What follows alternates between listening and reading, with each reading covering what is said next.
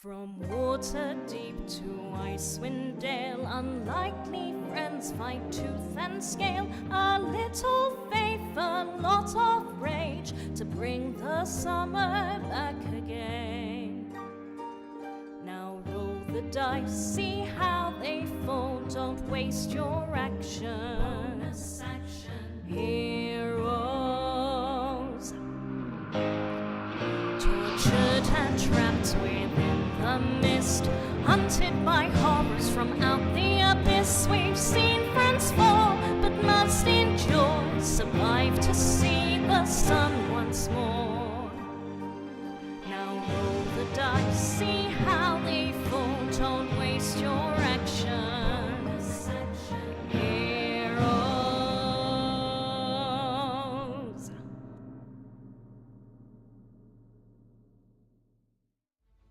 Twitch.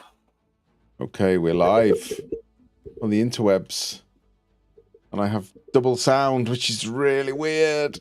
Just 1 second. Just 1 second. Okay. Just have one lot of sound now. You hear me okay? I can't hear any of you. That's not good news, is it? Yes. Oh, there you are. Shut up, Tom. You were just miming. Let's just start every game with, shut up, Tom! Getting to pounds. Shut up, Tom! I don't know, it doesn't make me feel good to say that because he's so nice. It just feels mean. Sorry, Tom. It's okay. Shut up, Tom. You deserve it. Why did you deserve it? What did you do? I spoke. The guilt. What did you do? I spoke. I shouldn't He have. existed. I'm very sorry, Tom. I didn't mean it. It feels really horrible being horrible to any of you, so Does our friendship group have an HR department? probably well, yeah, it's Hazel. Or Malice at least. It's Malice. I Yeah. think Tom's going to put in a complaint. I've already received the email. It's a very biased system. I wouldn't hold up much hope, Tom. nearly choked on your tea there. Sorry. So, Out of the Abyss. This evening we don't have Steve, unfortunately. He is working, and Jim can't make it either. But I'm going to drive ahead with the story. Hope that no one dies horribly. But that's the way it goes sometimes. You know, they're not here, so you can use their characters as cannon fodder if you wish. You know, push them forward while you run away. Heroic. Meat shields. Yeah, meat shields. No, in all seriousness, what occurred last episode? You had been exploring Neverlight Grove, speaking with the sovereigns, one named Basidia and one named Philo, and just observing their way of life. Philo, the original sovereign of Neverlight Grove, Basidia, who had arrived some few months before, after they became displaced from their original home. Very unusual to have two sovereigns in one settlement, but that is the way they have done it. Philo kept talking about the Garden of Welcome and how he would reveal it to you perhaps tomorrow, and asked that you roamed wherever you liked, everywhere, except there. Except the Garden of Welcome, where apparently the Great Cedar resides. The Great Cedar, who is a powerful being of wisdom and knowledge that could answer all of your questions that you may have. But not today. Not until tomorrow. However, Sevatar and Tink decided that as they both had a means to, in Tink's case, fly, and in Sevatar's case, summon a flock of golden-eyed ravens from his patron, you launched yourself up, see over the wall, see what was inside the Garden of Welcome, and there you saw, buried up to their necks, underdark creatures, drow, gnomes, dwarves, covered in vile-looking fungus and molds, groaning, clearly alive, but perhaps not wishing to be. That was where we left off, unless I missed anything. So we return now with Tink flying high over the Garden of Welcome. In the distance, she can see this huge towering mushroom, hundreds of feet high. What do you want to do? I think I cast a message so that I could pass this all on to everyone, as well as Sevatar was able to speak as he saw, right? Okay. So, I guess another casting of message, but this time we'll go to someone that is here. Well, Sevatar can pass your message along. I will allow that. I'm There not is a that mean. cantrip. I can just constantly Oh, be just going. just do it again. Yeah, yeah, okay. Malice, what do we do? I think I see the people that were hunting us. So that's good, but I think we're intended to join them. That's bad. Should we just get out of here? Oh. Are they just using the dead?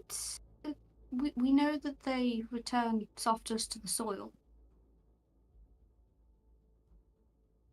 Have we seen an example of that in the main bit? You have seen what you would know as spore servants, which are like fungal zombies. They're generally very placid and doing manual work. So when people die, they're used as spore servants until they get to a point where they're no longer useful, and then they are returned to the soil, aren't they? They return to the So- soil. Yes. But we haven't seen the process of them being returned to the soil, so this could be interpreted any number of ways. We know this was normal activity for myconids, or is this something that's happening now with the newcomers arriving? I mean, it's questionable because it's being guarded. Is Philo there? He is indeed. Yes. I take it this is like a weird kind of loop between message coming in, half of my message going back through message, and then like it coming back You know through what? like I'm invisible for the next hour. I can just float back, and then at some point in our conversation, the voice will be next to you. There'll be a small scream. Sorry. No, it's okay. Are we close to any myconids, or do we think that we can talk somewhat freely? Well, Philo's in there. We know Basidia doesn't like Philo. We could go tell them. I mean, they must know what's going on. Perhaps we could, when Philo's not there, Basidia might say more.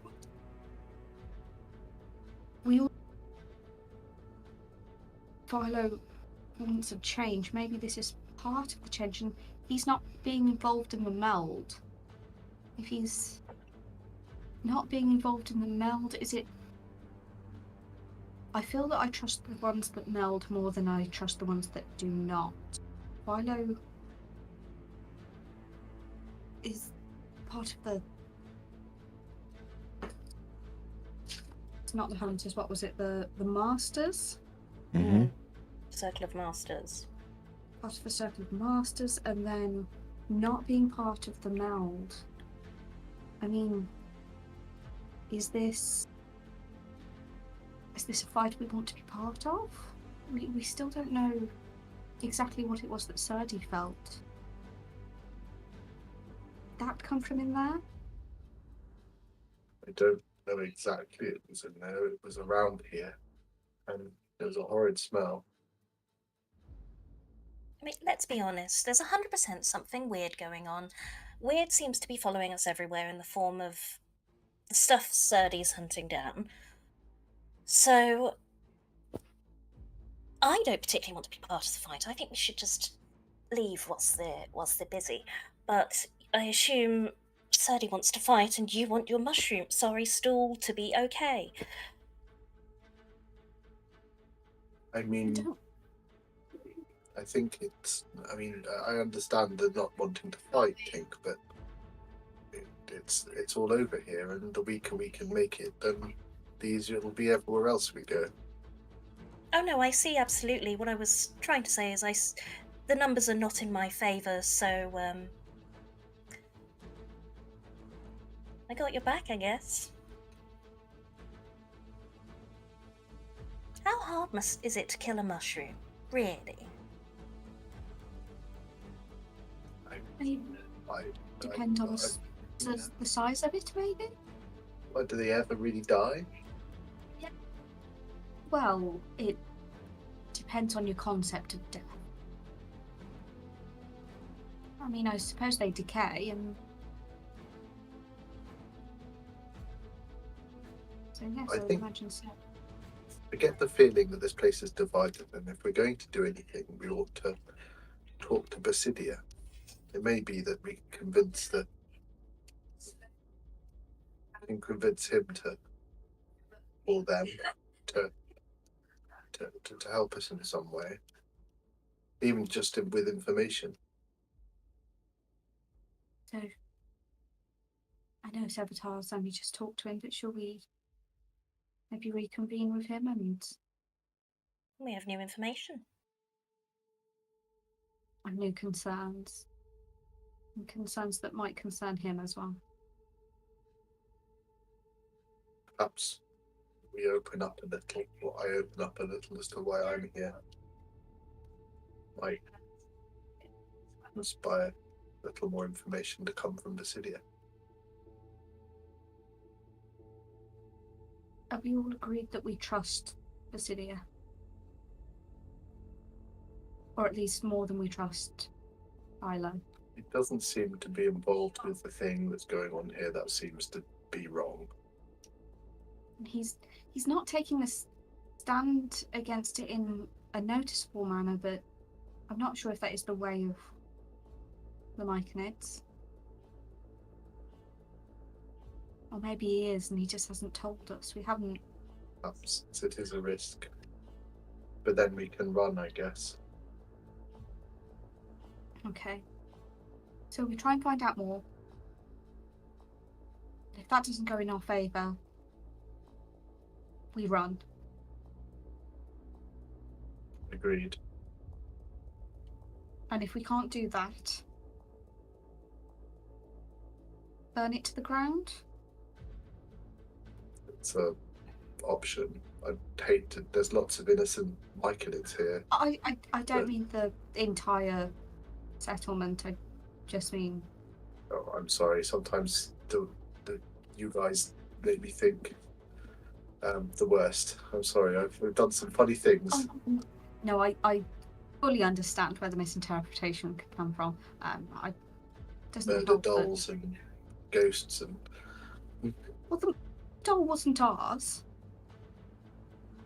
And we my know about the idea of right and wrong has expanded somewhat since joining up with everyone here, and I'm trying to adjust. I think that's the same for all of us. Quick thought. In a scenario where we have to get out quickly, Malice, if one of us made it our mission to grab Zinnia's head, then we could talk with it, couldn't we?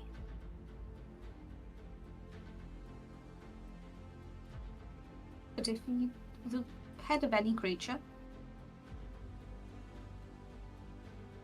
Just, I couldn't really carry it, so I'm putting it out there. I wonder what the carrying load of a laden raven is. As to how many of these it would take. Probably pretty similar to mine. A Dale raven or a Cormerian raven? I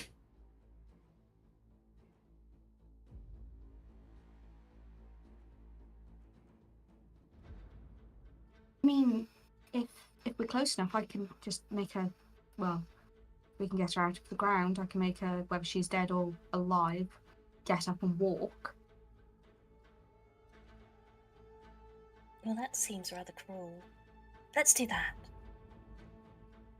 It's not cruel. If she's alive, then she will want to escape, and we're giving her an option. If she is dead, she doesn't care. All I'm hearing is yes. Well, I didn't say no.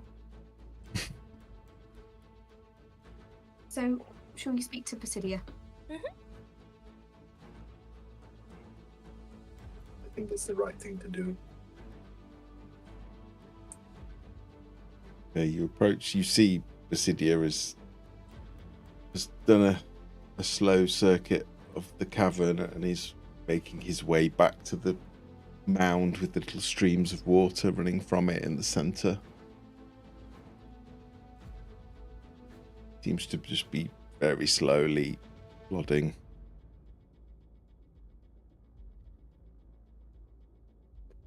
Forgive us, Sovereign Basidia. Could you spare us a moment? Of course, Softus, of course. Is there any way, and forgive it if it is impolite to ask, we're still unsure of your customs, but is there any way in which we can speak to you in privacy?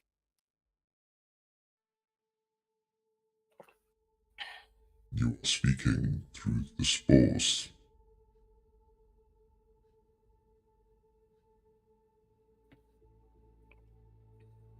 Is that not private enough? Is there a... You go, I'm invisible. We just wish to speak words that only you could hear. Is that the case? If there are none here but us, then none but us will hear. That is good to know. We were unsure how the spores worked properly. We've been travelling with just one of your kind, so I wasn't certain. Thank you.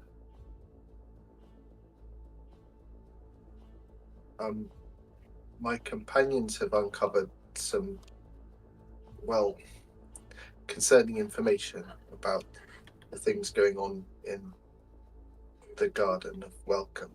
And perhaps, could you explain what you saw? Well, I mean, maybe a good place to start is, sorry you can't see me. Have you been in the Garden of Welcome? No. Do you know what they're doing in the Garden of Welcome? No, this is why I asked if you could find out. I will don't know. pay you with many softer treasures if you can uncover what occurs in there. I can tell you. There appears to be, I don't know if this is normal for myconids, but, there's that party that we mentioned that were looking for us, or you mentioned, sorry. They appear to be dead, and they missed that stage where you make them all, you know, zombie. And they're just in the ground growing mushrooms and looking quite in pain. Maybe they're not dead.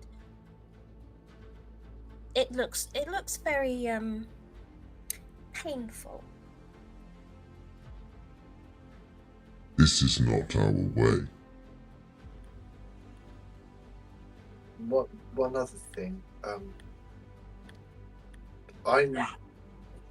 I'm here with a purpose, and I joined this group of people in order to find certain, let's say, invasive presence in the Underdark. I'm hunting devils and demons, and I've tracked them into the Underdark, and Little kobold, what is devil's demons? denizens of the abyss and the hells.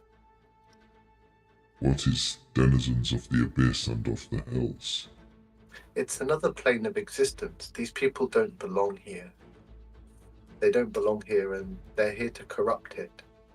And I've smelled their presence here. Whatever is going on in that garden, I fear is linked to these invaders. They might have somehow corrupted Philo and whoever is allied with them. The myconids building a tower, that's not normal, is it? That strange behavior might be linked to these demons. What is tower? You know the thing Gasspeed Hmm. is doing? Whatever they are attempting to do is build a tower by the sound of it. Speed is friend of Philo. It's all adding up. If Philo is not joining the meld, then you're not learning what he's doing and what he intends, and it seems to me that he's hiding things from you. You've noticed this, haven't you? Philo's spores are bad. I am grateful not to meld with Philo. How are his spores bad? They seem wrong. This is Same what way I've that smelled. Philo seems wrong. Philo has ideas. Have you challenged your smelly friend about their ideas?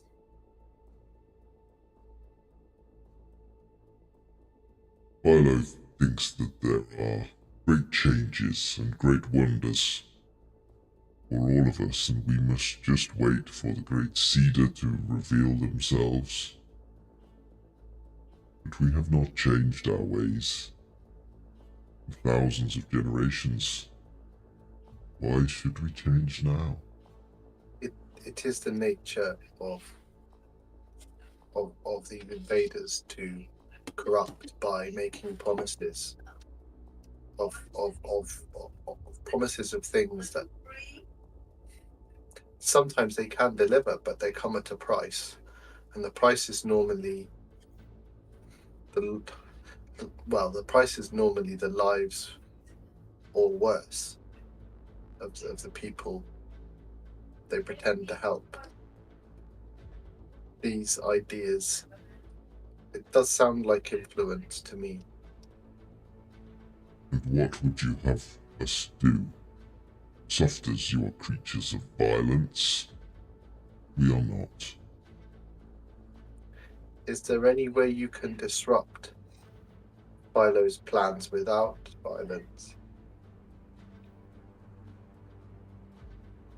Philo has great spore servants guarding the garden. Are they capable of violence? Yes. And that is how they are keeping the garden to themselves. Until tomorrow, apparently. But if you are not people of violence, why does he require these servants capable of it to protect the garden? Softers are creatures of violence. We use the spore servants to protect ourselves when we need to. Would you be able to have a discussion, or however it is you deal with disagreements like this with Philo, if we were to dispose violently of the spore servant?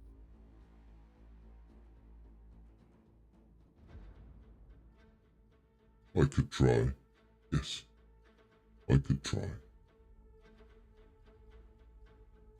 It might be best not to think of it as violence, but maybe to think of it as healing. If your whole community is connected and Philo is bringing in a disease, a rot. Like with most plants, it can't be cured other than to cut it out. Maybe that is what we must do to save your community. Community you've already gone to such great lengths to protect. This is Philo's community he allowed us to join. They're not suffering from the rot as well. Or that they can't be saved by what we could cut out. They seem happy in their revelations.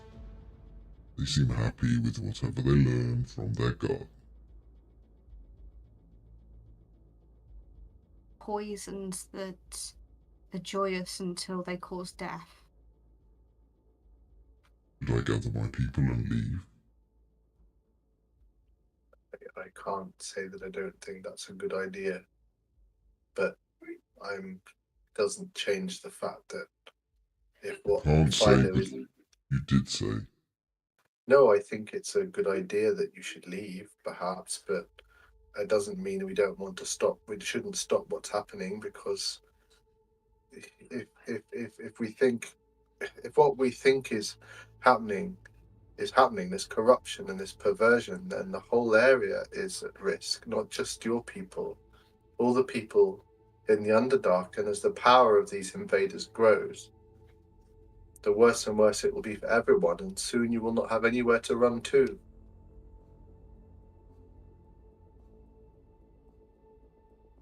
Then soft as I ask, you cut out this sickness. You cut out this rot.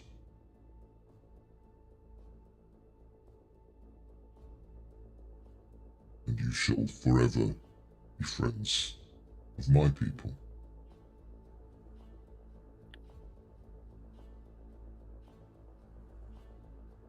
If part of Philo's community decide to not stand with Philo, would your community accept them? I am not certain who is loyal and who is not. Some are obvious, Gaspard. Others I cannot be sure. They meld, would you be able to know? What if melding causes the rot? This is wise, Solomon. Can you at least quietly make sure that your loyal, those you know are not corrupt, are not around when we try and cut this out? That we wouldn't want to hurt your people, any of your people, intentionally. Very well, I shall gather my people. I shall wait for your cutting. And if the cutting fails, then we shall leave.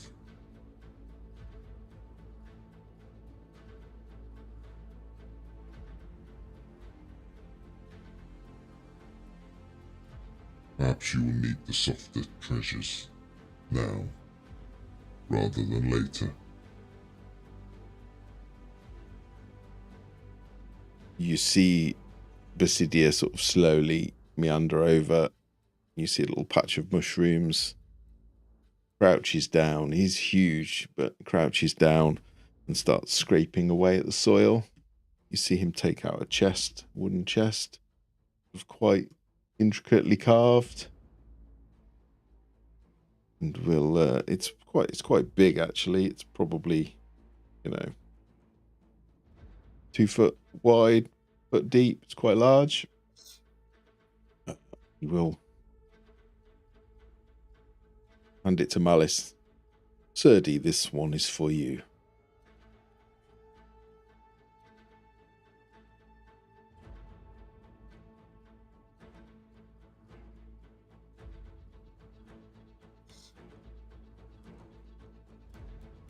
Hands you a quite large chest, Malice.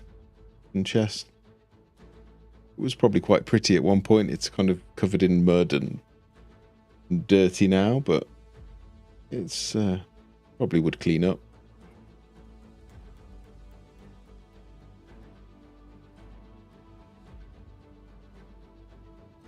Oh, if only.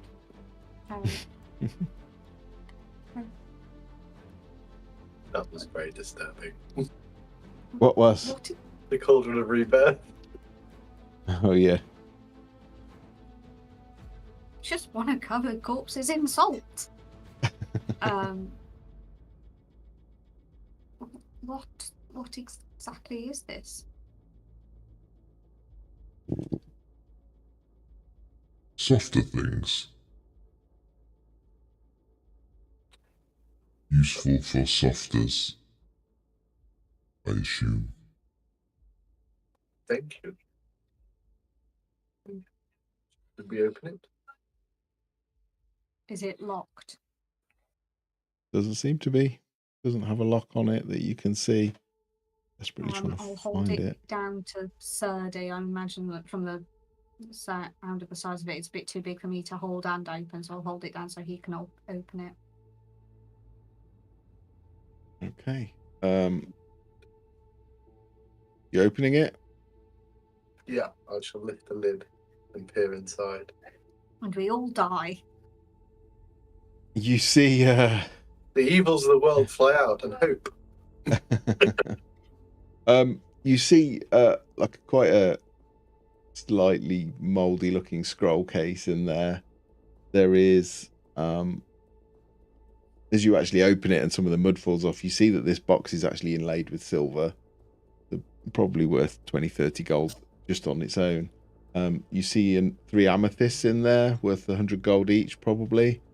4 small diamonds, about 50 gold pieces each, and a large diamond, 500 gold pieces.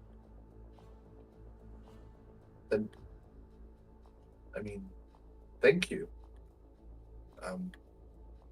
It's these things you can use. Looking at Tink and Malice. If you wish me to make potions, then I can.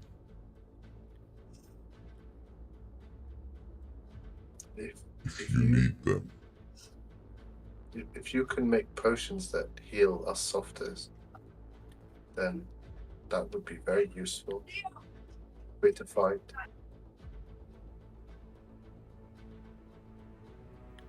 It will take me a few hours. Unless you wish to have potions that are rarer, harder to make, then that would take longer. Do you have anything ready to go?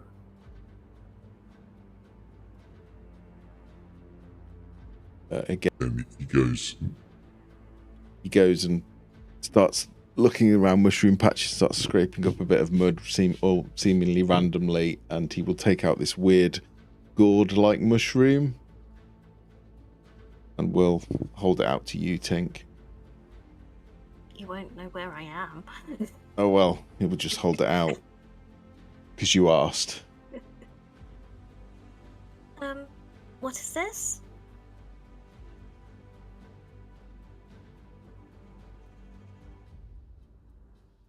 healing. Men's flesh and myconid alike. Fungus or flesh, no different. This heals all.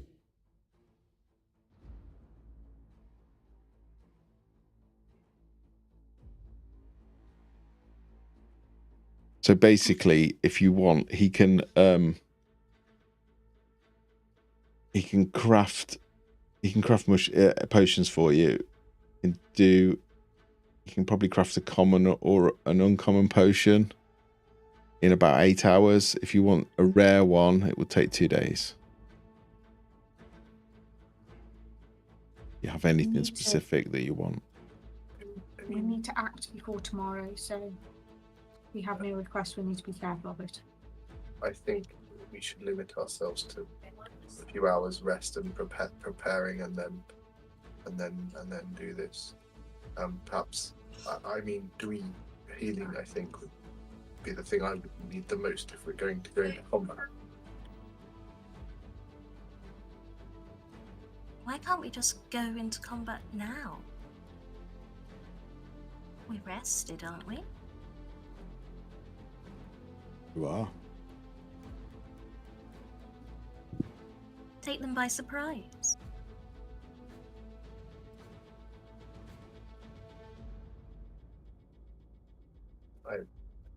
If you wish. I don't see what other preparations we have other than waiting for potions, but Basidia has given us whatever this is. So then we should look more carefully at what this is first. It's a Yeah. great. It's Make a a greater plan. healer potion, by the way. Greater What about healer the potion. scroll? It's a scroll of protection from fiends. Oh. Could you put the gold in the chat and I can transfer it into our fund? Sure. Thank you.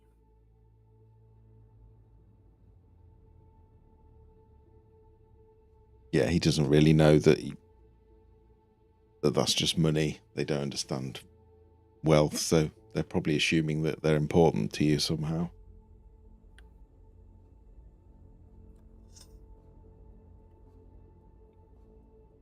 I'll take if everyone's okay with it, I'll take the diamond worth 500.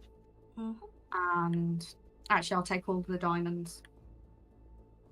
Whilst we're just divvying up stuff, it says in our party funds we have 2 diamonds worth 50 gold pieces. Mm-hmm. Do you want me to remove that from the funds and you just have them?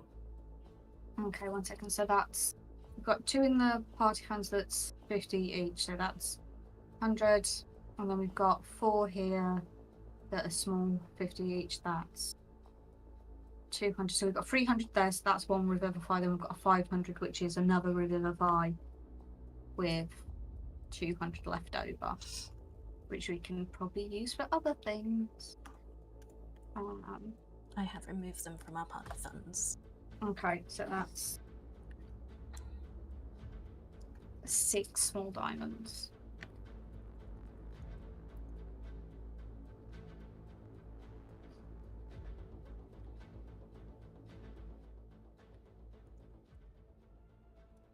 How should we do this?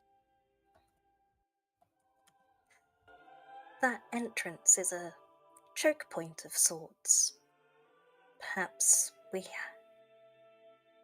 attack from there, and obviously they'll want to retaliate, but have no other option than to go through the entrance, which we can control. Sovereign, I do not wish you to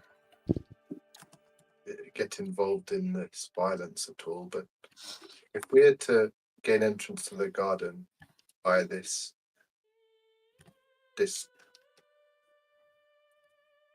choke point, this entranceway that Tink is talking about, is there anything that you could do that would obscure what we're doing from the other myconids in the grove, in order that people like Gaspard don't, the followers of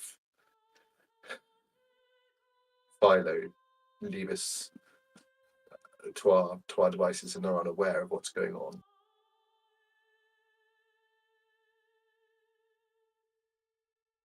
I'm not sure I understand. I mean, if we are to attack the spore creatures at the doorway, can you hide it from? Can you make it invisible from?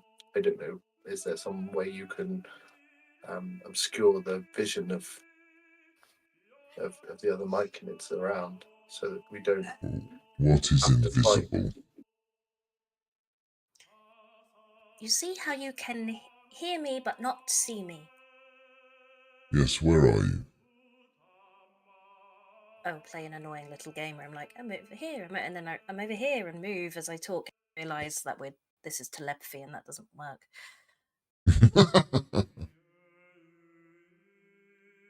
No, seriously though, I'm over here and I'll just sort of take a seat on their cap. Okay. I don't know if that's offensive. Soon find out. Doesn't seem to make a move. Do anything.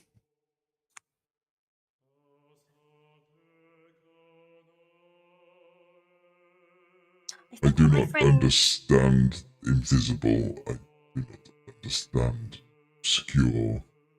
I can perhaps harm. I think my friend was asking, do you have any other skills you can offer other than potions? Yes, and that sounds perfect.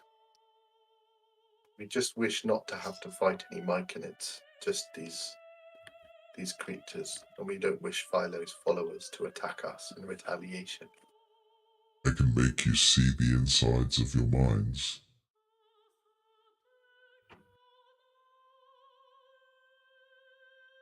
In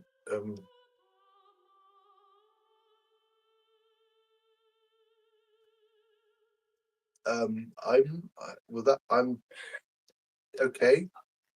Thank you. I, I think I'm okay there. I can't I- deny I'm intrigued. But I think it would be a hellscape. Yes. I do not want to see the inside of Tink's mind. From the reactions of softers have attacked us in the past, the inside of your minds is indeed hellscapes. I do not understand hellscapes, but maybe it is like denizens. I think I might be interested, maybe not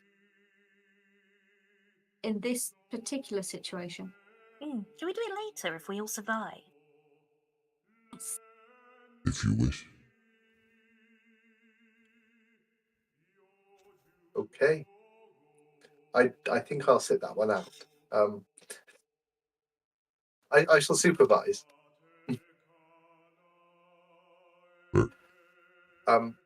Okay. If you could calm everyone so that no one else attacks us while we cut out these spore creatures at the gate and enter the garden of I should call a circle. The circle should meet. Thank you, Sovereign.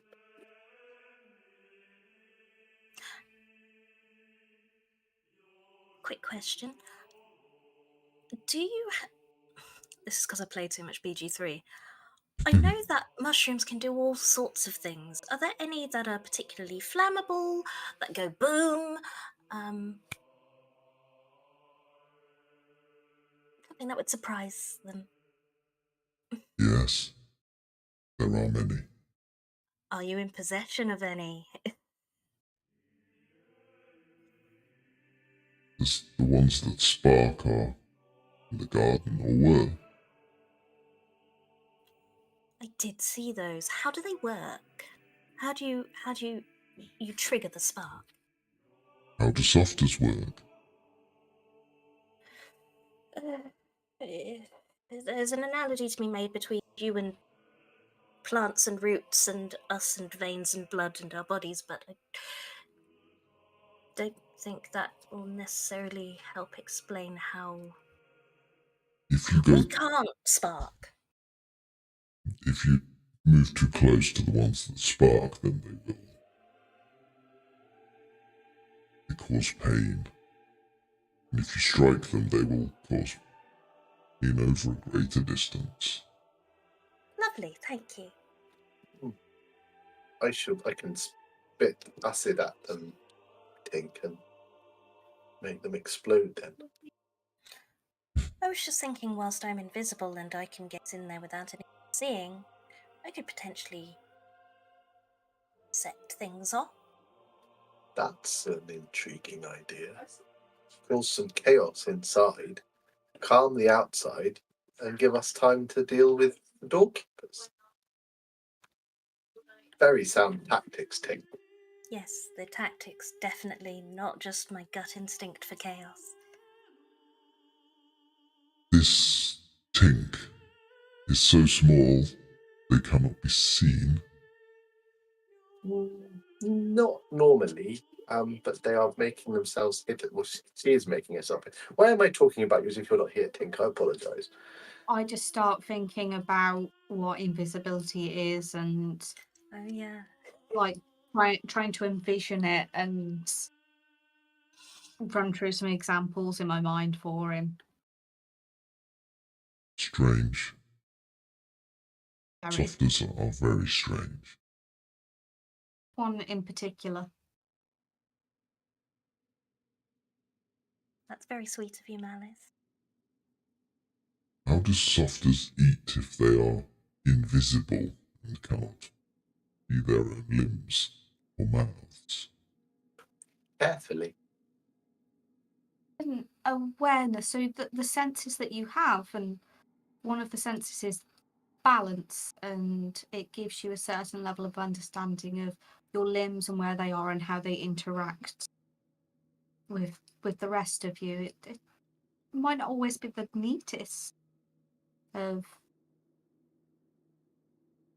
attempts at eating, but it can be done in the same way that you might not have to think about it if you are to move something from your face. I do understand after seeing softers that I can understand why you would wish to be invisible.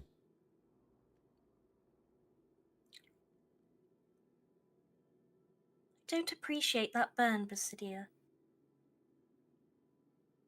There is no fire in here. My kind do not like fire or light.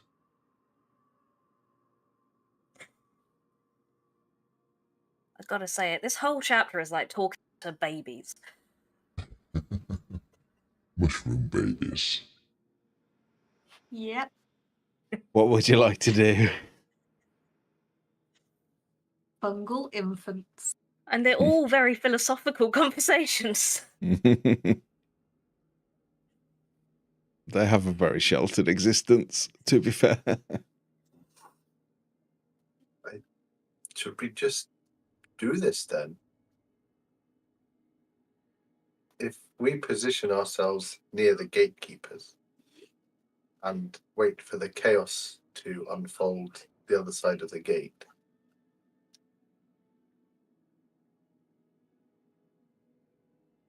and then attack.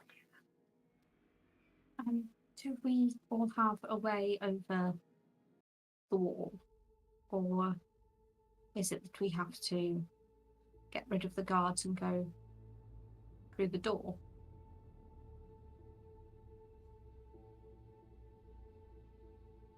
You feel your minds disconnect, and Basidia starts plodding away.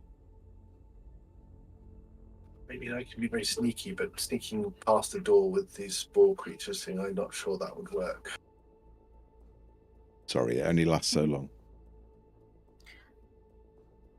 I can get onto the wall. It will take me a little bit of time to get down, or do we just try to take out the guards whilst there is chaos happening within the walls, and they are maybe not expecting to be attacked from what we see just both sides? I can always direct the chaos around the area of the walls so that hopefully the only things you're fighting are the guards for at least a few moments. I think that's the wisest plan. We get an easier entry. We take off the two guards at one only on their own, and I think that is a sounder strategy.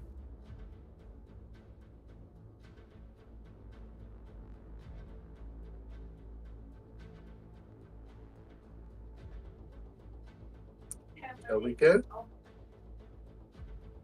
Yes, I've got itchy fingers. We'll head towards the gateway then. We're actually going to do this.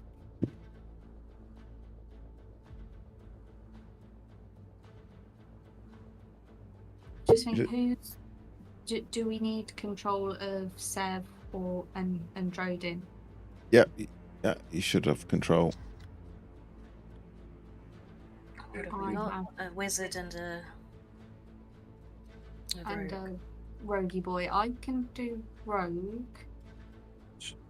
I try wizard. And V can help us make decisions when we fail to know what we're doing. You That don't is my have to. function in this group. You don't have Yeah. to do this right now if you don't want to, but you can. We want to. I have itchy fingers. We want to make some things go noise. on. Let's make some noise. Yeah. Let me just very quickly read Sev's abilities. Oh, I like to do Drodin, yeah, hang on. Okay.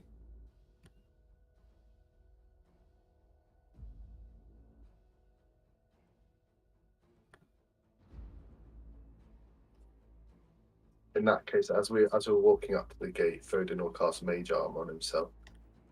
That's a good way to start. Okay. Can I fly over the top as I did before? If you wish. I can't move. You can't move because we've got the gym button on. I mean, the pause button. I feel like It's Jim's just spirit is inhabiting me today.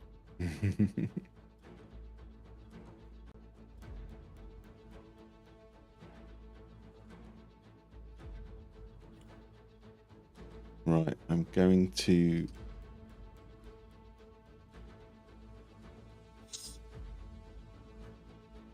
pull you then, Veronica, if you're flying over.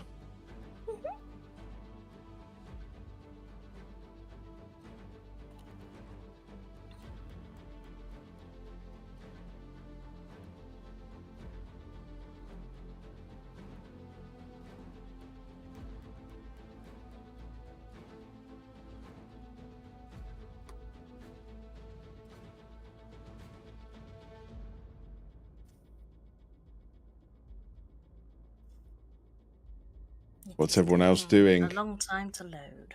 It is animated, Sorry, I looking at apologise. spells. Sorry. Yeah, so I'm very quickly just gonna try and make sure I've got a basic understanding of what Sev can do.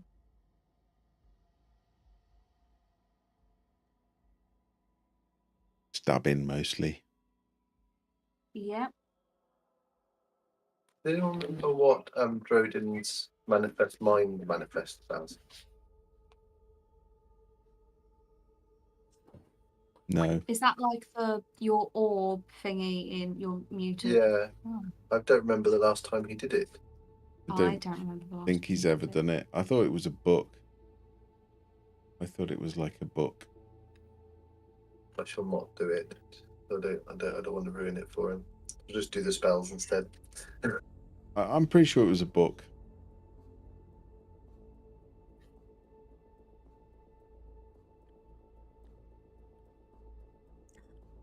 You see Basidia off around the terraces of Neverlight Grove, sort of walking up to some myconids, but not others. You can see him almost. Say him. Then there's no him or her. They seem to use the words interchangeably just because they've picked them up from you. Myconids are just myconids. You can see them stopping sometimes and trying to judge, almost as if they're judging whether they should bring this myconid along or not. And then we'll wander on to the next group.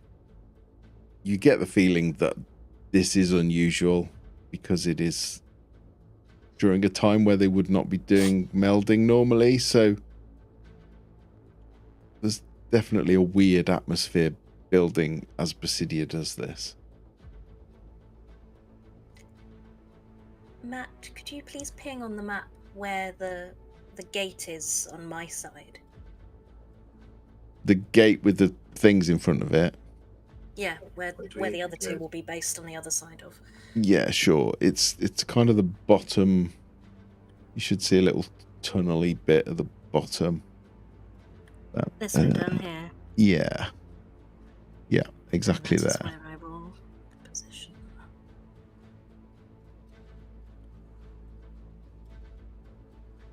Hmm.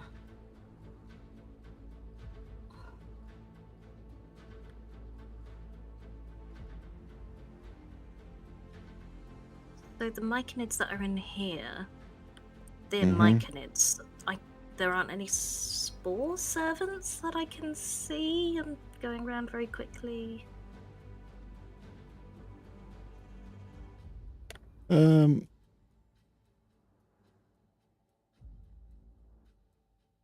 There's a few. It's kind of hard to see them. It is quite dim and quite dark. There are lots of shapes wandering around. There's no real aggressive moves or such, but you do hear, now that you're closer, you do hear the heads of these people buried in the ground. They are sort of groaning and moaning as if they're in pain. Dill's on the boat, isn't he? Yes. No. Do we call for him?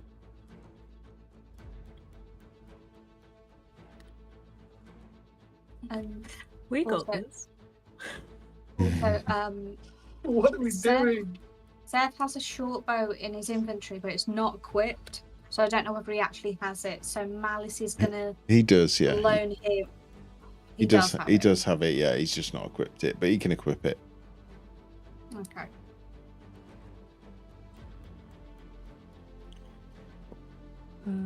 Quick question. This drow Mhm. that's in the ground,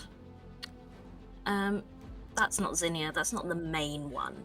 No. Lovely, you're expendable.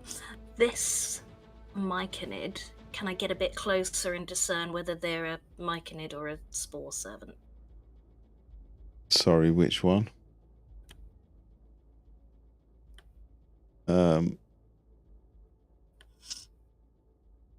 It appears to be a myconid. Yeah. Not reacting to you particularly. Are you being stealthy, but you're still invisible? I'm invisible. Tom, Hazel, what are you doing? I'm getting in position nearer. Serdy's getting in position with his arm on his Iklua and his and shield, and with Ambrose next to him near them, so that he can rush in and hold them off of the others. At least try to. Brodin's moved back a little to give himself some range on the, and he whispers quietly to Malice. Mm-hmm. When we hear the chaos the other side, I can cast a spell to cause them concern and perhaps damage both a little before we rush in. Okay. I'll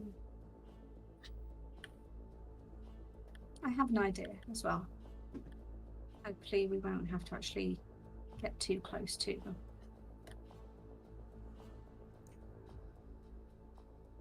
Final question about how tall. They look like the biggest creatures, the ones that are guarding. How tall are they? I want to just discern what their reach would be and station myself just above that. Okay, they are.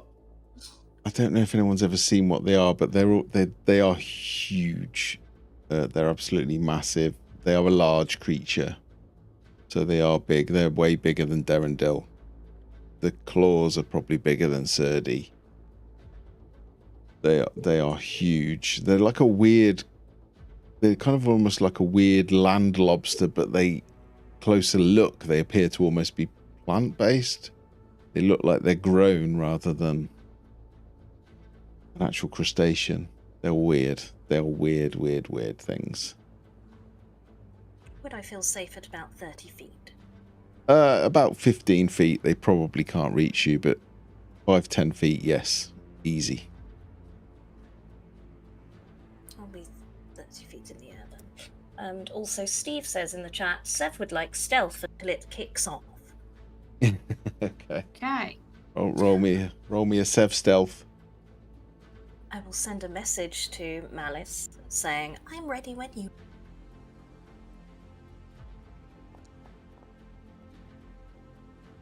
You got 30-20 on stealth, so you should be grand. Okay. Can Sev use his stealth and steady aim? Mm-hmm. So if you haven't moved during this turn, so can he kind of go ahead of us, set himself up, and just be prepared to take fire so that he gets advantage on his first attack? Yeah. Yeah, mate. Okay. Surprise attack. But we're going to wait for the Do you want to roll? bang. So Do you want to roll initiative and then he takes the shot and then it kicks off? I'm gonna kick it off, I think. With the chaos. Okay. Could Uh, so V, did you say that you were going to send a message? yes. Yeah, sorry. I'm ready when you are. Can I go? I imagine that between her and Sev could just be them then counting down 3, 2, and then. Go for it. I'll give you a surprise round. I will drop one of the beads from my necklace of fireballs exactly where I am. Okay. Go for it. It should cast, but if it doesn't... No, that's what I'm getting. It doesn't have a template. No. No worries. So... You drop the bead. You're 30 foot up, right? Mm-hmm. Okay. So with the 20-foot radius, I should be safe. You should be. You should be. Does it have the... Okay, so it's a DC 15 dex save. Matt was very carefully enunciating the word should there. It's got me It's going to worried. be an updraft, and you're going to get like. What is it? 15 feet? 20 feet? 20 feet. 20-foot radius, yeah.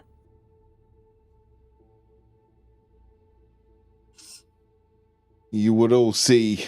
You see these two huge hulking creatures. Then you see Tink as you appear when you attack, right? Mm-hmm. So you see Tink like appear and then drop this little orange glowing bead, and then there is a sort of suction of air and then a blast radius as this ball of flame just erupts outwards and upwards. 27. Nice. And you see these two huge creatures just disappear in the flame for a second. You feel the wave of heat hit you.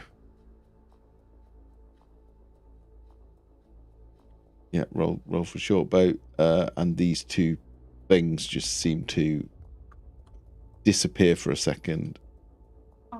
Supposed to be with advantage, so that's just it. So 19 to hit. Okay. Just to acknowledge, I have removed that bead from my necklace. Excellent, thank you. 19 does indeed hit. And then, because it would have been at advantage, it would have had sneak attack, yeah? Yeah.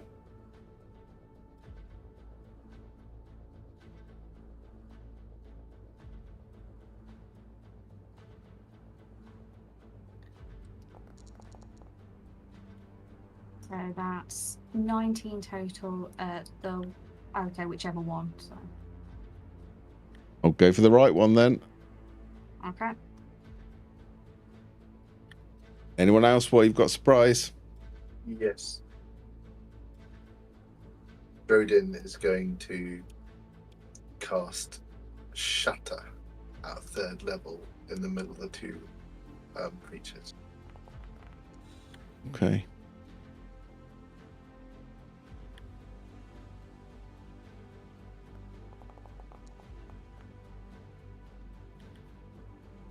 DC 15 con saving throw. And he's going to make it fire damage because he doesn't want it to be loud. I don't think shatter can not be loud. I can change the damage type because I'm a circle of scribes. Or it very is. Yeah, but does that get rid of the... Because shatter specifically says it's a loud noise that can be heard. Okay, hang on a second. The mushrooms have ears. I mean, they've seen the big fireball. Oh, fair enough. I'll just do it then. Doesn't matter. I'll just do it. I won't bother with the things. I'll just do it. So con save 19. I'm guessing that Half damage. passes. Half damage, and then the other one.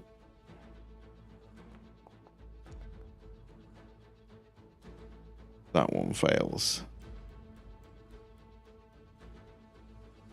I'm not sure if someone's at my door.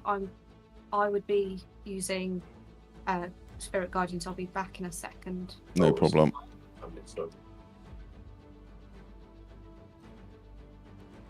And Serdi will just spit acid at the nearest one. Okay, go for it.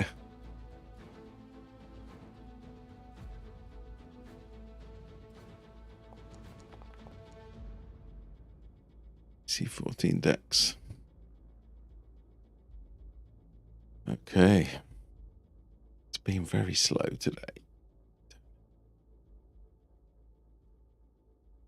The Mac Mini does not like. For that one, I just pinged. Dexterity. Which one, sorry? Right hand one. Yeah, the nearest one to Serdi, yeah. Oh, Never I'm mind afraid it passed. Does it take half? No, Oh. it's just a cantrip. But I didn't want to get anywhere near all the violence. I'm a stabby ranger, not a... Okay, will everyone roll in initiative then, please? We'll start the round. I guess this one needs to do a save for Spirit Guardians because it's in it. Anyone know what that is? DC 14.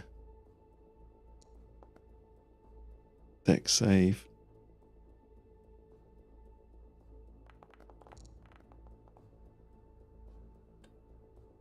Wow, that's jammy. And how much damage does Spirit Guardians do? Did anyone know? Doesn't say. It's some D8. Hang on a second. Oh, there you go.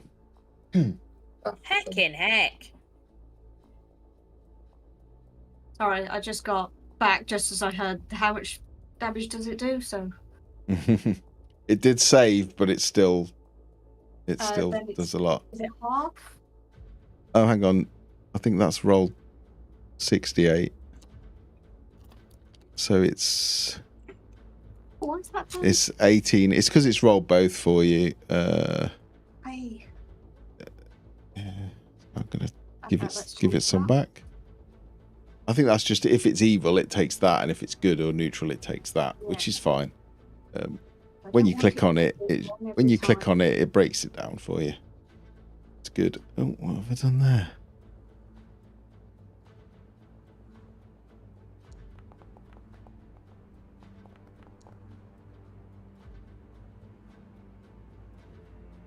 Okay, everyone rolled initiative.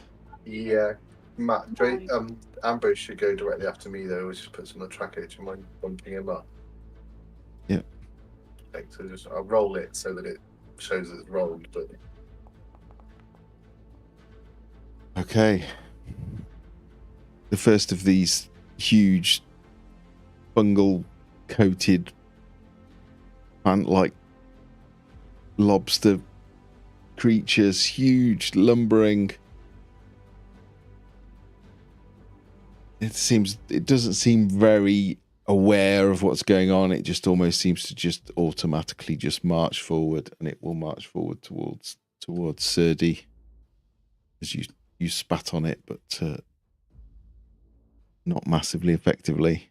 and you will see it come in one pincer at you and one pincer at Ambrose.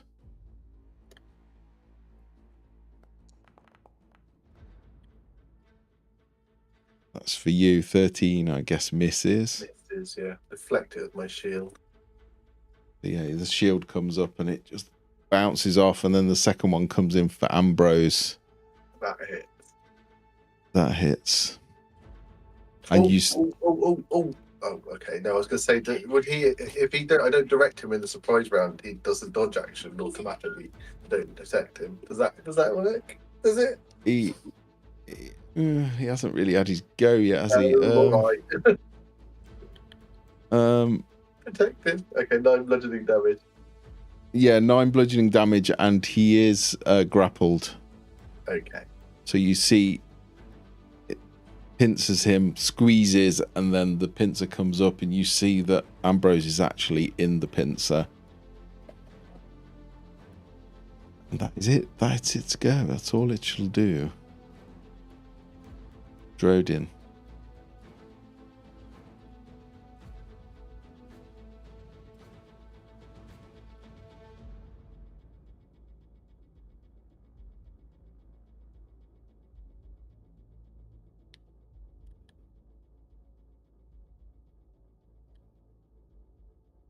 Oh shit! Sorry. That's You're me. Drodin. Yes.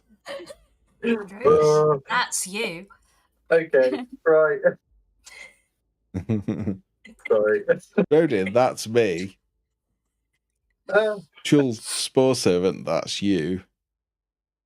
Yeah. Insert spell name here. Right. Drodin is going to. Oh, this one needs to roll a. What's the just before you do that? What's your Spirit Guardians? Is it a Wisdom saving throw?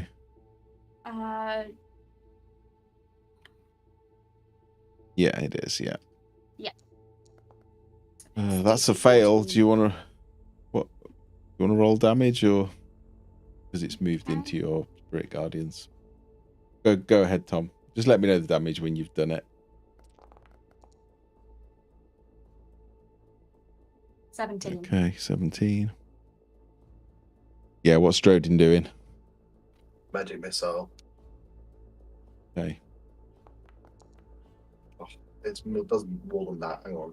That's against the one that's not in combat with anyone at the moment. But I'll do the rest of the damage. Okay. How many is it? Oh, something. I don't know. It's annoying that it doesn't fire all of them. 3 glowing darts. Okay, so I do this 3 times.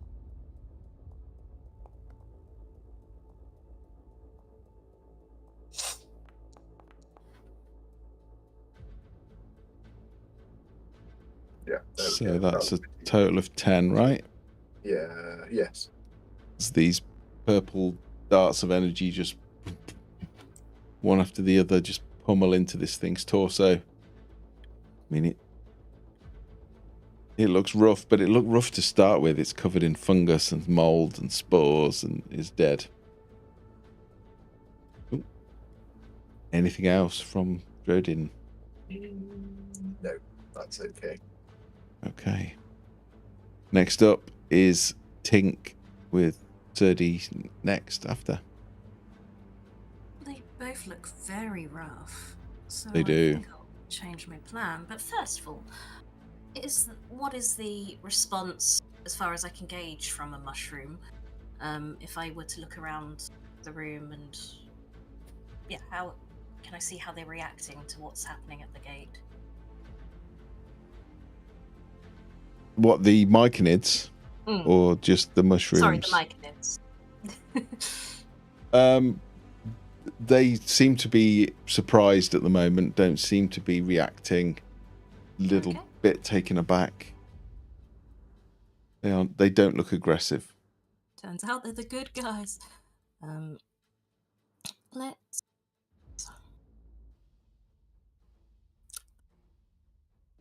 just see if this does it. Let's Eldritch Blast. Each of them. First one, the one on the left. Okay. 16? Yes, just. Good to know. Oh, good. The And, nearest one. 1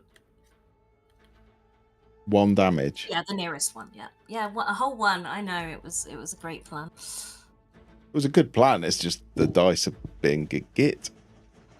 Hey, Oh, Thomas.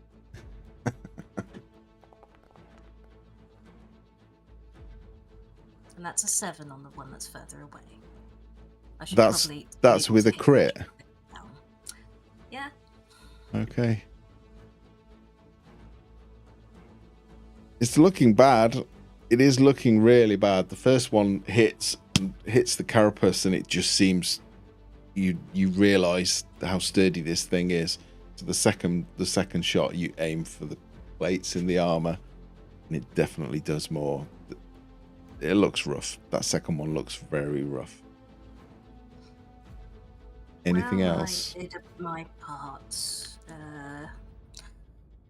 No, if nothing else looks bothered, that will do.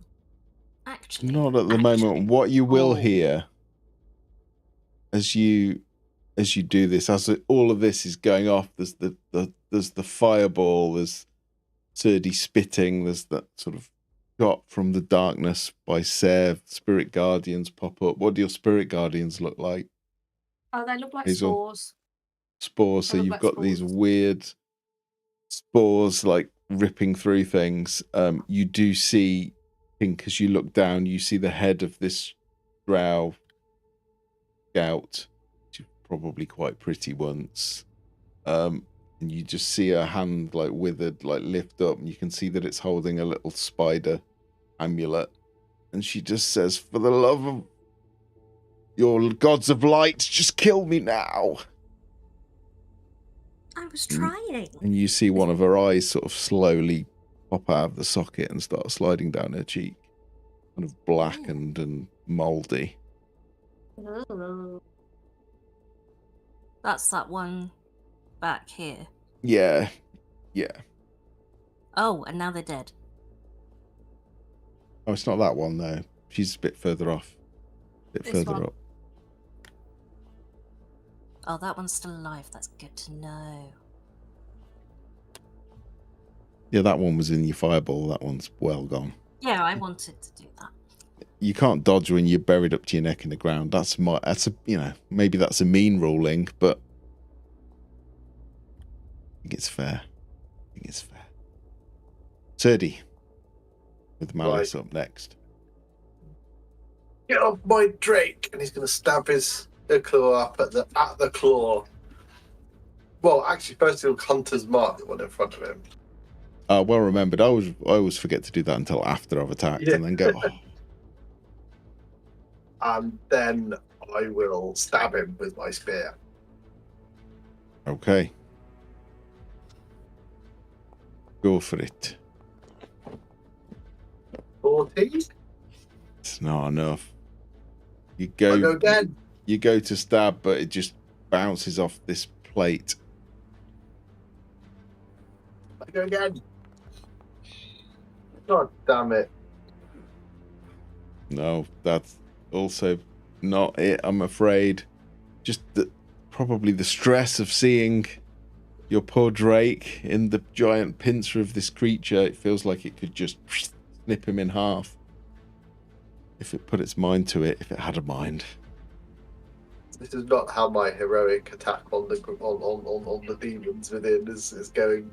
It's supposed to go. This. It's the way it goes sometimes. It's the way it goes. You could have hit and just rolled 1 damage, you know? Yeah. It happens. Never mind. Poor Ambrose. Is Ambrose going to do anything? He is going to bite at the claw. Okay, go for it. Oh, hang on.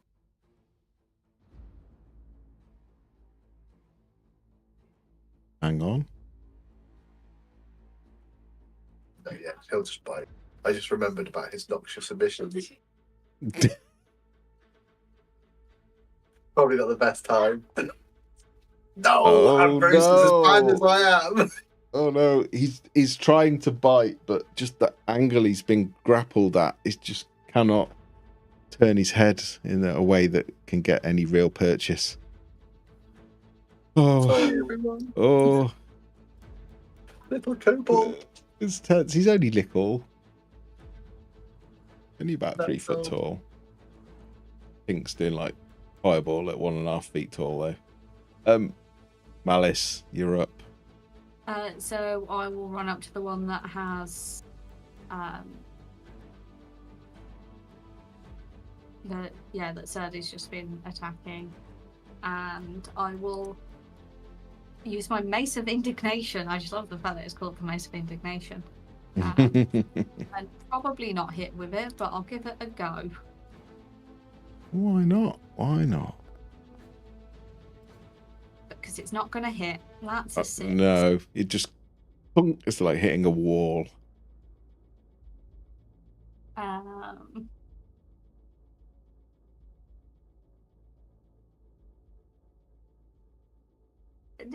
No, that's all I'm going to do. I'm not going to waste a bonus action at this point when there's cool stuff I could do later.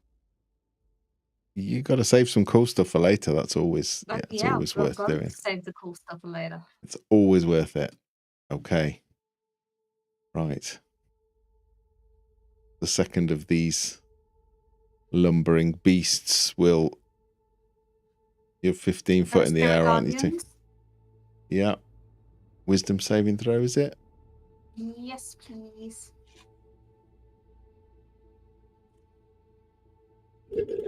Oh, why is it so slow today? Definitely my Mac Mini does not like Foundry at the moment. Roll damage.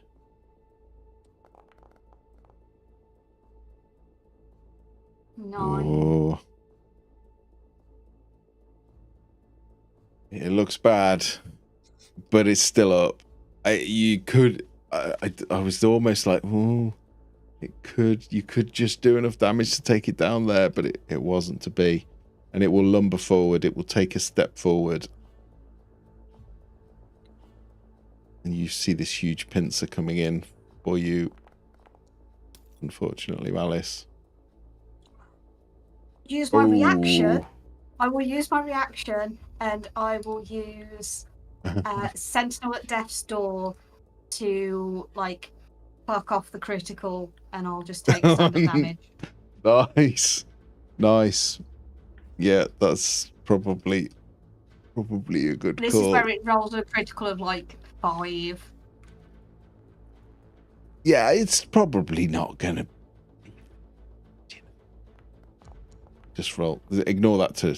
Well, actually, don't ignore that to hit. That's the second roll to hit. But so you just take 11. Oh no, that's not it. Come on, Foundry. What are you doing today? So slow. One hit. A standard. So this is the normal damage. So you take 12 bludgeoning damage as this pincer comes in, and you find yourself grappled. So it comes in and begins to crush you. You feel your feet coming off the ground. But that is all it can do for now.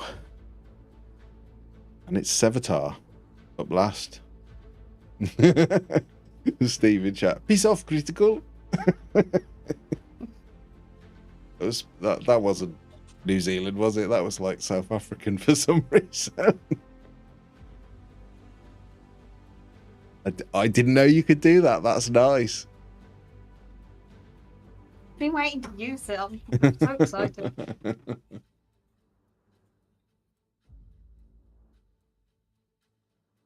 Come on then. Rogie.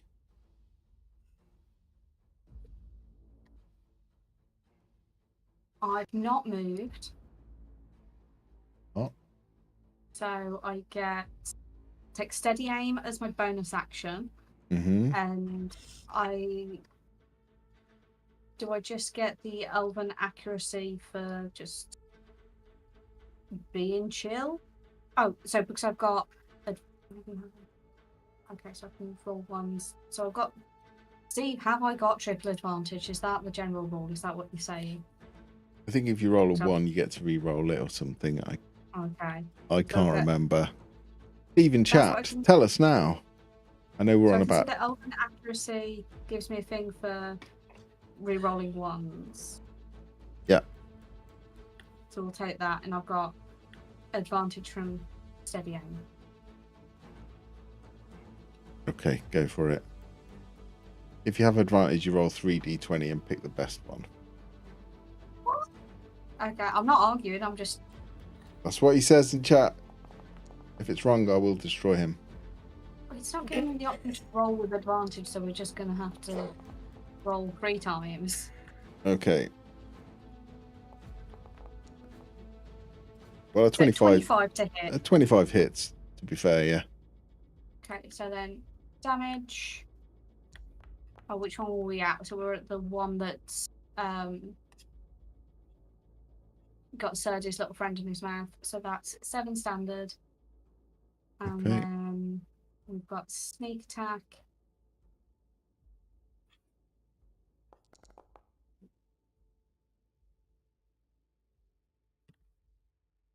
Which is 14. Okay, how does Sev, who isn't here, want to do this?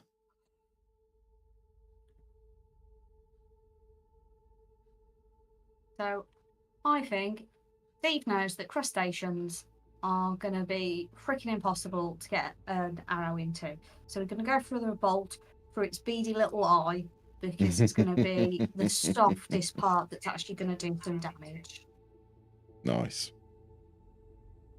Yeah, and it lets out this shrill, squealing, piercing noise and then slumps to the floor. The pincer opens and Ambrose is free. Thought having some sort of Seth death grip dead would just on- be mean. What Jacob, please, Seth? Come up as Seth's dead on dead. the. Oh, I've killed Sev instead of the thing. I was joking when I said I would destroy you, It but was the it one was that just- had it's the one that has oh, that's the wrong Ambrose one. in his mouth. There we go. Top of the round. That one's dead, so it's not getting a turn. Rodin, who's you, Tom? Serdi to yells, "Thanks, Sev!"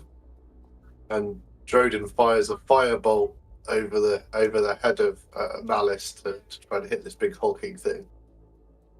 It's quite easy to do. It's big. It is towering over Malice. Cleaning your nipples on stream, please. I wasn't. Mills, not Matt. It's a hit. Roll damage. 11 fire damage. Oh, it's close, but it's not enough. So close, but not quite enough. Anything else? No. Think. You just need 1 point of damage. Just 1. Even a warlock can do that. She's not there, is she? Her internet has dropped. No. Eldritch Blast. Both on the one guy, she would, wouldn't she? Yeah. Point. No, she wouldn't. I went just like that. Both on the one guy. Can you roll it, or do you want us to do it for you? Someone else has to roll it. I'm not back in the game. Okay. On my way. Making your way. I don't know where all your stuff is. Spells. Spells, that's it.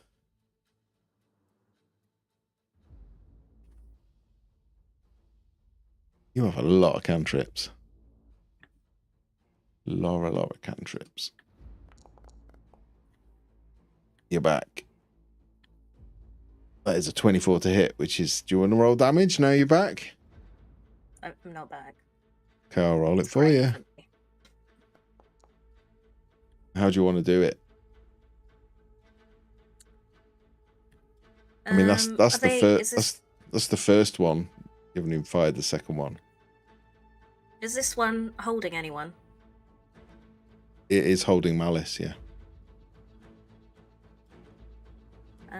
It looked like it would have crushed her, but she did some sort of divine intervention which seemed to stop it squeezing her. Malice will probably just hear from behind it and slightly up. Let go of my friend! And something will slam it against the force, will slam it against the wall of the cavern. Awesome. Yeah, it just slides down the rock and slumps. Dead. And for now, we shall end combat.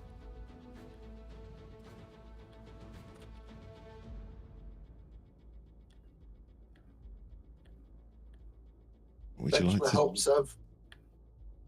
Let's strike while the iron's hot, everyone. And you see Serdi kind of climb over the top of this hulking beast in front of him and try and advance into the garden. Can you kick me out because it thinks I'm in, but I'm on the homes page. Ugh. I'm not. Try again. See you later, Davey. Bye, Davey.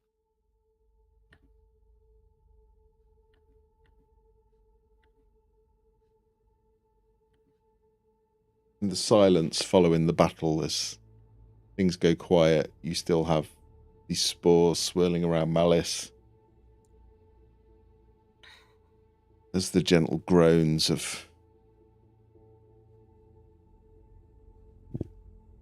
these buried beings, you just hear, just for a moment, just for a split second, this like music, weird singing or something. Just drifting across the cavern.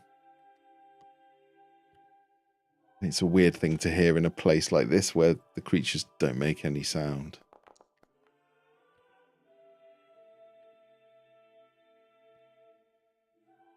So we follow that noise. Wait, are the myconids doing anything? No, they seem to have watched all this occur and then just gone back about their business. Okay, well that was weirdly easy. Sort of anticlimactic, really, wasn't it, Tink? I suppose we should just go let Basidia know that they can come through. I thought they'd not be angry, they don't seem to be able to express like that. But I thought they'd come over and tell us off.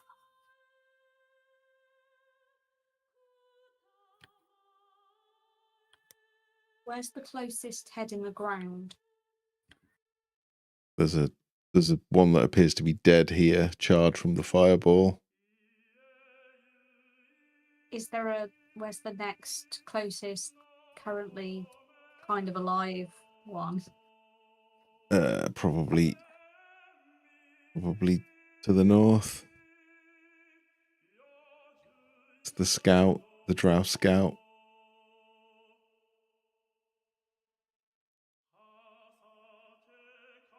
She's just, you can hear her now.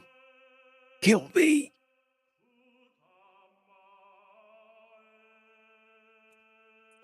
Surely we've got to help these poor creatures while we run through.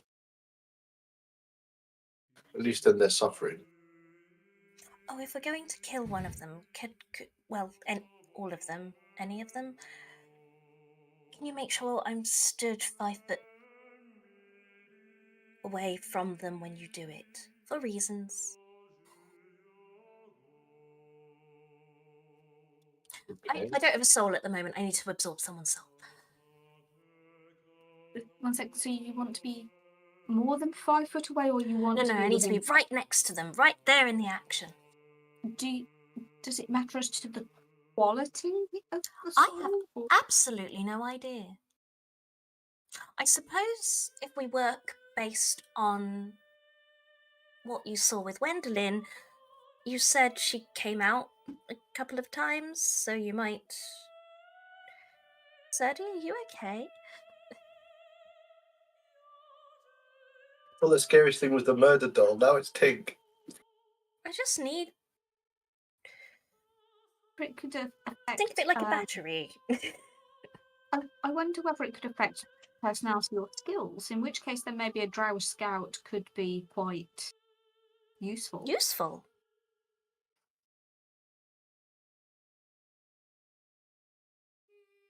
Well, we can find out. Thank you. I mean, if they're letting us go around killing all of these things that they seem to have carefully planted, how useful can they be to them? I really don't understand what the point of this is.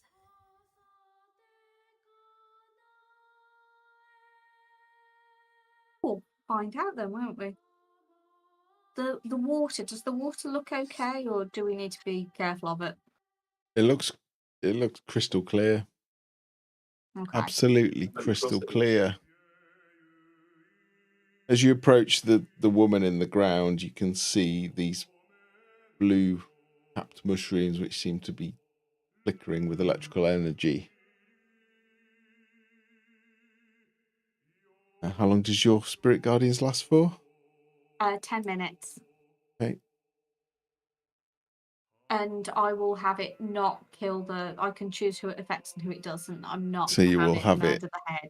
Yeah. She sees you approaching, and you see her hand with this Lolth symbol in it, and you just see it like flick it away and drop it. Kill me! The great cedar, it's a trap. She's here, the Lady of Decay. Zuchtmoy. Kill me now! And run! Don't drop it all when I'm not ready to write it down. So you recognise that name, Matt? And can you spell it? I can. It's Lady of Z-U-G-G. Decay. There you go. Z-U-G-G-T apostrophe M-O-Y, I believe. Zuchtmoy. It's a good name. The Lady of Decay. I am into this. Sorry, Serdo.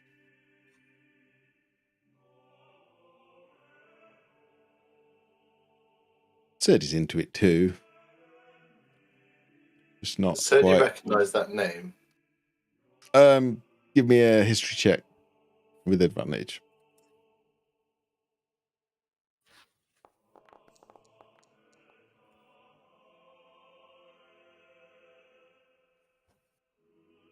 Yeah.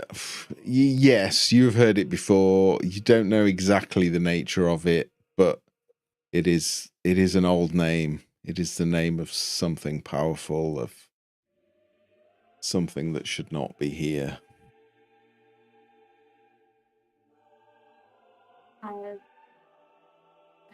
So I think with her begging for death, I think Malice will crouch down, wait on the heels of her feet, just right in front of her, and be like, and why exactly should we release you from life? You. And as she says that, you just see like her head pulsate with this fungus and then explodes. All over me! And there is shards of bone, bits of fungus, spores. It is horrible. If this is how Malice dies, I'm okay with it. I'm not in, so I can't move, but can I have been 5 foot next to her? Yeah. As long as you take the damage. DC 12 Yeah. dexterity saving throw, please.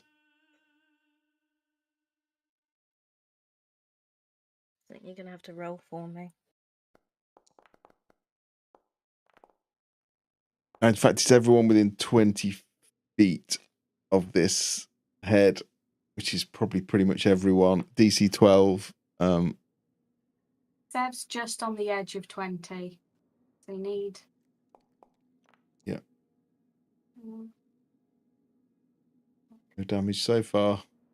You see it happening. You see the pulsating sort of fungus building in the head and start to move away. All except Drodin, who takes 9 acid damage. This creature will come barreling in. It is weird. It looks like it probably was a myconid once, but now it's almost larval. It seems to have these weird holes with like different coloured things sort of pushing outwards. It is vile, and I apologise because I know people don't like mushrooms, but It's not the mushrooms; it's the holy nature of them. And it basically comes charging out, almost skipping and dancing. You came to the garden too early. May you feed the great cedar. May you nourish her soil. If you believe in gods, then say your farewells now. Give me initiative. Unfortunately, it does have surprise, so it will dash forward and let's say 1, 2 malice, 3, 4. Oh no, let's do a d6. 1, 2 tink, 3, 4 malice, 5, 6 shrewdy. Tink. Sorry, you wanted your soul juice or whatever you want to call it. Come on, why is it so slow? I've got to stop using animated maps. DC 14.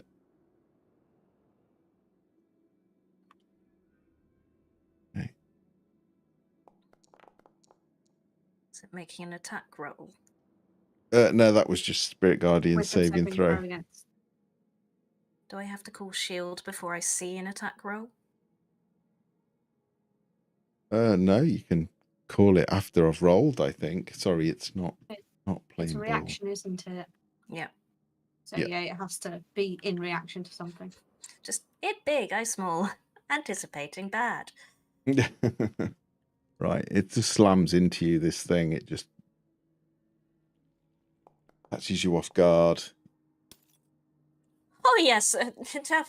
Wait, no, it was still. I will use my reaction though, and I will Sentinel at Death's Door take away the critical. Okay. Unless unless you'd really like it. For flavour, out of fear, I probably would put a shield up, so that turns my AC to 21. Okay. Okay, you're gonna be glad that Malice did that. I'm not gonna lie. As this thing slams into you, it's telling me I must roll the attack. Bludgeoning damage, and as the fist pounds into you for 13 bludgeoning damage, you also feel this acid start to seep in, this poisonous ichor left on your skin and your mechanics for another 9. That's 13 bludgeoning and 9 poison. And let's roll initiative.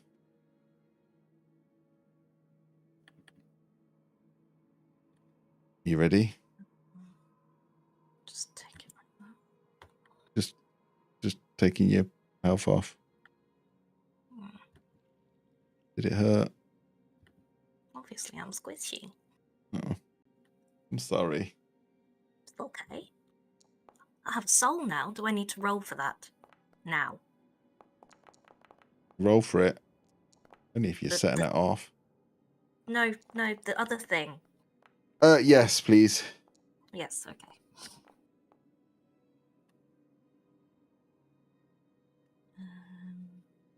Mark, could you move Ambrose up below me again, please? Sorry. Move him up. Okay, yeah. Just after me. Thank you. Okay. Might be using this off the tracker, I don't know. I don't know what to do. No worries. Okay. Matt, do you have a table for my thing, or do I need to go find one? We'll do it after. We'll do it after. I can't. My boundary is going. I'm getting like 10 frames per second. I think it's because of the animated map.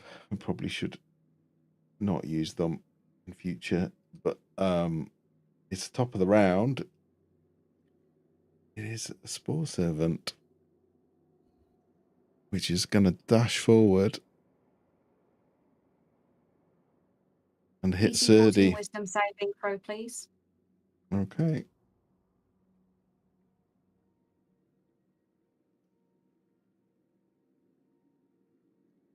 Oh, so slow. I'm so sorry. I think it's going to fail the wisdom saving throw, to be honest with you.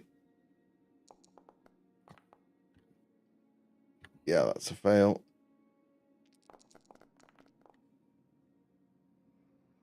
That's 10. 10 damage.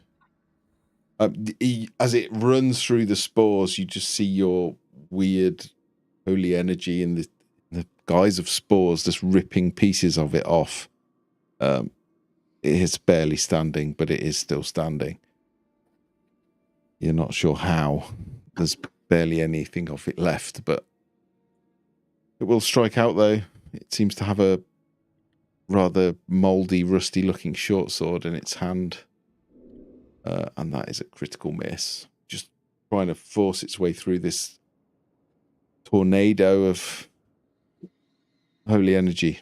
It doesn't stand a chance. Sevatar.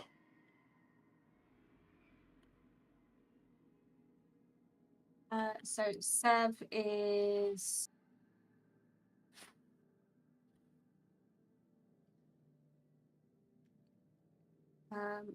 first one, so he can't use steady aim because he wasn't prepped for this.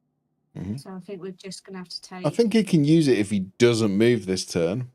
I'm pretty sure. Steve's gone, so he can't. Yeah, so it's just saying you can use this bonus action only if you haven't moved during this turn.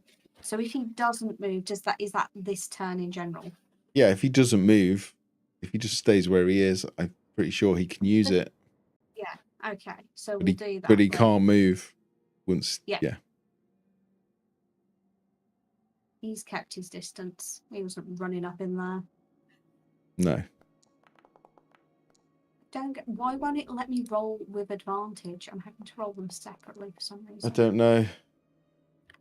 Maybe I need to re-import him. That's 19 to hit. 19 does hit.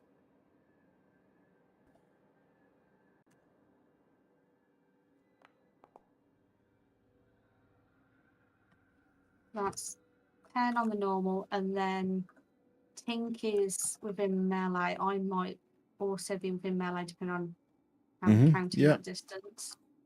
So that will be big attack.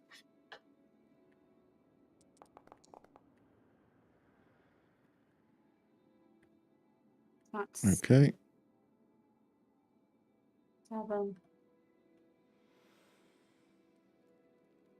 Yeah, it's definitely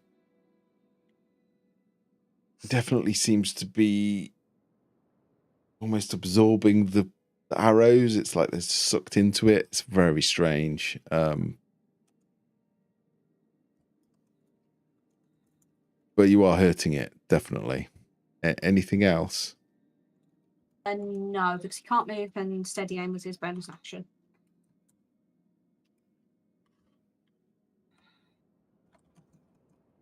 Okay. Yeah, Veronica, what does it say on your thing? Just remind me, there is a table available. Is it a long-term one or indefinite? It's long-term. Long term. Okay. Just, I feel it would be unfair to not do it because it will have a big impact. Okay, roll me a D100, please. Or I can give you access to the table and you can roll it yourself. Oh, no, don't do that. Don't do that. No, why did it roll 2? Oh, because, okay, that's okay. Well, is it? Let's find out. What did you get? 52. 52. Right. Oh, it could have been a lot worse. On the map, looking at what's going on the map at the moment, what's happening with all the people around you? What's the first thing or person that you think of? Oh, God, Malice. Okay, Malice is now Oh, your no. your lucky charm. Yeah, you're using that. Yeah, okay. So Okay. Malice is a lucky charm. I gotcha. And if I've you're got not, the table. if you're more than 30 feet from her, you have disadvantage on attack rolls, saving throws. I was trying to hide it from her. Okay. Oh, sorry. I just didn't want to hide it from the stream. But yes, there you go. Lovely stuff. So if I run away, we're in big trouble. Yeah. Serdi. I am going to edge round. I think I'd get range. I'll stay in range of this spore thing, but I want to hit the big dude. Yeah. So sorry if I'm in the way, Alice. Can I hit it from where I was because it was sort of in the corner? Yeah, you can hit it from. Well, no, you need to be base to base with it because unless you've got reach, it does. Okay. It is big. It has long arms, but I will move my hunter's mark onto it. Okay. And hit it with a spear. Go for it.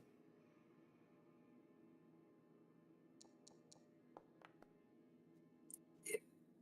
And Ambrose will add acid to it with its reaction, with her reaction. Okay, go for it. So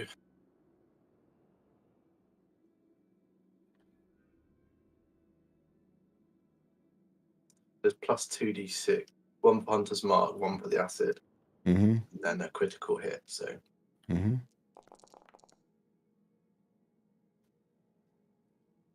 nice, very nice.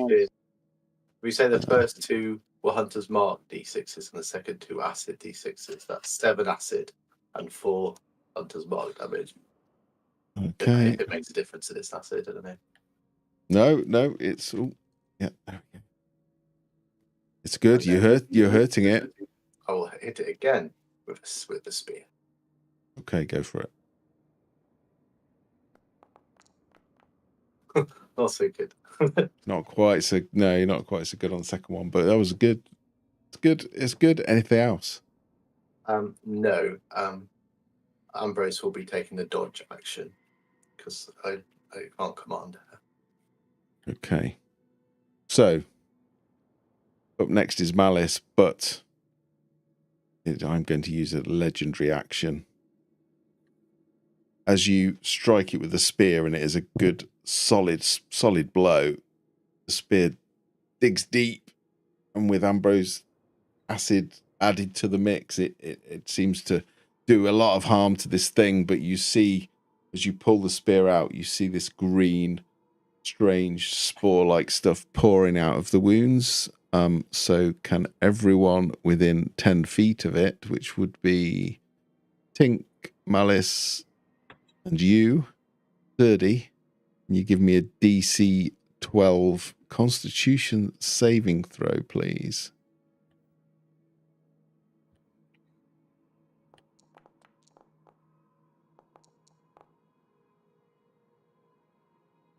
Hang on.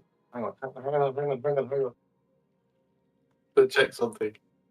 Night, everybody. Night night, everybody. Okay. Anyone who did not get 12 or more, you feel something crawling up your nose, in your ears, back of your throat. Tink. Roll a D100 for me, please.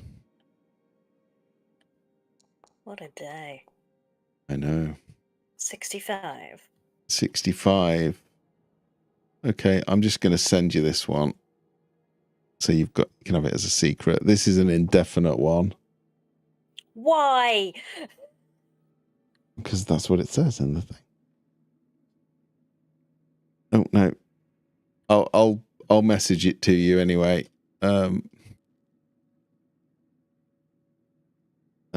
Who else needs to roll? Malice passes. Did you get 32? Roll a D100 for me, please. Did you really get 2? I got that for 1. I just get +1 to it.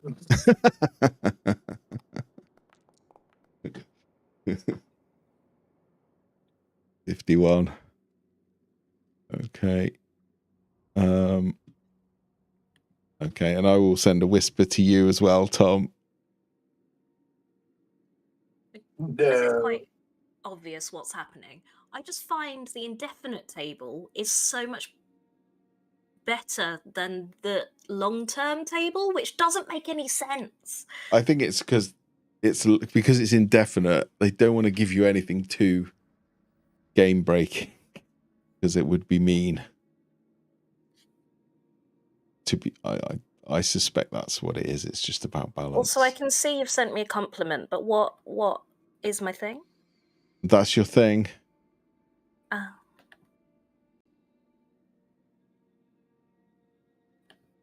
Malice, you're up.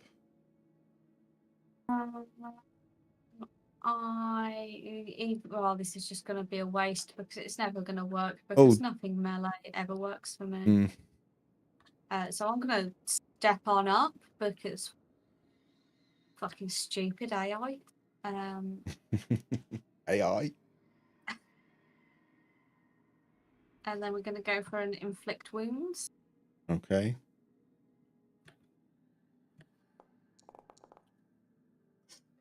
And it's not going to work, so that's a 12 to hit. That's a miss, I'm afraid. Sorry. It's not your fault. I'm not really sorry. I'm glad you missed. I don't want you to kill him too easy. It's your fault. Yeah. You have created this. Well, no. Does the thing seem to be living?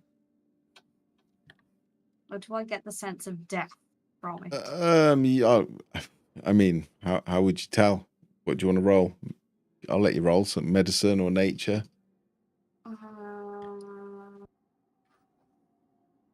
I'm not good at either of those. I'm not too bad at medicine. I'm shit at everything. That's a 12. If it's alive, it's very sick. But if it's dead, it's got a lot of weird pulsing things. Mm-hmm.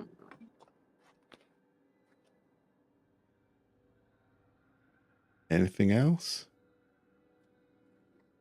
I'm grasping at straws. Give me a second to grasp. Okay, sorry. No pressure. I've used the spell. I've not got any good. No, fuck it. Can't do anything. I'm a waste of space. Oh, no, that's not true. You just went big and it just didn't pay off this time. But it never pays off. It will in future. Speaking of never paying off, Sorlock, I think she always hits, but she just rolls 1. Prove me wrong. More than I did in the last fight, which is hit something. Yeah, and obviously sent you a whisper with your indefinite madness, and you were just like, "Oh, thanks for sending me a very nice thing." Question, yes. If I were to cast Misty Step, which is obviously a bonus action over that isn't more than a cantrip. Mm-hmm. If I have an innate spell, could I do that instead of cantrip as my action? Or does it have to be a cantrip? So you want a Misty Step, which is a spell, and then use Something that's an innate spell casting Is as it my main action. is it a cantrip levels? Because if it's a spell with a level, then probably not. Okay, that's fine. Sorry. I know what I want to do and what I should. Oh, am I? You know what? Fuck it. I'm arrogant now. Jim, why are you channeling your chaos?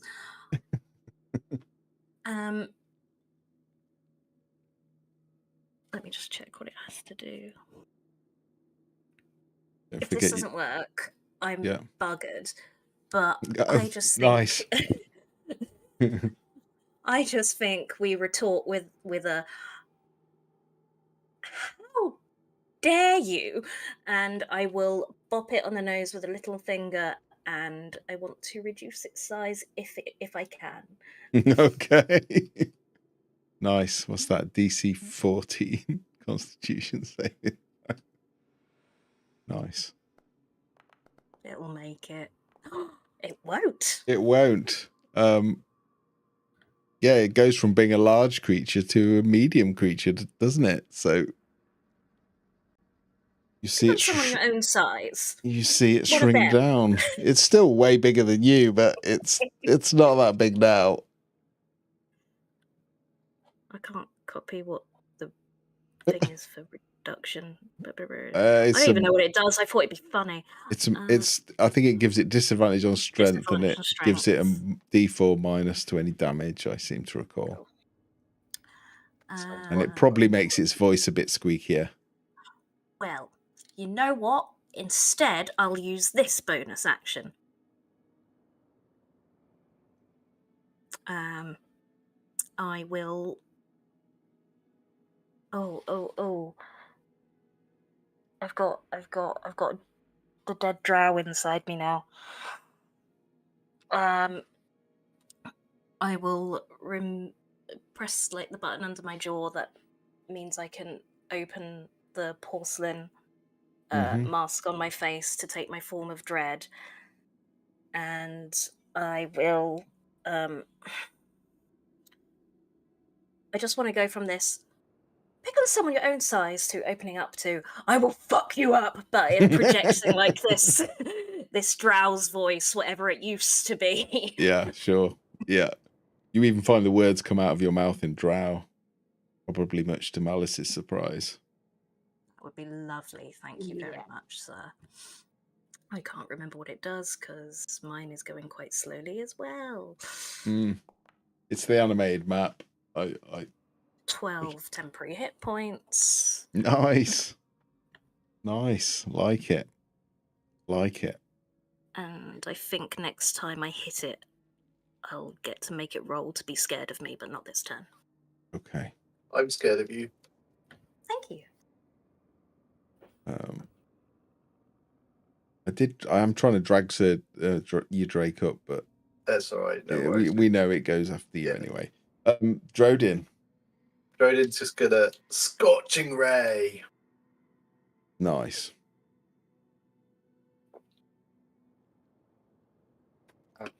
He'll fire one of them at the one in front of him and the other two at the big thing. Okay. So the spore servant first.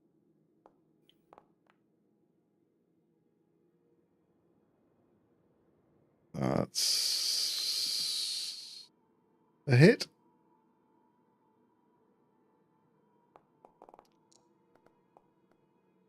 8 damage. How does he want to do it? Just the first blast of this scorching ray out of his palm just explodes the head of the spore servant in front of him, and then the next one follows the exact same path to try and hit the thing behind it. Nice. Yeah, that'll do.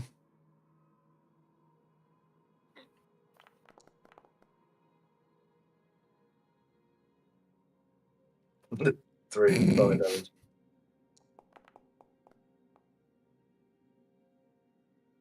3. Yeah, that hits too. So it actually just looks like his drone's holding his palm up and this light beam comes out in a straight line. It pulses. And the first pulse, the head explodes, and the other pulses just hit the thing behind it. Yeah. And don't seem to do as much damage as that initial one. They're just going to go... There's like little smoky spots, like, where is it? So many bad rolls. Oh, dear. It impressively blew up the head of the spore servant anyway. Yeah, so as a legendary action, as you drop, or as Drodin drops this ugly great thing, you just see the corpse kind of almost like it's kind of dead, but it just starts to sort of like wriggle and roll and starts moving around involuntarily, and then suddenly you just see it sucked into the body of this creature and just gets absorbed, and you see some of the wounds that you've done sort of patched over with the dead flesh of this spore servant that you've killed, which is lovely. What was that for? Oh.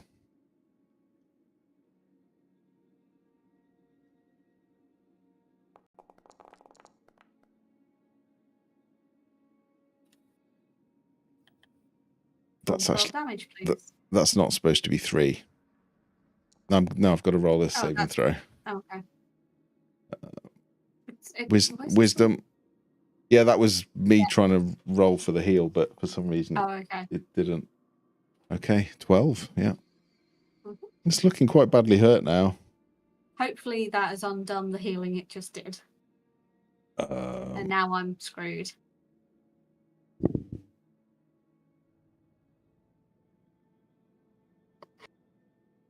Not necessarily. It heals a little bit, and then, yeah, the Spirit Guardians seem to rip this thing from it. But it is going to slam into you, I'm afraid. Or not. Oh.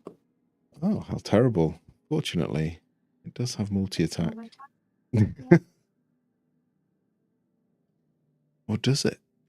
Has it got any bonus actions? No.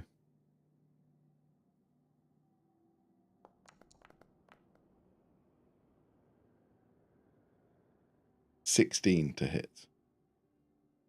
Yeah, that hits. I apologise.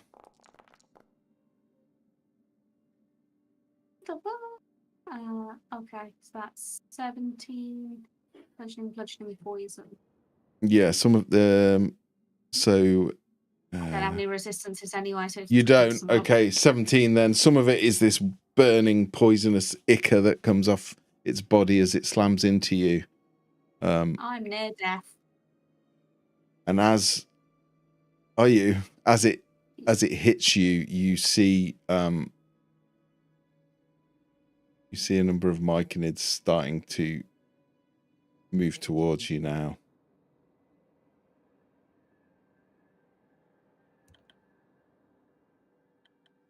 They almost seem to, it's almost like they're mindlessly joining the fray. It's weird, it's strange, but they are being drawn to the fight. Okay, who is up next? That's not right. It is. Drodin's gone. Yes, the Brod has gone. Not a myconid at all. Myconids are not joining in. I apologise. It should be spore servants. You see them sort of lumbering out and around. And I shall add them in a second, and we'll go to the top of the round, which is Sev. Okay. So is that Drow spore servant? He's dead. Okay. He is dead, yeah. There's no other baddies within. There is. I've just, for some reason, they're not showing to you. Hang on. I'm just going to make them appear. They appeared? I can see them on the map, but not You on see- the. I think it's on the tracker. They're not on the Oh. track. Yep.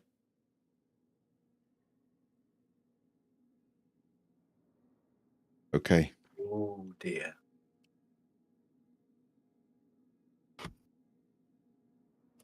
A feature to make sure I use it correctly.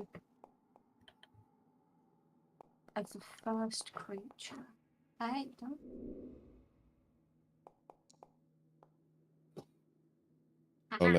I'll let Sev go first, and then I'll take that creature's turn. Okay. You can see them now, right? I think I was moving them, but I Yes. think they were hidden. Does the hook horror look like it could be Rodin's ex? How would you tell? I don't know. Hook horror. It's wearing. It's got earrings. Does it look It's got a shocked expression on its face. It's got does it look pointy ears. recently spored? It's very How hard fresh to is in the near death moment that you're in. It's hard to tell. It's not wearing clothes or talking or acting like it has any conscious mind. It is just mindlessly lumbering from behind rocks. Okie dokie. So I will then take my short bow attack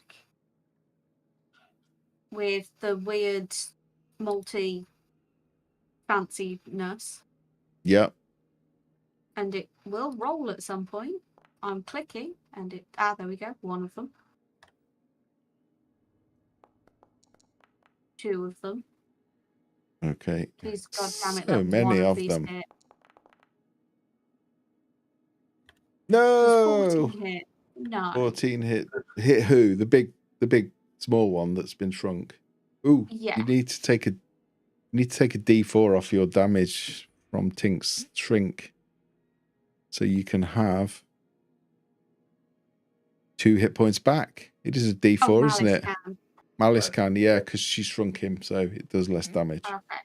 Thank you. Don't let me forget that, because I will forget it. Sadly, that's a miss Okay. from Sev. That is very sad. Any bonus actions or? No, because the steady aim is the bonus action. Ah, And okay. the other thing that I can do, I can't do unless I hit. So this hook horror will lumber around the corner then.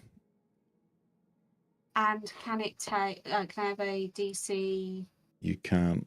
Whatever. Oh, you saving need throw to is? roll me a concentration check for you when you Oh, got yes, I whacked. do. That's a con saving throw, isn't it? It is, yeah. Shit. And my spirit guardians are down. Spirit Guardians are down. Okay, I will ignore the fact that I failed that saving throw then, because it no longer matters. How do we get rid of this template? I will sort that. Don't worry about that. Thank you. Who's up next? Oh, yeah, hook horror. How are you looking, Tink? How's she looking? Other than glorious, obviously. With the temporary hit points, 25. Okay. Brace yourself then. Okay. Oh, maybe don't. Oh, damn it. Oh, maybe do on the second one. Doesn't stab himself in his own foot with his first attack. You'd like that, wouldn't you? I would like that. So it lunges forward with one hook and you just duck it easily. It's so clumsy, but the second one catches you by surprise. Mm-hmm. 4.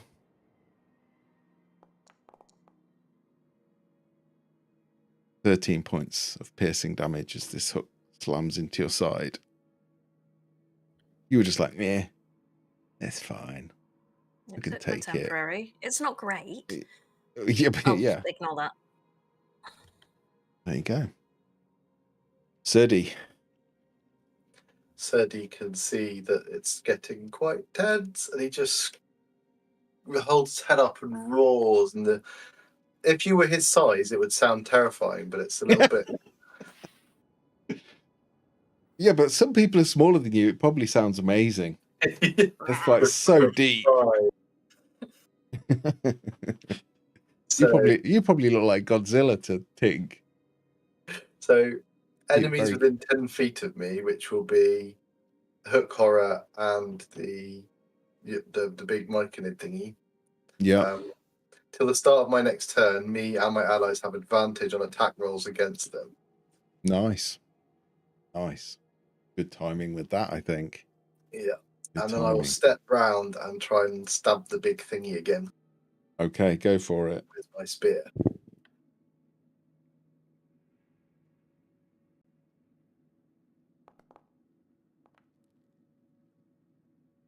Yes. 22. Roll damage.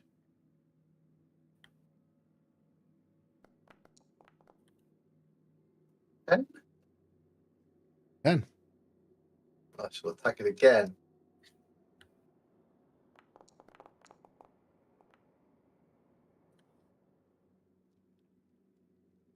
Hit. Just. 15? Damage? Yeah, 15 damage. Okay. Yep. And I'll just give up a whistle, and Serdi will just run up and stand in front of the drow spore set and do the dodge action. Good When old. it's her go, I can't move her because it's out. Yeah, I'm trying to why it's not letting me move her. Or when it gets to her go, I'll move her. Don't worry, because she goes before. Oh, there we go. It's done it. There you go. Okay. There we go. Nice. Nice. Good call. Good call. Right. Well, Legend. I did the bloody draconic try and then didn't actually attack with advantage on either of my attacks. Well, you can Doesn't roll. matter We can anyway. roll them again in case you get a crit if you want. Okay, just do, well, the first one, I'll do D20s, then the first one, the second one. No, it's fine. It all worked out okay. Yeah, I was worried there for a minute. Not Don't gonna worry. lie. No, I was because you could have, it could have been bad for me. Don't want you to make too much light work of it. Legendary action time.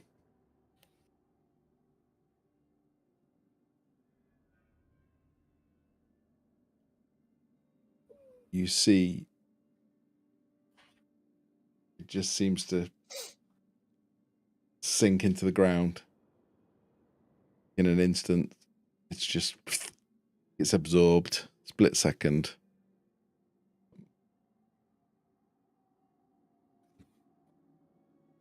Cheat. It is gone. Sorry, I still haven't turned your doodad off, but I will. Sturdy impotently stabs the ground with his spear where it was. Just, damn it! It's very frustrating. It was very close. It looked like it was literally falling apart, and it was not long for this world. But it does seem to have, it does seem to have just vanished for a second at least. Malice, what would you like to do?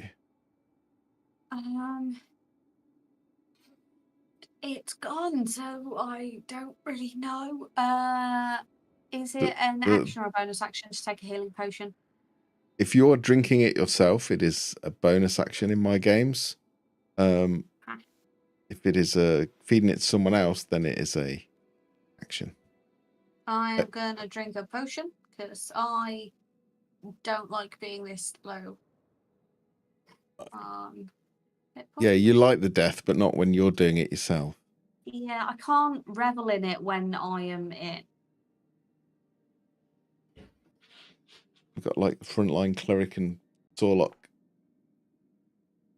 Yeah, we are in the wrong place.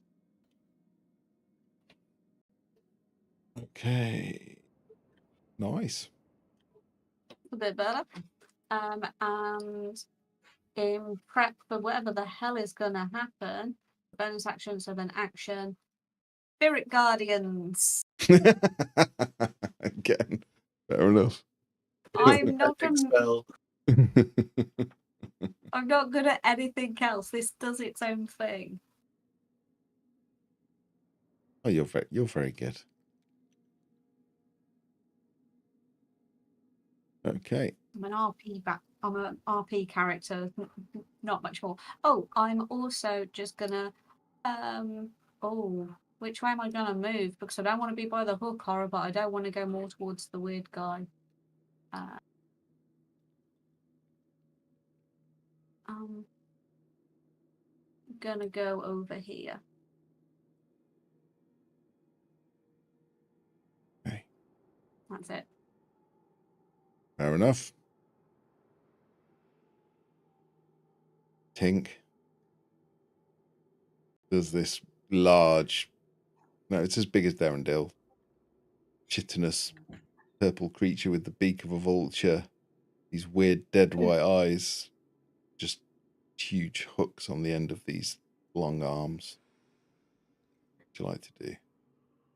First, and I'm hoping this will be a free action, I just want to say Yasva and see if there's any reaction. Give me an insight check. In fact, insight check, but roll it private to me. So in the drop down, blind GM roll, select so that you can't see what you get.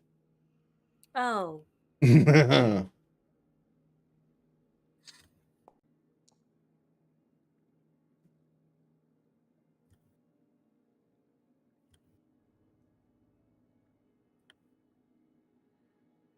For a split second, you wonder if there was a bit of recognition there. But it wasn't subtle.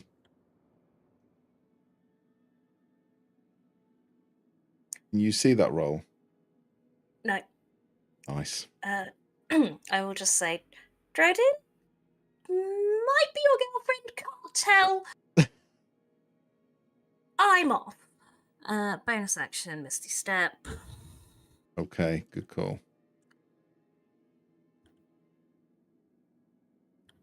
And my map has gone blank when I changed my kind of roll, so that's great.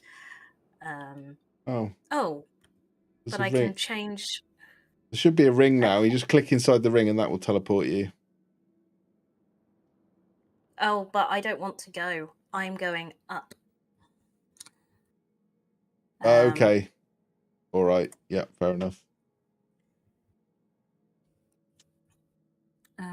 Because everything seems to be on the ground. It is the advantage of flying. Same place, but 15 feet up in the air. I was then going to Eldritch Blast. Will it let me, or do I need to? Yes, it will. Okay, and then got past my turn. I need to refresh. Going to hook horror, get advantage, remember? You do have advantage, yeah. Because of his little battle cry. How's it looking? So hit the hook horror, yeah. I'll do both at the hook horror then. But it won't let me roll with advantage. So I'll just twice. Well, we'll take that as the first one hits. 18 hits.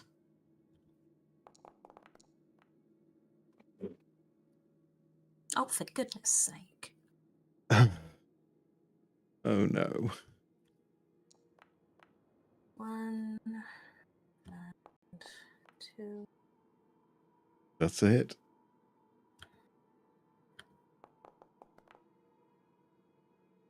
Oh, 4 points of damage. I'll teach it. All together. What a turn. All together. Yeah. What's going on with the dice tonight? Oh no, I just set I set his hit points to 4.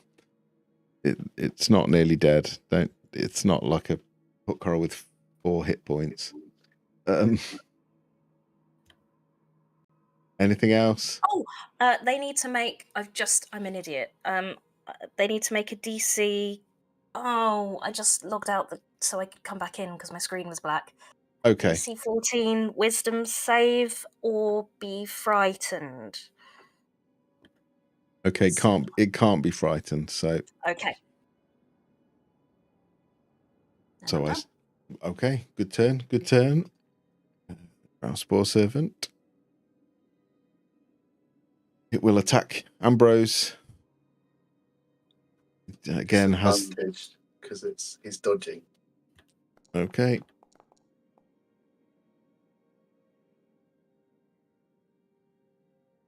Still hits.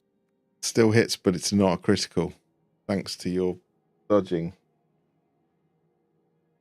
It's not amazing damage, but 7 piercing as it clumsily lunges at Ambrose and catches them in the flank. Or Scaly Doge. Rodin. Oh, Rodin. Right. That's you. Yes, it's me. Thank you. Rodin will. I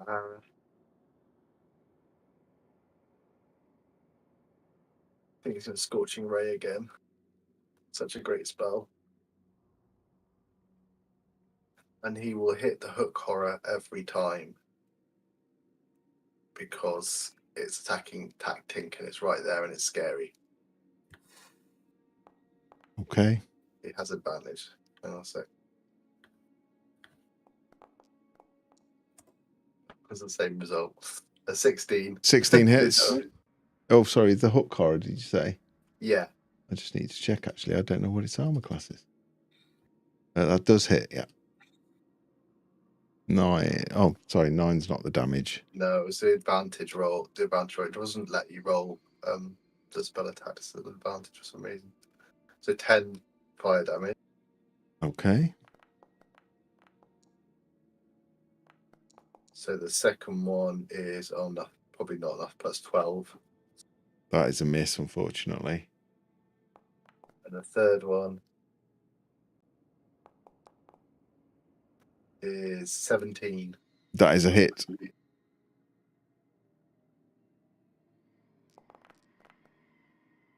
Six.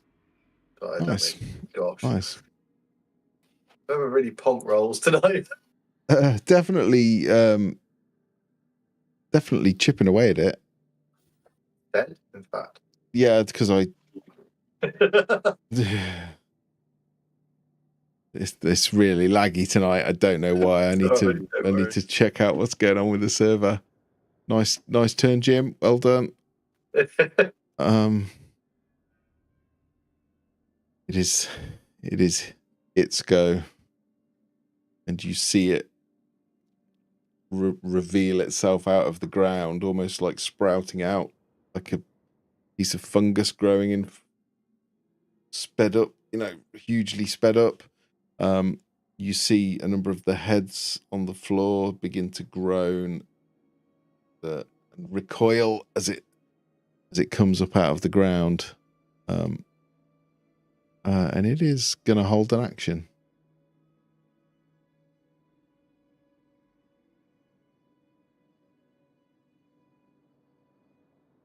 Magoth.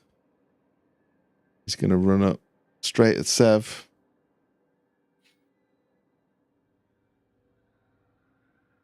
It's weird. It kind of looks a bit like Derendil, but the face is just empty and dead and expressionless. And although it moves quite quickly, it doesn't have the sort of animal grace and power that Derendil has. It's a 19 to hit. Dodge. It hits, but I'll take uncanny dodge. Okay. Yeah, not a bad call. That's 9 slashing on the first. And on the second attack is, also a hit. So you half the 9 to 4. Mm-hmm. And then another 8 on the second. So that's 4. That's 12 altogether on Sev.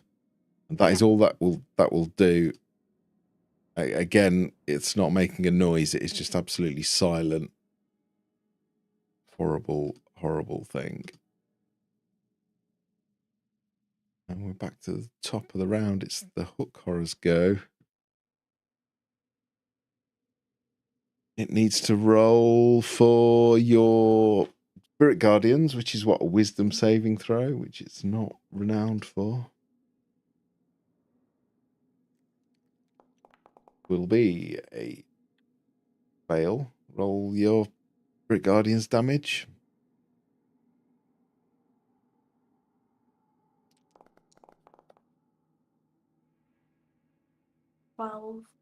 12.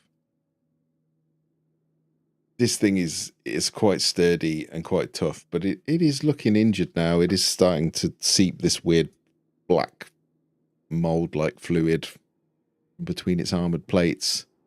It does look up at Tink about 15 foot up, hovering above. You see it crouch and bend its knees.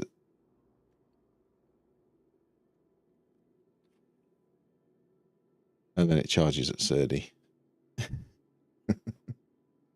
Can't jump that high. Thought about it though. Yeah, it thought about it. And then was like, no, I can't do that. 2 attacks with the hooks. Your favourite, Surdy. That's a 16 on the first. Deflected with my shield. And a rather poor 8 on the second. I just contemptuously use my spear half to knock the second aside. Getting cocky now. As I pull my spear back and as flourish, I spin it in my hand and prepare it to get stabbed on my turn. Proper cocky. Sev with Surdy up after. So,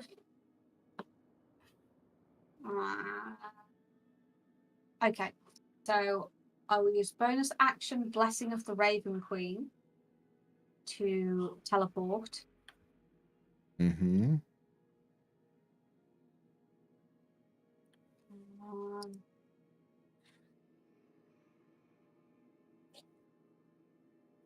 Which, when I have the correct thing selected, that's up to 30 feet. So I'll go over here. Then I will take my action to short bow the. Let me just do some math. I'm sorry. I'm trying to be smart with a character that isn't the one I'm smart with. There we go. So yeah, short bow against the hook horror. Okay. Please hit, please hit, please hit, please hit. I need you to hit, I need you to hit, I need you to hit. God damn it. That's a hit. Yes. Okay. So then there's the normal damage of 10. Then, because it's in melee, that is sneak attack. Yeah. Which is 11. But then, because I've used sneak attack, I have a special action of Wails from the Grave, where if I deal sneak attack damage to a creature, I can then target a second creature within 30 feet, and the Quagoff is just within 30 feet of that creature. So that means I get to do 2d6 necrotic damage to the Quagoff. Go for it. I clicked it, not doing anything. I'm worried if I start clicking it again, it will mess up. Just roll 2d6 then. Oh, there you go. No, it's done it. Done it. So 5 necrotic to the Quagoff, but at least it's something. It's nice. It's good. Yeah. You're really good at being Steve. Tom's really good at being Jim. Not so good at being Surdy. Yeah, not so good at being Malice. Go on, go have a go at being Surdy. See how you get on. He's spun his spear around. He's going to stab it forth into the hook car in front of it. Stab away. Stab. Hit the hit. What did you get? 19. That is a hit. Woohoo! Yeehaw! Oh, and you didn't roll a 1. 10 points of piercing damage, and I shall stab again. Go on, stab again. It's looking Oh, close to death now. 15. Is, I believe, just a hit. Just. Another 8 points of piercing damage. Oh, it's not quite enough to finish it, but it's very close now. Very close. Anything else? My internet dropped. It's very close to death, but it is not quite dead. Anything else or anything from your little Drake? Yes, I will get Serdi to. I'll get Ambrose, sorry, to bite the drow. It'd be funny if you called your pet Serdi as well. Yeah, it'd be a lot easier. I keep calling him Serdi. Oh, he's having a bad day. Is Yes. Mini Serdi or Serdi 2, if you want to call him. Is he staying put? Yeah, he is, yeah. Okay. Malice with Tink up next. Can I just... I brought hide armor a while ago, and I think in one of the updates to my character sheet, the hide armor has dropped out. I just Okay. need to have leather armor. Hide armor's better than leather, isn't it? A little bit, I think. I'm just... I Obviously think it works. +2. Yeah. I'll put your hide on. I do remember you buying that. So hide I armor. brought a whole thing for stool as well, but... You did. You bought him like a leather tablecloth, basically. Yeah. Okay. It's purple. It was.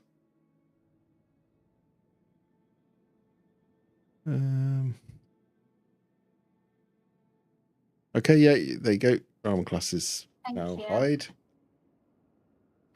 So got that up, so I can't do those. The hook horror, near death, Abbott,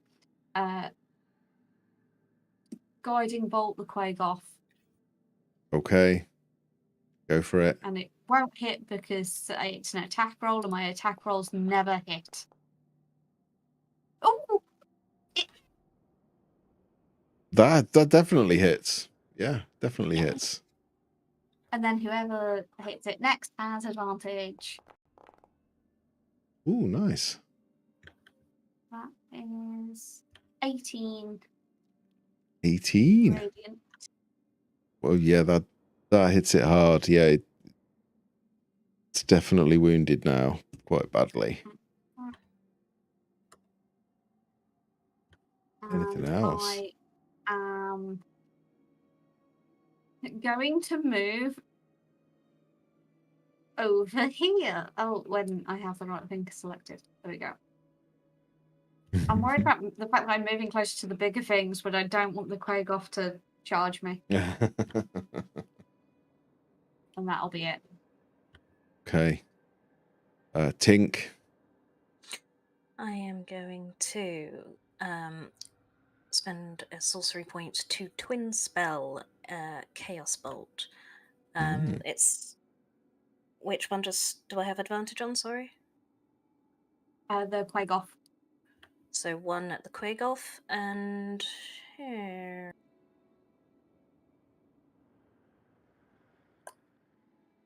One at the hook horror underneath me. Why not? Why first not? one to Quagoff.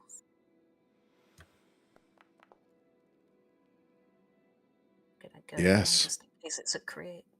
That's a hit, definitely. Okay.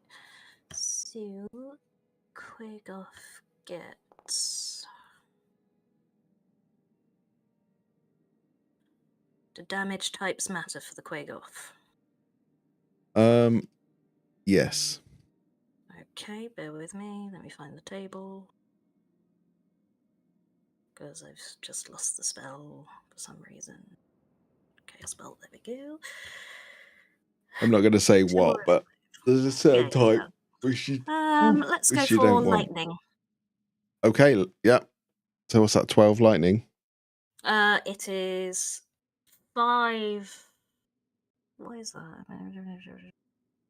Oh no, it's all lightning. Yeah. It's all lightning. Yep, takes it all. Definitely. Good solid hit. It's looking close to dropping now. And this one is against the hook horror.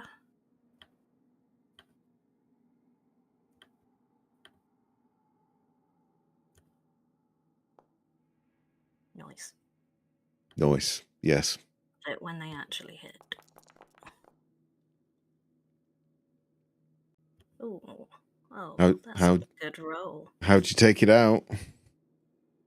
I'm really worried I'll reverse it by picking a certain damage type. Oh, go on then. Tell me what damage type. Acid. Okay. How'd you do it? Yeah. Okay.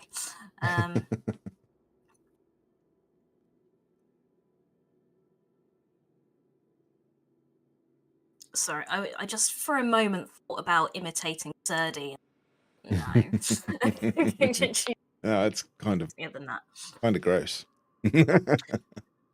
So we've got sort of one not looking lightning bolt at the Quagoff, which is probably why the Quagoff's all right, but then because it's right underneath me, just this propelling force of acid covering this creature, and when the acid dissipates, I guess it's gone all disintegrating.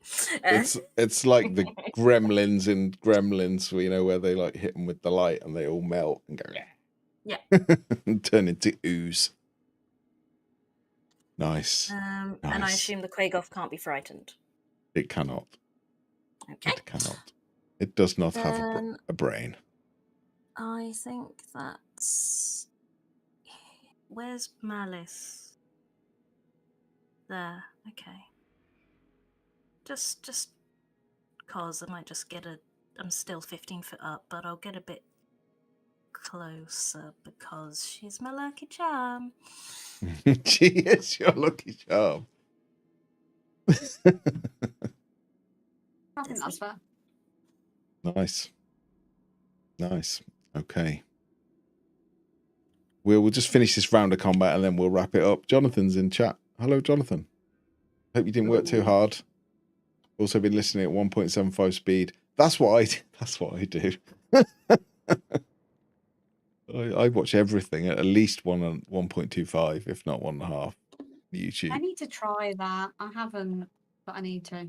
When I did my amateur radio exam, my advanced exam, the lectures were good, but they were a bit slow, and I used to drift off and like lose interest. But they recorded them, so I would watch them at 2 times speed afterwards.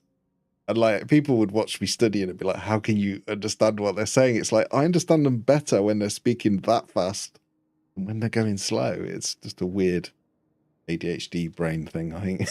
I love it. I love it. It should work. Yeah. Exactly.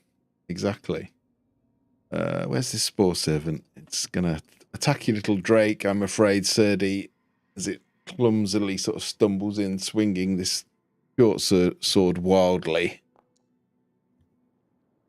It's really, really quite terrible. It may have well not turned up today. It's just useless. Then he just jumps on his back legs and just dodges up, like bounces and jumps over the sword swing. Ambrose. God, every time. Why do I call it? I don't know. You just seem to like it, I think. Yeah.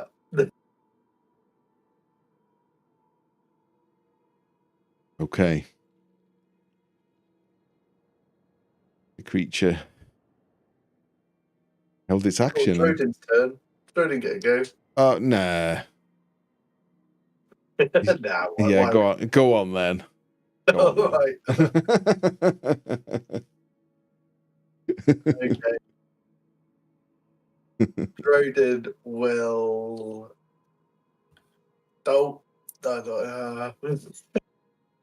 He will magic missile at He'll magic missile the Quaggoth.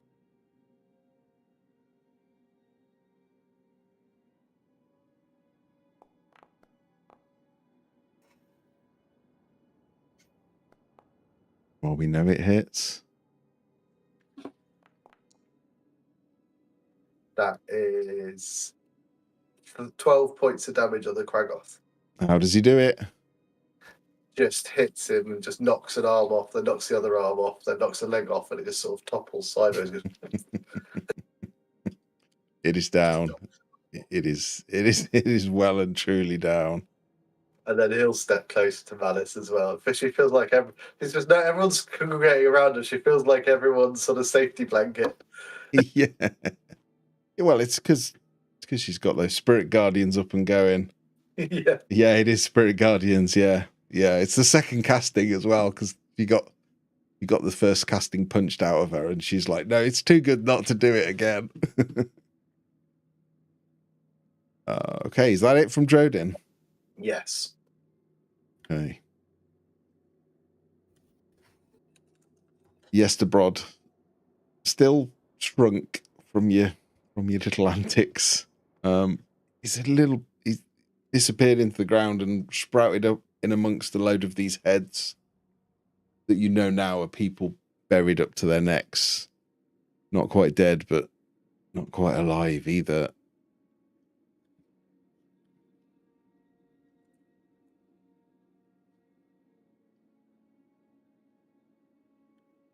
I think he's gonna run off. See him sort of skirt behind the rocks. Sorry, I just reading chat. Jonathan said he used the Bupido accent. Oh no. No. But what is it? It's an ephemeral thing. Yeah. It isn't. Terrifying. It's It's otherworldly. It's like a beautiful angelic being or a something. bad decision. It's the voice of the god of death, the real one. I love the fact that you did it. I salute you. I struggled to do it, but for me it was worth it. Just I watch it back and just hear Nick going, "Matt."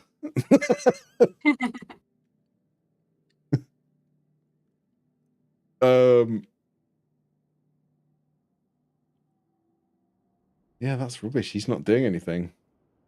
I can't quite get to you. I moved him too far. Been a rubbish GM. I really want to kill. I just want to kill one person. Come on, is that too much to ask? Actually, how far is? Head explode on us. Yeah, that doesn't count. They're an NPC. Oh, I can get Ambrose. Sorry, Tom. What? Yeah.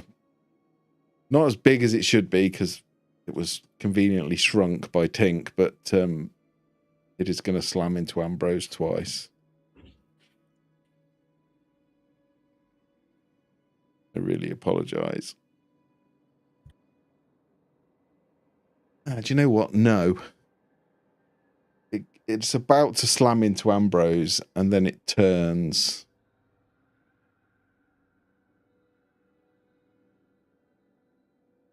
It turns towards you all. Should be there. And you see these holes in its face open up, like unnaturally large. And then you just see this green caustic spores fly out towards you all.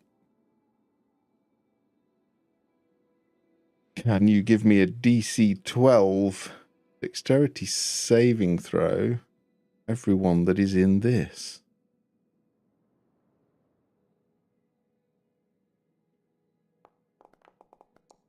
Ooh. Which is everyone. Oh, fuck's sake. Well, I can't say nothing today. Yeah. That includes Drodin. I've just accidentally turned it too far because I'm lagging. Okay. These burning, Sorry, Jim. decomposed, semi-putrid spores just envelop all of you. You lose sight of each other for a second, but don't worry, Tink. Your good luck charm, Malice, she's right there. She's still there. I can heal you when you drop out the sky. Oh, come on, Foundry. Why are you being so... Remind me never to use animated maps again. So you now take a D6 damage.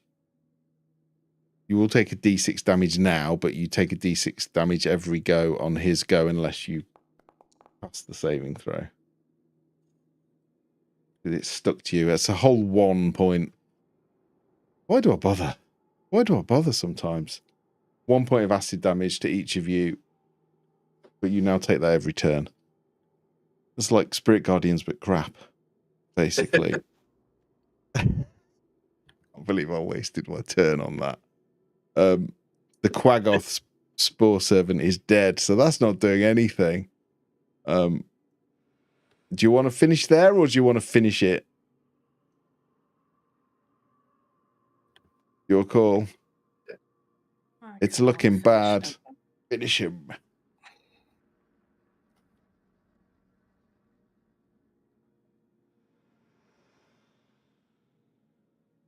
Sev. Yes. All right. You're Steve tonight, remember, Hazel? Yeah. Hazel, that's Steve. Steve, that's Hazel. I love you. So, Quaggoth is 30. This guy, 20. How bad is Yesterbrod? Okay, so we're going for Yesterbrod.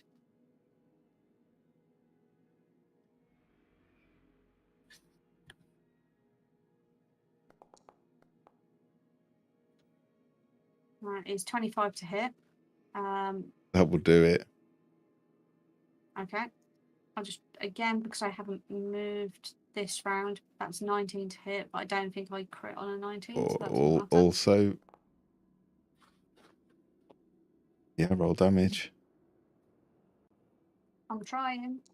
Don't know why advantage has stopped working. It's just being Being weird. awkward. So that's 6. And then sneak attack.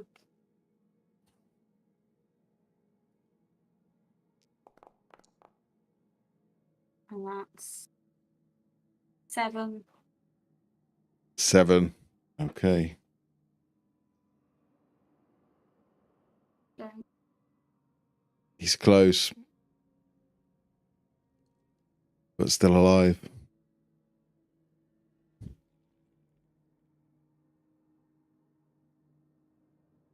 bone that will do damage either, so how do I not have an offhand dagger? I mean, I can just throw. Yeah, I can just throw an offhand dagger, can't I? Oh no, I'm using a two-handed. No, doesn't matter. You're using a bow, yeah. Okay. Serdi then. So Serdi saw this big hulking thing lumber towards Ambrose. His heart leapt into his mouth, and he's just going to turn around and run towards him and leap like Leonidas with his spear and try to stab him in the waist. Except he's 3 foot tall and a Yeah. kobold. So as he leaps and he stabs him in the waist. That's right. Because that's what they can reach. Leaps and stabs him in the knee. Yeah. Go for Tries it. Go to. for it. He does. Roll damage. He got my hunter's mark as well, so He does. 13 damage. Do you know how many hit points he's got? How many? What's your guess? 14. 14. No, 13. Way. How'd you take him out? So I'll leap up, stab him in the knee with my spear, and then keep going and scurry up his waist and just plant the spear on top of his head. Scurry up his waist. And I'll come down, as he collapses, I'll come down standing on top of him with the spear still stuck in the top of the creature.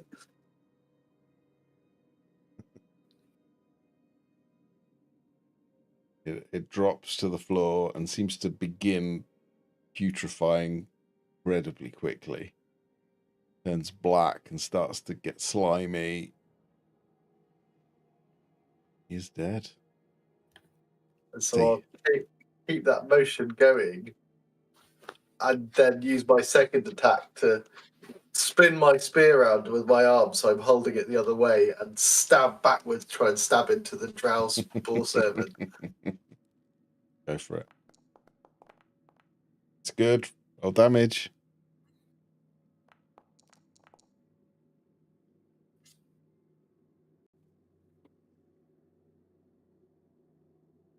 How do you want to do it? Just stabbing through the head so it comes out the other ear. Feeling badass as fuck. Yeah. That turned around from earlier where you were just missing over and over again. Yeah. Drops to the floor, dead with your spit through its eye. I yank the spear out and just spin it on one hand as I turn around and look at everyone else. Just plant the base of the spear in the ground. Really, Sergi, there's no need to show off. Don't judge me.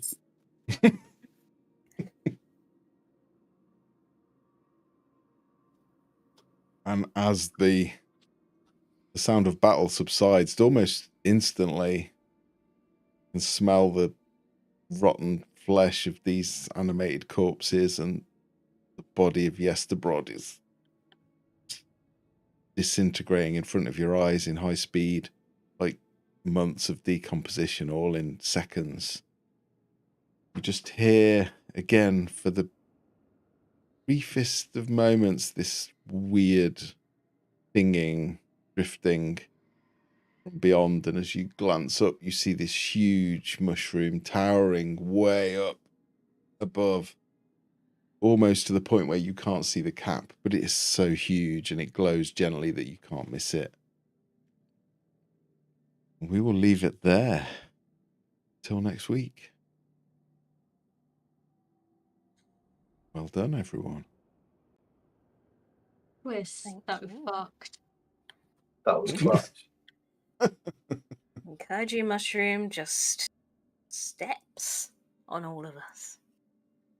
Yeah, I was going to say, oh no, I thought you meant that one. Yeah, that one's not a kaiju mushroom. Oh, Matt, I just rolled for how long that madness effect lasts. 7 days. 7 hours. Oh. Oh wait, 70 hours. Wait, no, 7 times 7 hours. No, help. 70 hours. 7 hours. 7 no, hours. times 10. 70. Oh, 70 hours. So, yeah, about 3 days. Just under 3 days, yeah. Yeah, so, yeah, for Jonathan's benefit, Pink now thinks a certain someone in the party is her lucky charm and must stay within 30 feet of her or have disadvantage on attack rolls, saving throws, etc., etc. Lucky charm. And that could have been a lot worse. art imitates life in this particular. Yeah, it does.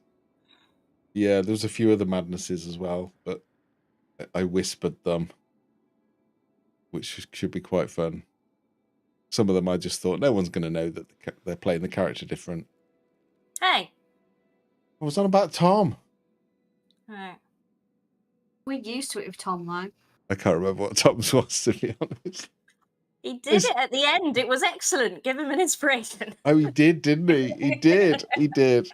You can all have inspiration, except you've already got inspiration that none of you ever use, so you can only have one. Start using it, and then you'll get more. That's all I'm saying. inspiration for? Is it just a reroll? Yeah, exactly. It's like a advantage or a reroll of a d20. But yeah, Okay.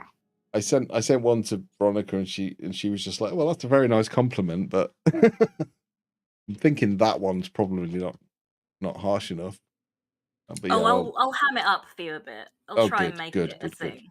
Good. Yeah. I love it. Oh, well, it's good to have you in chat, Jonathan. Nice to see you. Yeah, it's good to see you. Yeah, hopefully we'll see you again. Yeah, we usually finish about 10. We just run over because just wanted to finish the combat off, and then we can start off with the end of the world next week. Are you in the UK? I was jealous of Davey. Like, Davey is he's here more than some of the players. And that is funny, but it's also true. We have a lot of love for Davey. We have a lot of love for you, Jonathan. Yes, we do. Thank you for stopping by and all the comments. Let us know how you get on with playing Taskmaster, because yes, yeah, hand or mouth, love mouth. that. I also like the make some boots out of stuff you find in the garden one. Yeah. And that photography challenge where you had to make the trophy look as big as possible. I could put that in the Discord if Hazel let me. Or where you all restyled your hair. That one was a bit weird. I don't remember what we did for that. My hair didn't take much. Oh, Jonathan's in Kansas. I didn't realise. I don't know why I thought you were UK. That explains why you were at work then, because of the time difference.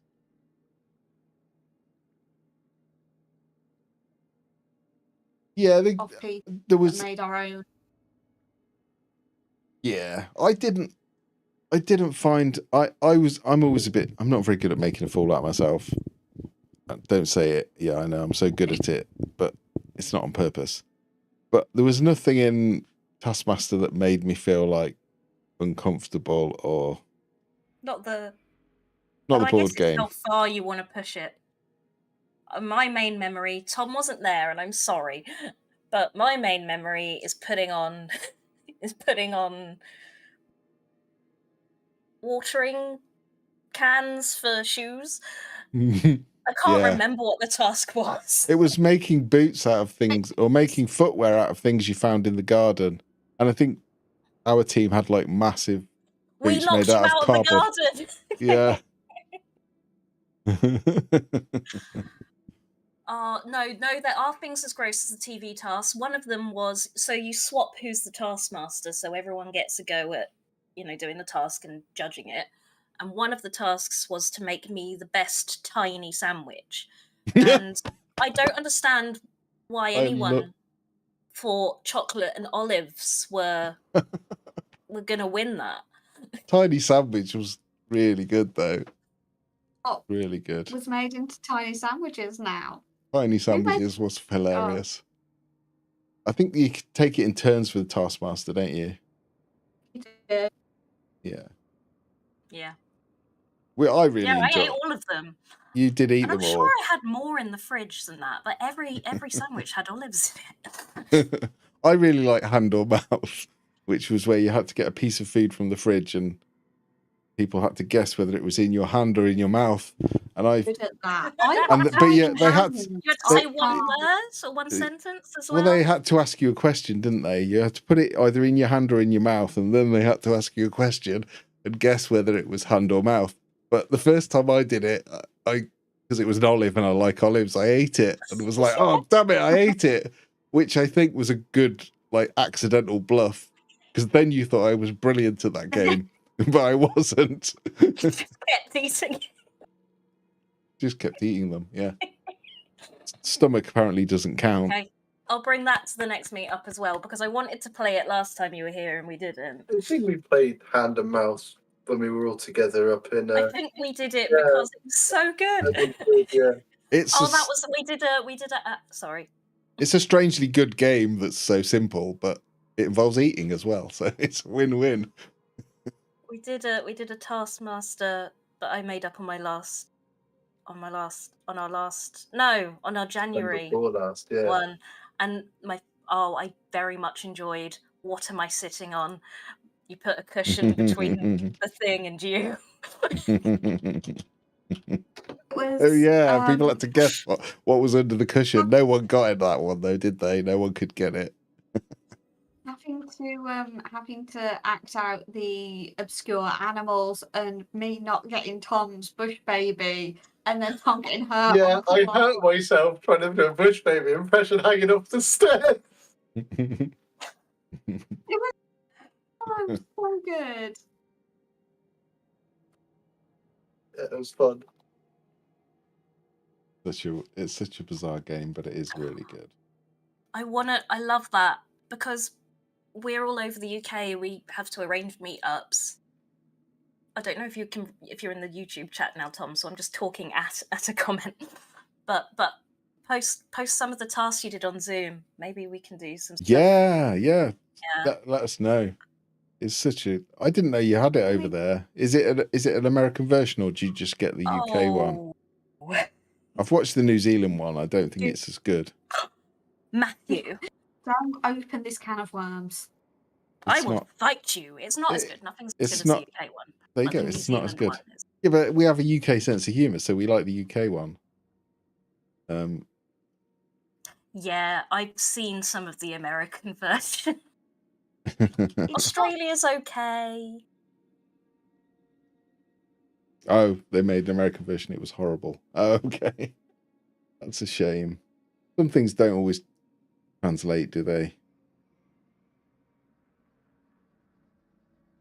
TV. Britain's good for a certain type of TV. Yeah. And freaking Taskmaster my is so British. My favourite one was where they were like, do you know how many beans there are in a can of beans? And they're like, no, there's no way to know that. They got, is it Josh, to count every bean, and no one else was doing it. He thought it was a challenge. No one else was doing it. And then they went, do you know how many spaghetti hoops there are in a can of spaghetti hoops? They're like, no. They got him to do that as well.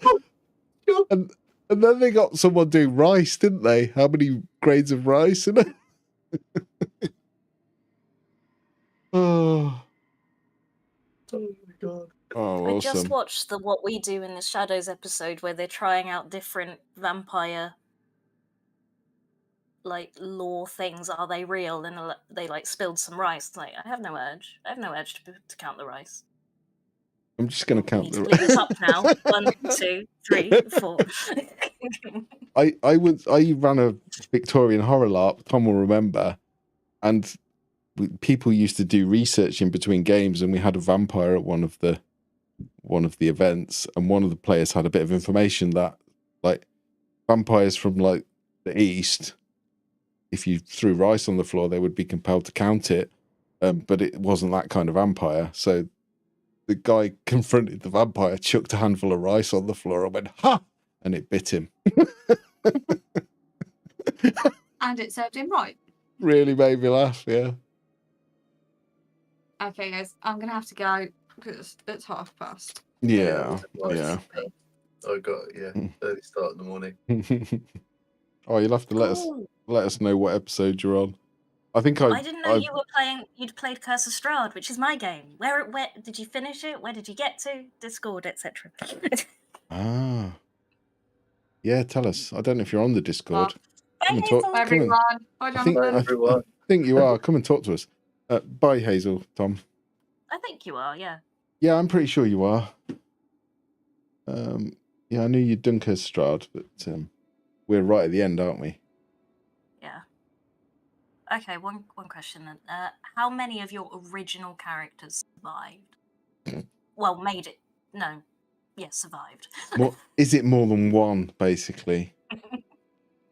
No, then you're beating these guys. Yeah, you killed my character twice. To be fair, I did have 2 chances. Out of 4 originals still alive. Wow, they're clearly much better players than us. The DM wasn't cruel enough. Yeah, you're you're not afraid of being cruel, are you? Oida. It's like every time this session you've gone to do something, you've gone, I'm sorry, just before saying, like, how hard is it to kill someone? God. Not very hard in Curse of Strahd. It's quite hard in 5th edition, to be fair, but... Oh, that's good. So it was more players that you lost rather than characters dying. That's good. Yeah, we had some early on We had a couple disagreements, didn't we? That's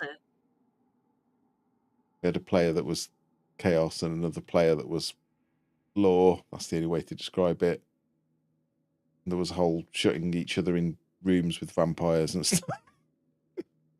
You remember? Yeah, I remember. They just closed the door. Ooh, had a TPK in Kresk. Kretsk at the pool. Okay, so I ran Kretsk differently. So now I'm trying to remember what's that Kretsk in the rules in the content as written. It's Sergei in the pool, isn't it? But I didn't think he was. Or is there other stuff going on in Kretsk that killed them? They had to do a breakout of prison session. I remember the pool. No, we've done Kretsk. It's okay. But anyone that is we're watching this and is spoilers. playing Curse of Strahd, stop. We're in the Golden Temple.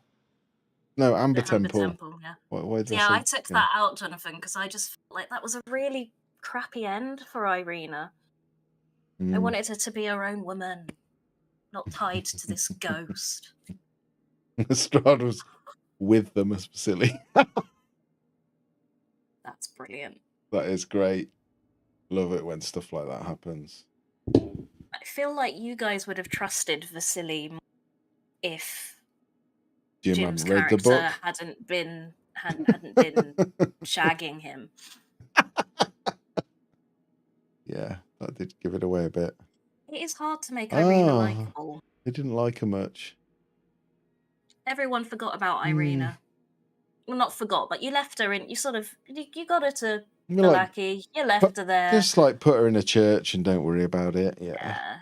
Her mission's done now. No. Yeah, the way she's written, I don't know.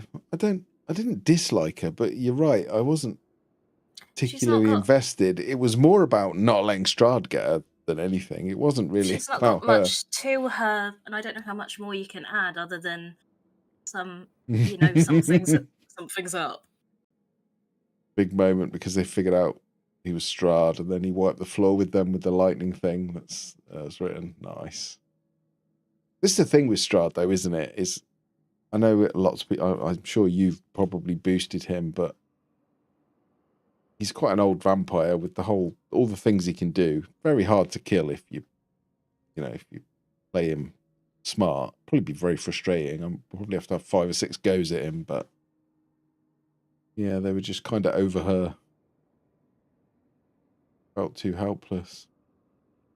As written, she's just a damsel in distress, isn't she? Which is kind of the Dracula source material, right? You want more meat. Well, as big role players, that's the big thing for us. Is it Esmeralda's the kind of the bad bitch? Yeah, the bad bitch. Yeah, she's the heroic one, isn't she? That you're kind of like, yeah, she's badass. Yeah. Whereas Irina's more of a MacGuffin. She's like a plot pawn, isn't she? Oh, that sounds pretty nice, actually. We can't do everything, though. We try. They weren't interested. He was like, "Oh, that's always disappointing." I shouldn't laugh because that's disappointing when, as a GM, you're like, "Oh, I've got this great idea for an arc. That'd be nice. It'd give them like sense of achievement, and they've helped the."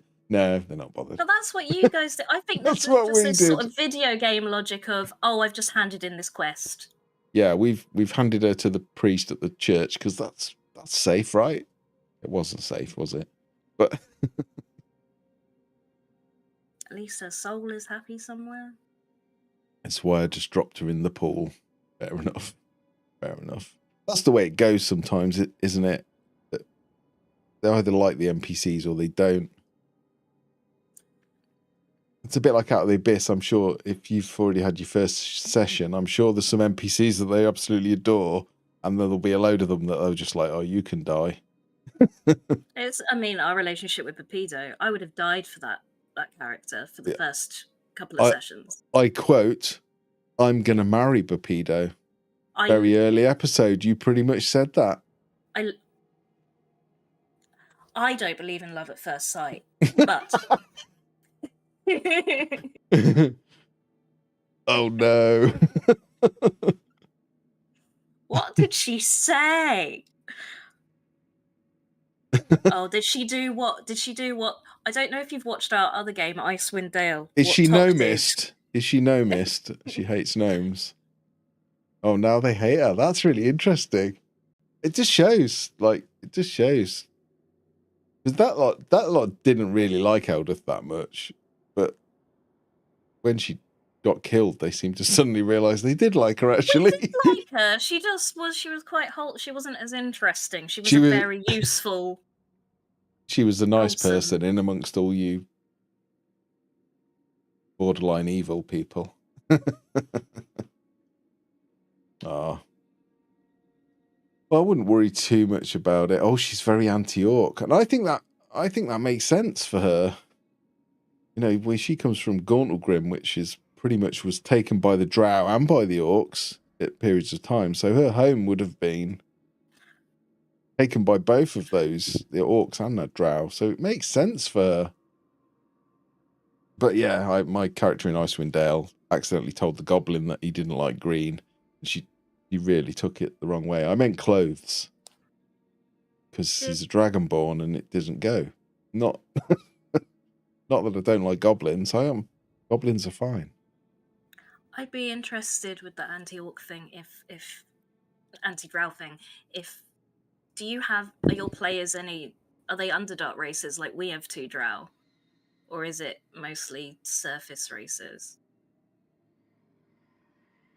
Yeah, because my first game was surface races. This is my second run through of this, and you all wanted to play weird and wonderful Underdark things. They're all weird races. Yes. I know some people don't like. I've seen comments on some of the video. Oh, I liked your game, but don't like everyone playing weird things. But it's cool, right? Spelljammer, nice. Have you got plasmoids and all those kind of weird things? I don't know what that is. It's been 3 Keen. Oh, they're awesome from Dark I assume Sun. you have that book. I need to go visit the library of Matt. I don't have Spelljammer. I do have Planescape now, though. You just that's what I thought it was. The one you bought at Comic Con. Plasmoids are basically like what they sound like. It's like a sentient gelatinous creature. 3 Keen are like 4-armed insect people. They're pretty horrendous in a good way. Yeah, that's I pretty didn't tell them what we were playing ahead of time. Nice. Yeah, because it Out of the Abyss is kind of like Alice in Wonderland. It's just weird and kind of horrible, but kind of weird. So if the player characters are kind of weird too, it just adds to it. It just makes it feel...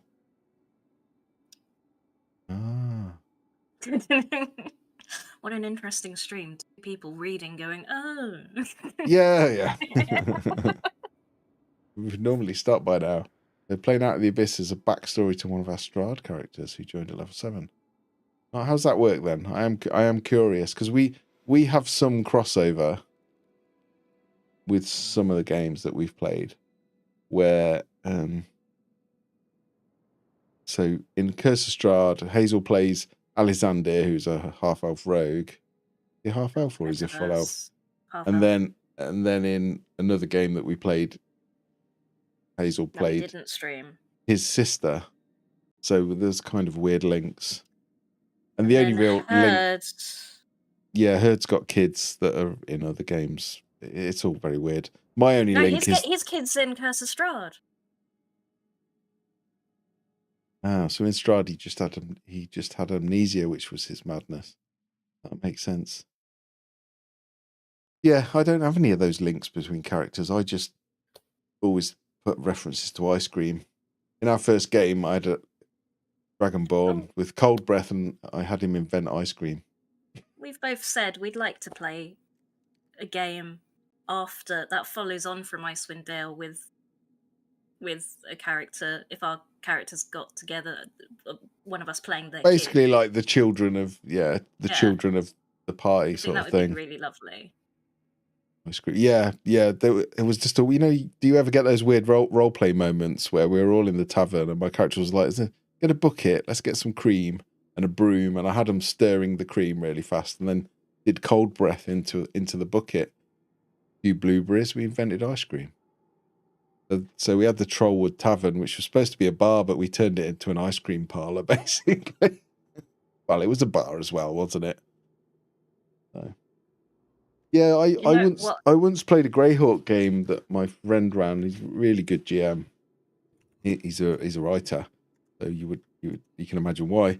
And we did a game, and the original Greyhawk was like a group of adventurers sort of taking the land and conquering it. And then we played their children years later, and we were kind of the heirs to the throne. We gradually sort of realised that our parents were horrible people and had stolen all the land of everybody. It's really good to play like the offspring of stuff and explore that next generation. Yeah, well, the Icewind Dale game, we're pretty much nearly finished, aren't we? We're about to fight the Frost Maiden. She's quite good, but we did Waterdeep first, and then I got excited because my character was from Icewind Dale, and they released the module.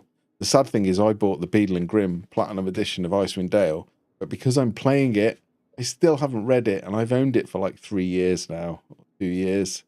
Driving me crazy. Yeah, I often watch streams to prep, to be honest. And Reddit. I read a lot of Reddit. I love Reddit. If you want any maps, Jonathan, for Out of the Abyss, let me know. I think I offered that you could have a look at the server, and anything that's on the server can be downloaded if you want to use it. Sorry, Veronica, you look like you were going to say something. It's like, I don't know if you have this with the ADHD and your thoughts going everywhere, but it's like I've got a thought in my head, so it's like I was physically going, I'm gonna forget it. Because we've got Jonathan who actually watches. Matt and I wanted to do shorter videos just about how we've prepped for Uta and Curse of Strahd, and is that something you'd be interested in, and what sort of thing would you be looking for? Do you watch GM prepping GM advice videos or whatever? Yeah, that's true. Yeah, we have talked about it. We did start planning Valken Valve. Talking about everyone got a cold and yeah, everyone. I think everyone caught COVID. We all got ill. We did watch the Critical Role live stream though. That was amazing. Really good. Very loud, but very good. Went to Comic-Con. Awesome. Yeah, because I think the only people that watch the stream are people that are like, what the hell do I do with this chapter? Want to run the games, yeah. And it's quite a hard way to do it because it's 3 hours an episode, and let's face it, we drag things out, don't we? Yeah. We went to the live show at Wembley and the Critical Role panel at Comic-Con. Matt, Hazel, and I. Yeah. It was amazing. Wembley Arena, 12,500 people watching a D&D game, which is kind of mental, actually, when you think about it. It was really good. It was really good. This is the curse of ADHD and other being neurospicy in general. We talk about stuff a lot. Yeah, you can't shut us up once we started. We'll do it. We started writing a script, didn't we? We started writing a script. But There are. I'm sure you've watched them because I have, Jonathan. There's quite a few videos on Out of the Abyss because Out of the Abyss was quite an early 5e adventure. They're quite old, and they tend to just be someone looking at the book and talking about it. I think, and I'm sure Jonathan will find the same because I've ran it once. Now I'm running it a second time. I included Torpedo accents. Yeah, you talked about asking about the NPCs and stuff, didn't you? The good thing about Out of the Abyss is there's so many NPCs that you can kill a few off for effect and for story. But that's why they're there. Because I'm sure you've had the same thought. When you first look at it, there's about 12 NPCs or something. It's a lot for a GM to figure out how to play them all and remember that, keep it all in the head. But yeah, you just kill a few off. I mean, I think 3 died on your escape because you all just left them unconscious on the stairs. Yeah. So I've watched a lot of those videos, and they're not the greatest production value. Not saying that I could do better, but I can at least try. Yeah, you try very hard to make it not a pain to listen or watch. Yeah. We can't do anything about the fact that we think at 0.5 speed, but we listen at 1.75, but we think at 0.25. Oh, I made little cards for everyone and named drow characters. Yeah, see, you that's play in spot on. person. That's interesting. There'll be different approaches. Ron died in session 1. Yeah, well, I think I killed Ron. I didn't mean to kill him, but he used Derendil, I think. Introduced Derendil. Ron was stealing everyone's food, and Derendil gave him a was smack. he the bully? He was the bully, and then he gave him a smack. And then he was like on like 3 hit points, and in the morning he was dead, but no one questioned it. That's because a Torpedo stabbed him in the night. That's the thing. That's why I thought we could make a video. The first video could be on Velkenvelve, because I couldn't believe how every NPC map, there were so many NPCs, and every NPC I could remember and was different. But we're playing online, so we have the images to work with if we hover over them, and Matt has his wonderful voices. Yeah, that's one word for them. I did like Torpedo. He was basically a Muppet, wasn't he? He was like an R-rated Muppet that murdered people. He's a good character. I'm pretty sure in my first playthrough with him, they were all climbing across a ravine, and I used to get them to roll perception checks, but every time they were climbing across a ravine, people would fall in mysteriously whenever they were near Torpedo, but no one ever figured it out.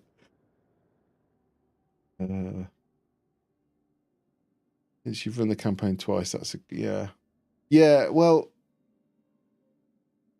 it's the big difference between the first run through and the second run through is these guys gave me characters, so I've definitely I'm not going to say because Veronica doesn't know, but I'm sure you've read the book and you kind of know where the overall plot comes from, but I've woven that in with their personal storyline. So some of the NPCs that they've written in their backstories might be good. She's not listening a lot, so she doesn't get spoilers. I'm not going to spoil it. It can be worth the effort, but it can be a challenge if players don't turn up. That's the biggest challenge. So tend to write the bigger plot stuff for the people that are always here, like Hazel, Veronica, Tom. Steve works away; he's in Austria at the moment, and Jim's not around at the moment. So it's tough, but it does make it feel more real if you weave it in. You weave it in with the personal storylines. Like I'm really excited about Veronica's personal storyline, which is linked to the overall plot, but it's not necessary, if you know what I mean. No, I don't think you've mentioned any spoilers. It's all good. It's all good. Because with the Neverlight's like chapter 5 or 6, I think. So their approach, I don't know where they'll go next, but yeah. It is a good book. It does take a lot of work. Have you looked at the Elven Tower stuff and Gracklestew Gracklstug revised helps that chapter make sense, because it doesn't. Yeah, well, yeah, that's a good question. At times, I wasn't sure why your Underdark characters would want to get to the surface. Well, that's where the player characters have thought about that up front. So we didn't really have a session 0 as such, but we did talk about it. I know we did, I suppose. So you got Drodin, who is an Elistray follower, and he was Gauntlgrim, where Eldith is from, is a dwarf city, but it was in the hands of the Drow, and it was in the hands of the Orcs before that, and it's changed hands a lot. I've probably got the PDF somewhere if you want to look at it. So he's written that his character was helping smuggle out Drow up to Gauntlgrim, that up to the surface, that didn't want to be a part of Mensa Brands and didn't want to be a part of that sort of horrible Loth society. So I actually didn't think they would ever go to the surface, but some of them do have a reason to. Tink thought he was originally a dwarf, that she was from the surface. So it is the hardest part. If they're all surface characters, it's easy, but if they're not, there's not a lot of reason to go to the surface. But it does have, Gauntlgrim has value if you make friends with it, but if they've already got rid of Eldith, they've lost the link to there already. So they might need to find another way in. Yeah, I think we thought he was smuggling slaves up, right? Well, I mean, that may be the reality. Yeah, because he was smuggling with another woman who now is apparently a hook horror. And he's not sure whether she was entirely honest with him now. But yeah, he's a drow. Maybe he wasn't honest. You don't know. You don't know. We're not afraid to do a little bit of betrayal, are we, in our group? She's still waiting. Yeah. No, it's a very good system. And I'm not a very experienced GM, but yeah, exactly. And I think that's the way D&D's going, isn't it? That there's always exceptions to the rule. I think Mensa Branson is an evil society that people are trapped in. It's no different to wherever we live, is it? We're kind of in the environment we're in.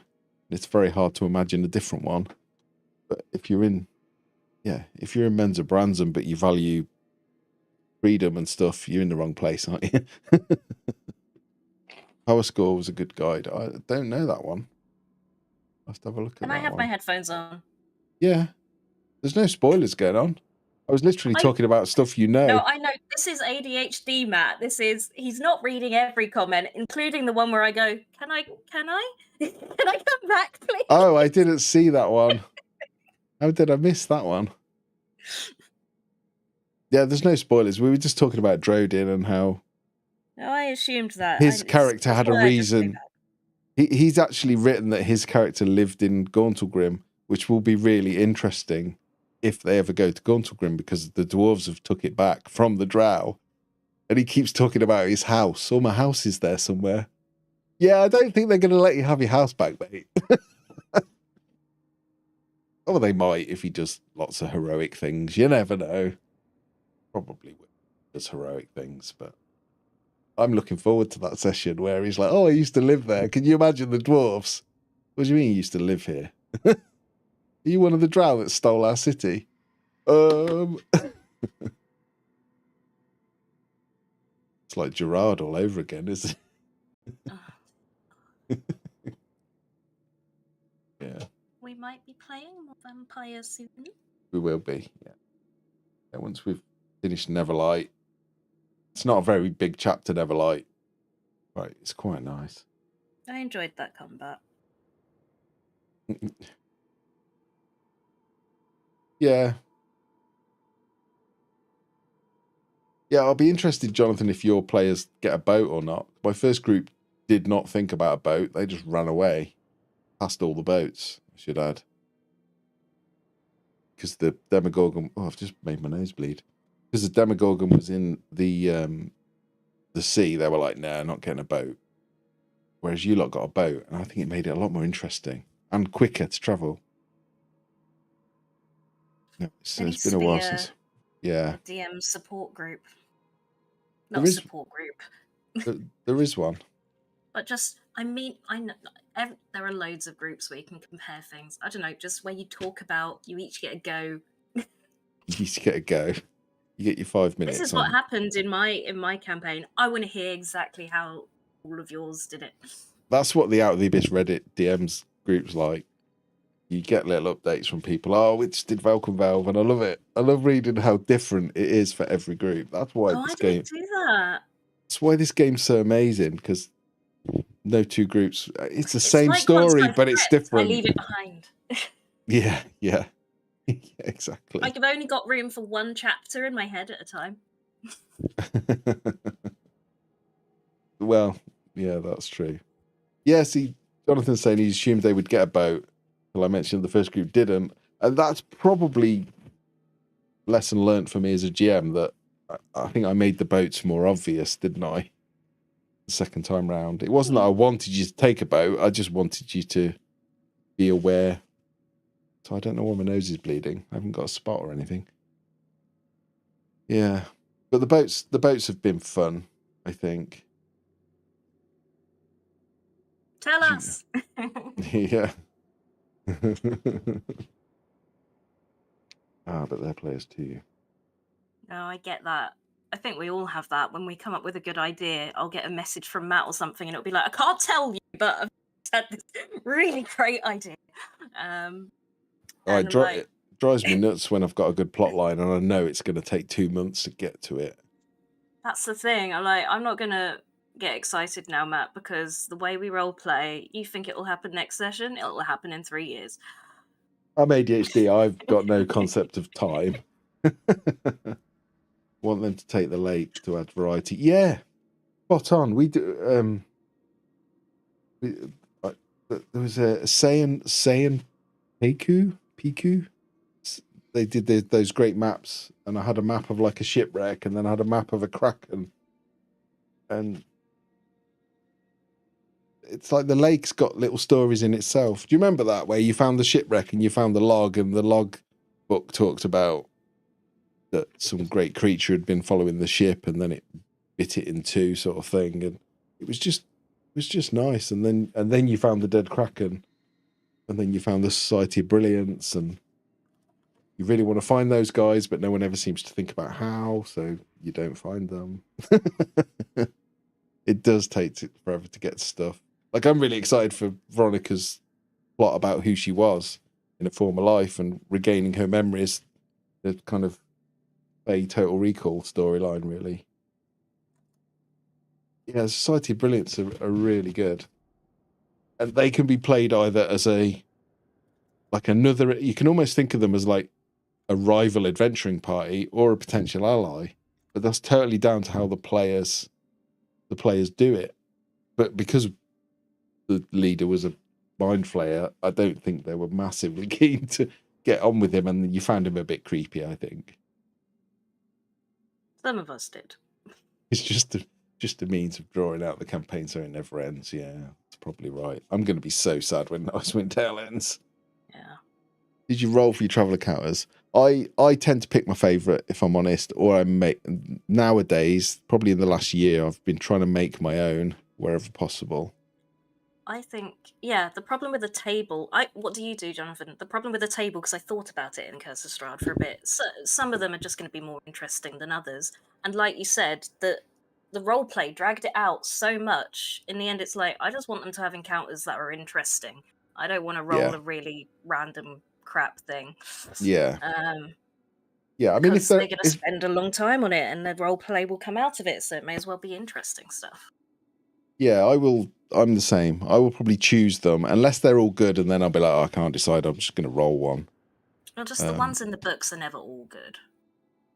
Yeah, because exactly, you picked your favourites based on the plot, and also if you're you've got to enjoy yourself as well, right? As the GM, so if you read it and think, oh, that sounds really good, it's going to be better for everybody if you're loving it. So I agree.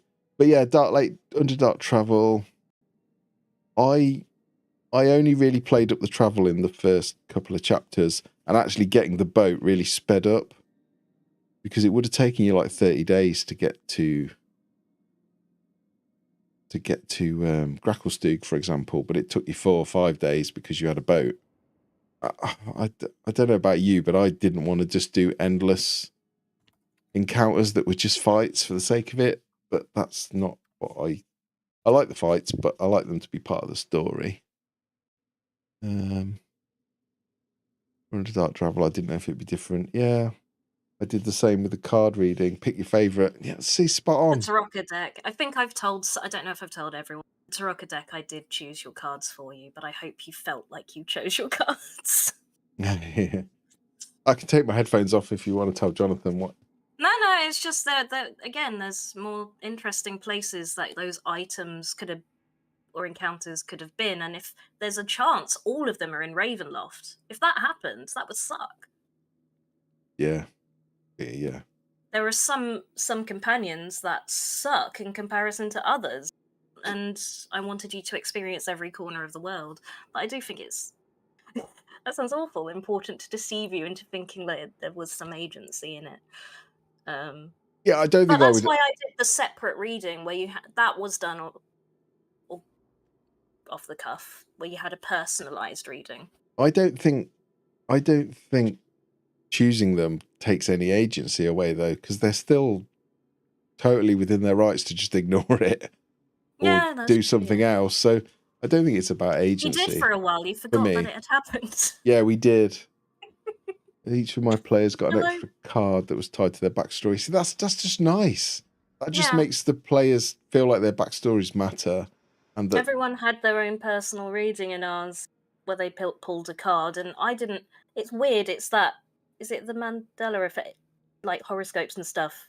Everyone made the cards relate to them in some way. I didn't really have to do work. Yeah. So I've heard of groups whose reading meant it was like right there with Madame Ava, or you had to walk back to Barovia. That would be an anticlimax, wouldn't it? Could you imagine if people made films like that? Can you imagine if I just want to see a campaign where the companion is Piddlewick? Do you remember that? You've only just met him, the doll. I get the feeling we're all quite like-minded in these philosophies of GMing, as it were. But what I've been trying to do lately, and I'm not going to lie, I find it quite hard. So a good example is when we started this arc and you were sailing, and it was like you were going for Neverlight Grove.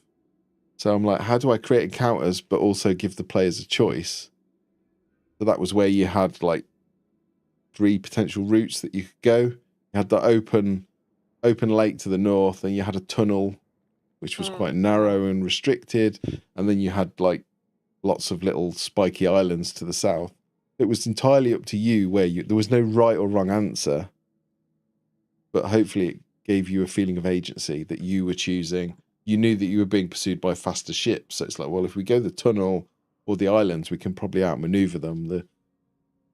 We would have to be more careful if we went in the open lake, but that would be faster. And it's giving players a little puzzle to solve that is just, how do you get to the next bit? I had a player who joined very late in the campaign, and he randomly asked Madame Ava when they were stopping by for another reason what his card reading was, so I had to improv it. Oh, yeah. I made something vaguish and it turned out perfectly. Yeah, it's perfect. Perfect. Barnum statements is the secret. That's it. Thank you, Barnum statements. Yeah. Not easy, is it? Sometimes it just does just work out like that. And that's beautiful, especially if the players are pulling in the same direction. Sorry, I keep wiping my nose. It's just, there's no cut, but it's bleeding. It's really weird. As a first aider, please just press it against your nose. And yes. Yeah. Dropped it. Or get a clean tissue. That would also be good. That statement's spot on. The players are storytellers too. Because if your players aren't pulling the story along, it's just It's But just the GM talking to themselves, isn't it? that's the other difficulty of D&D groups, isn't it? Finding a group that work together and can tell a Yeah. story and don't clash when they try to. Like, you could have everyone trying to tell their own story and not working together. And do you play with friends, Jonathan, or how did you find your group? Yeah. Or Yes. yes, I do that. Yes, I'm not afraid to do that. And I probably shouldn't say this in front of Veronica, but yeah, if I've got a storyline and I think actually it would be far better if it was this, as long as I'm not undoing anything that has already happened, I will change it slightly. There was no spoilers, but Just in case. I'd rather you be able to talk about stuff than have to talk around it. no, exactly. But yeah, I agree with that. You know, sometimes you set something up and you have an idea about what the solution is, but then the players come up with something far, far better, and it's okay to just go, that's the answer now. That's far cooler. That's far cooler way to end the story than I had in mind. Started as a board game night, and then one of our guys wanted to try D&D. That's awesome. That is so awesome. Yeah, It's weird how we I sort played of it when I do was. Yeah, we did it the other way around. Yeah. When we meet up in person, we play board games. Yeah. What are your board game recommendations, Jonathan? There might be things that we don't have over here. But Yeah. like, So I true. got we played Moose Master on the last one, which is only made in America, I think, but I saw people playing that online and I had to have it, so I paid for it to be shipped. But the import, yeah, it's very good Yeah. though. Moose Master is good. I quite like Fun Employed with the spoof job interviews. It's a difficult one for Unemployed. It's like, I didn't tell you I played Snake Oil. You know the funeral for their 20s that I went to. We played Snake Oil at that party, and it's so interesting to see because it's like Fun Employed. You have to sell something based on the cards that you have, and that's not a group of regular role players. So you could see half the room embraced it, became characters, and the other half were just like, I hate this. Some of them weren't answering. They were just like, I can't do anything. My brain doesn't work that way. So it's not the sort of gameplay for everyone. I think that sort of improv style is that is very... true. I've got Monica's, Shut Up and Sit Down did Monica's, which is like a Victorian game. It's really old, but I can still remember, like, everyone I've played it with, there's always something that I remember. Just like the silly mimes and things, it just sticks in your head. But yeah, some people just don't get. Yeah, don't know. That wasn't the one I was thinking of, but now I am. Yeah. Like, I remember one of them was Cylons, from Battlestar Galactica, and I just remember one of my mates going like, I was like, what's that? Pirate? And he's like, no. He was doing a Cylon, and it just looked like a pirate. But now whenever I see a pirate, I think of a Cylon. It's weird. I don't know Battlestar Galactica. I don't know what that is. I have heard of Scythe, but haven't. I've got a digital version of Scythe. I've never played it.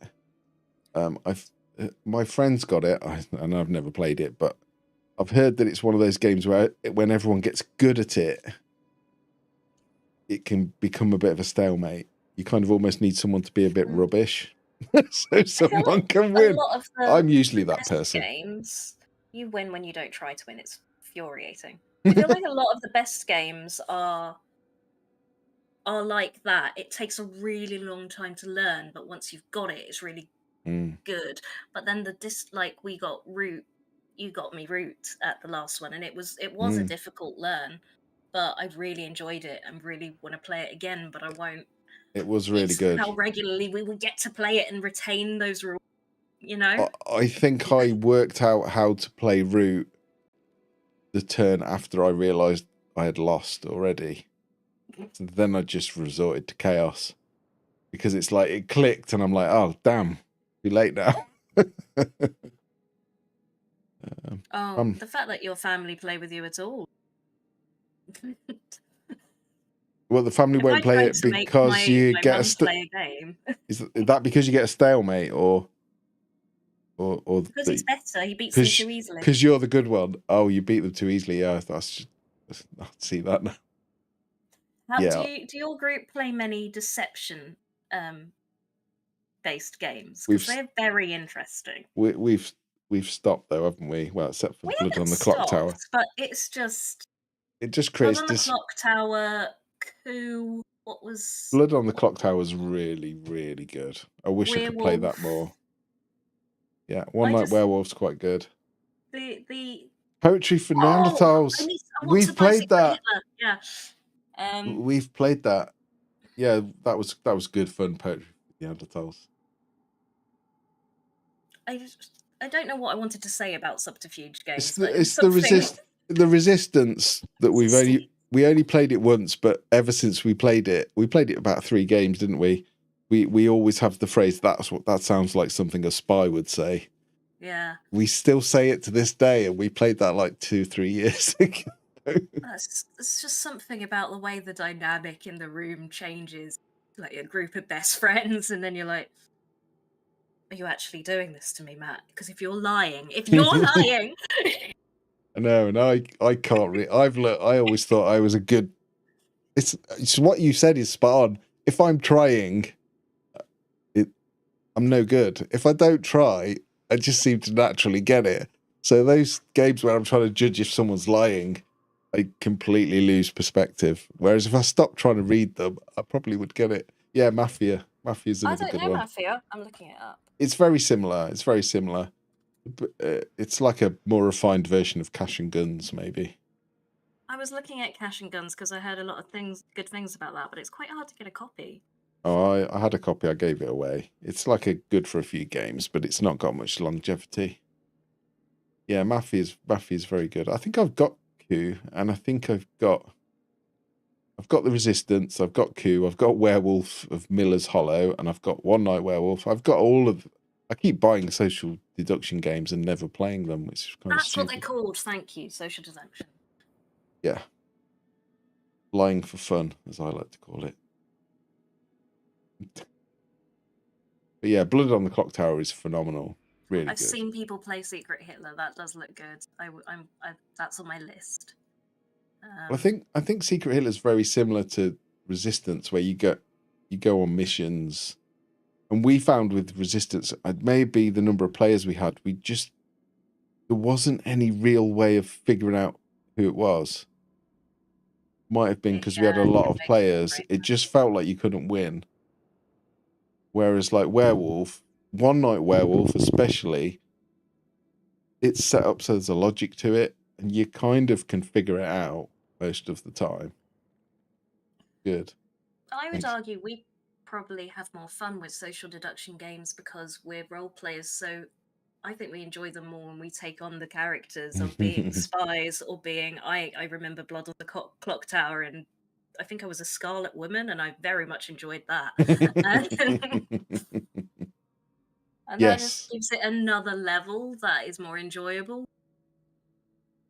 Yeah, I think Avalon's Resistance with a different art theme, pretty much. Like an Arthurian version. Or what? Oh my god, the werewolf. And I just have this memory of the played werewolf and whoever Nick was. My father was a ranger. There was something. His father was a ranger, and he had this whole lore built up for every character. It was great. Yeah, the one with the mission, and we've not played it very often. What? Read the comment. I think it's coming up for you earlier than it is for me. I might be lagging. Yeah, Betrayal at House on the Hill. That was another game where I cheekily asked for it for the legacy version for my birthday from these guys, and they got it for me. Yeah, we've only played it once, but we played it in the Games Cafe, didn't we, as well? And the one that isn't legacy, yeah. And I did I was like, I felt like I was killing them a bit too quickly, so I went easy, and they destroyed me before my next turn. So Don't be soft if you're the bad guy in that. Gotta Just hit him hard. Yeah. House Everyone on the plays a Hill. character like a Scooby-Doo character. That's wicked. There's a really good episode of Shut Up and Sit Down where they play Mysterium, which is the seance game. And they play Mysterium and they all dressed up as like mystics and psychics and stuff. And one guy dressed up as a ghost. It was really, I thought it'd be great fun. We're all playing like pompous mediums and stuff. They did win, Davey. So far. They did really well, actually. They didn't, no one died. People only got quite hurt. It's good. We only killed the spore servants. We haven't hurt any myconids. No, you haven't. Davey, join the board game chat. Any Yeah, board games you recommend? Anything you love? Davey meet Jonathan. Jonathan meet Davey. You're our favourite people. You're the two people that watch the streams. Watch the streams. That's a lie, actually. Veronica and I watch them as well occasionally when we want to put the timestamps in. Sometimes. Jeez, what's wrong with us, Matt? Sometimes we rewatch together. It's like we could be playing board games. What are we...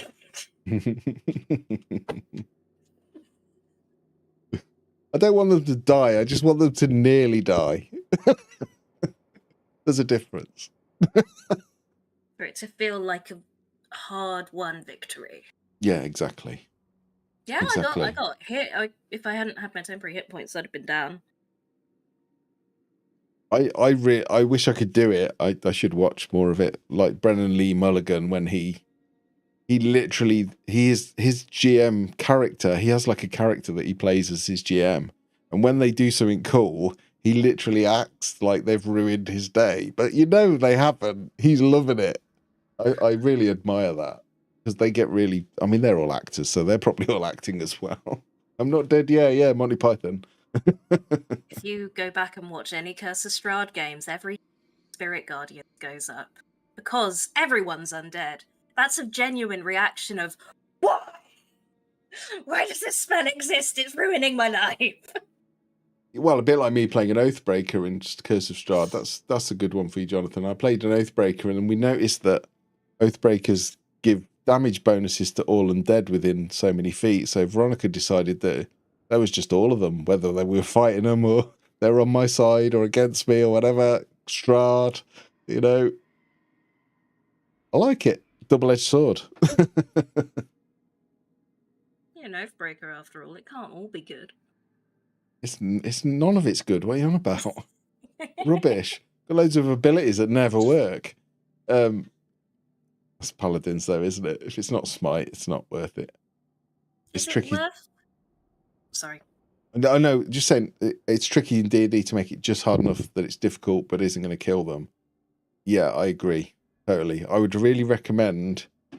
I can probably post the video somewhere. There was a guy that did a video, and he's basically created software that you put all the characters in, and then you put the monsters in, and it simulates the fight, and it will show you roughly how it will work out. I didn't do it with this fight, funnily enough, which is probably why it was a bit clanky.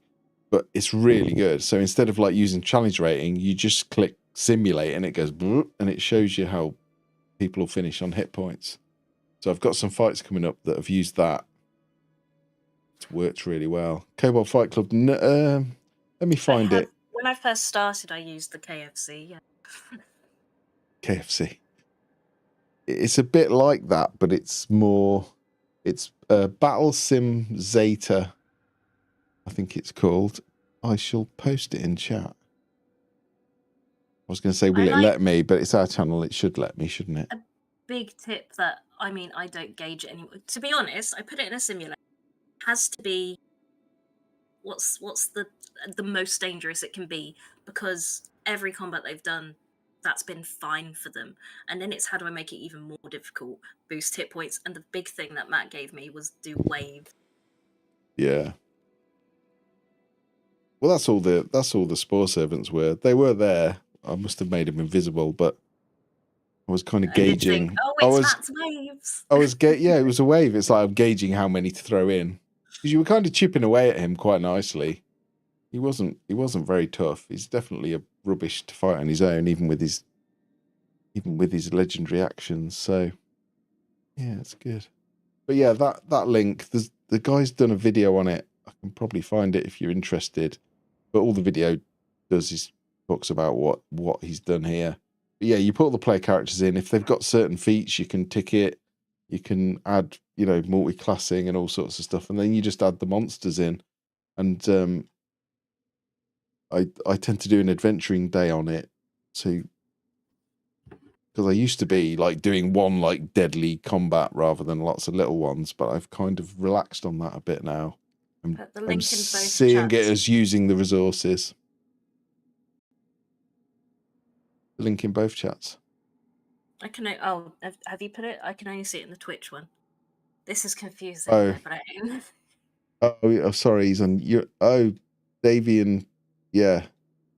So Jonathan's on YouTube. I didn't even clock that. I've just clocked it because I hadn't seen anything from Davey and went, oh no.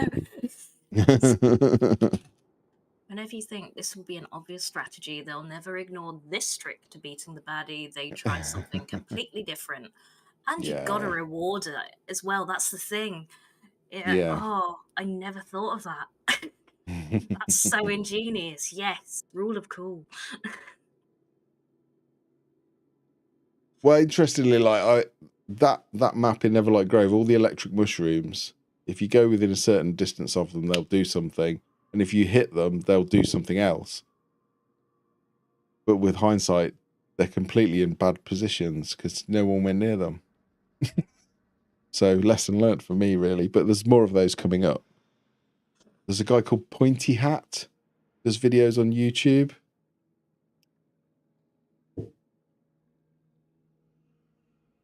And he's done a video on introducing mechanics and then having them repeat through a story, that you learn what they do and then you can come up with cool ways to use them. So they're like a little like taser mushrooms, basically. So that's what I would describe them as. Question for you, Matt. Is that part of Neverlight Grove a custom edition, as he's not read it in a while? Oh, Davey, no, don't close Twitch. It's just I thought you and Jonathan said hello to each other, but I realised that, oh no, Davey is on YouTube. He is on YouTube as well. My brain's hurting. My brain's always hurting. Is that part of Neverlight Grove a custom edition? The map is, but no, it's the Gardener Welcome. I just created a map for it. There isn't really a map in the book. I think there's an overall map, but it's quite small. Oh, Davey's got both up. Oh, you're doubling our algorithm being on both. But yeah, if you want any of the maps, just say. You're quite welcome to them. They're all done in Dungeon Alchemist. Very good. I mean, if for you, it's only you guys in chat, so if we don't need the Twitch views at this point. Thank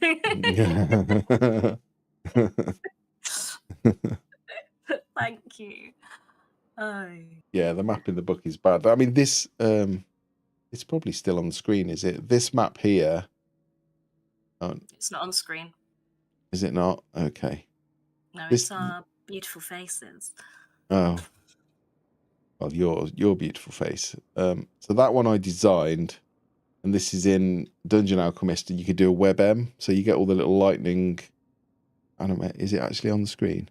So you can do all the little lightning animations, but I found that it's making my Mac run like a snail. So I'm probably just going to use standard ones. But then the main one, Neverlight Grove, I think was a guy called Benderboss GM or something on Patreon. Really nice, colourful. It's the same map as in the book. It's just a lot nicer. Again, I can usually find a link if anyone wants it. That's the thing. There's so many amazing Patreons and Reddit that have so many extra so much extra source material that they've created. I'm interested with Davy here because Davy came to us because we were playing Vampire the Masquerade. I don't DM it. I don't see any in comparison anywhere near. We keep any promising content. there'll be more Vampire that never comes, and we're just keeping him hanging on. No, you've teased this too much now. We're doing it now. We are doing But it. We are. Davey, do you know any whilst we're here swapping sites, any good places to find some stuff for Vampire? Make games more interesting. Not that Matt needs, but no, Matt's always trying to improve. It drives me crazy. Okay, Matt does this thing which he every now and again he will put in our group chats like, could you reply to this survey, things that I'm doing well, things I'm not doing well, what you'd like to see more of, and is constantly making sure the games are amazing. I have the capacity to deliver a game, and that is like everyone is very I nice. think you're selling and I know there are yourself definitely ways short. I can't do that level of no, but you're always looking to you're looking at stuff, and I'm like, I can't. That's too. It's too much. But that does inspire me to be better. It's nice to have multiple DMs in the group. Yeah, it is. We're all learning, aren't we? All the time. You never stop. I played D&D a lot as a kid, and a lot in my 20s and early 30s, and it's only the last 5 years I've GM'd. I never really GM'd. I wasn't confident enough. But with the internet and all the resources out there, you can just learn so much from other people. It's amazing. I love it. I love it. Actually, sometimes I don't, but sometimes I have doubts. But some people on the internet are assholes. We did get accused of torture porn, which still makes me laugh to this day. And it all goes back to an episode on the webs where there was a holder that was slightly crazy because he'd been stuck there for thousands of years or something in the book. And someone and I was trying out a rule where if you fumbled with a range shot and you were someone was in the route, you might hit them, and they accidentally firebolted something. This beholder was convinced everyone was a demon, so it saw them get burned by the firebolt and said, "Oh, you're clearly not a demon. You can go past." So they were like, "Brilliant!" And they started firebolting each other. But someone in chat had a bit of a go and accused me of being a horrible GM and my game being torture porn. We keep the torture porn behind a paywall. And I was a little bit like, oh, I'm really upset at first. And then I thought about it. It's like, no, I think it's just a difference in sense of humour and, there's cultural differences, right? I know the British sense of humour can be a bit can sound like attacking each other. That was really interesting at the Critical Role live show, wasn't it? A lot of people didn't like the guy who presented the Daniel Sloss. And I think that's that's very Scottish, what he did. And I can see why people wouldn't necessarily be that. Very crude and very crude, that's the word, yeah. Vulgar humour. Face, I would say. Yeah. But yeah. Oh, you're playing 3.5. Okay, Matt will be familiar with how that's different. I won't. I really like 3.5. That was the game that I played. Unfortunately, I can't show you my stuff because it's downstairs, but I have art of my Drow Monk that I played in 3rd edition. Very, very, very special memories. He's completely dead now. He died quite badly. I've just realised I can show you my stuff, which is, to be fair, D&D related, so I might quickly do a show and tell.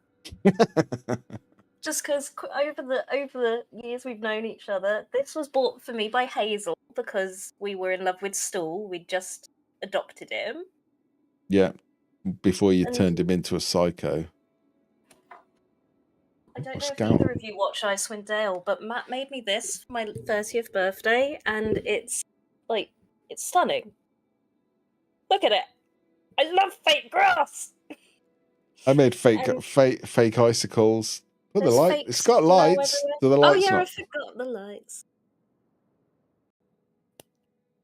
There you go. I don't know why the ice glows blue. I don't know what I was thinking, really. It makes sense. It stands out. Like the fire is difficult to catch because it's so low lit. You will not believe how much time I spent adding snow. Is the fire not working? I can't remember which one it is, but I'm just like, it's hard to present and look at camera. This is what you Yeah. get, okay?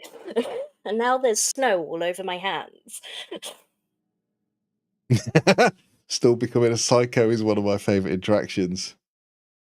Oh yeah, the fire's on now. Very cute. What other Yeah, games did you play? it's Oh, it. and I think for the birthday before that, Matt also Brad. We just need to. I found a Strahd, but I didn't make the Strahd puppet. I mean, I didn't make everything on the house. I didn't make the house on the thing, but I did apply all of the snow and make the landscape and fake grass. I 3D printed the fireplace and did the electronics to like put little flickering flames in the fire and make the ice things glow. Don't know why. Just had LEDs and wanted to use them. I made all the icicles by hand, and I spent hours painting that snow on the roof. It's probably the best gift. I designed the minis and I designed the minis on Eldritch Foundry and then printed them on my printer and painted them. I'm not a very good painter, but they look all right. And that's my Icewind Dale character with the halberd, and then that's Veronica's character with the. Yeah, I can do a little puppet show across the. Yeah, that's how he runs. Like a Muppet. Yeah, the Strahd puppet is really good. Some lady in like Poland made it and posted it all the way. Yeah, there you go. I'm not very good at faces. There's a little, you can't see, like a lavender sun and Yeah, beautiful. it's all in there. We're nerds. We love it.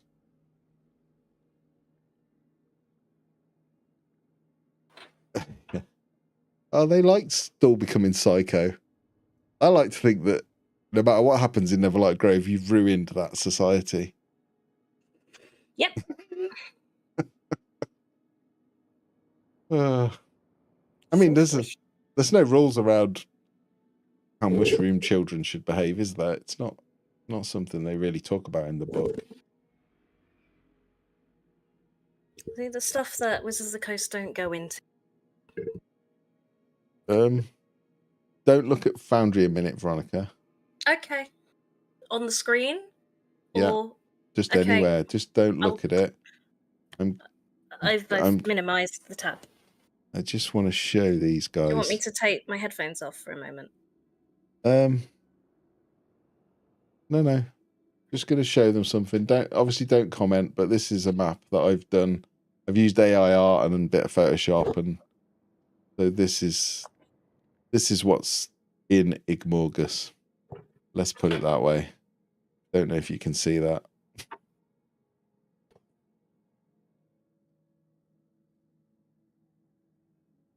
It's going to be a fun time, I think.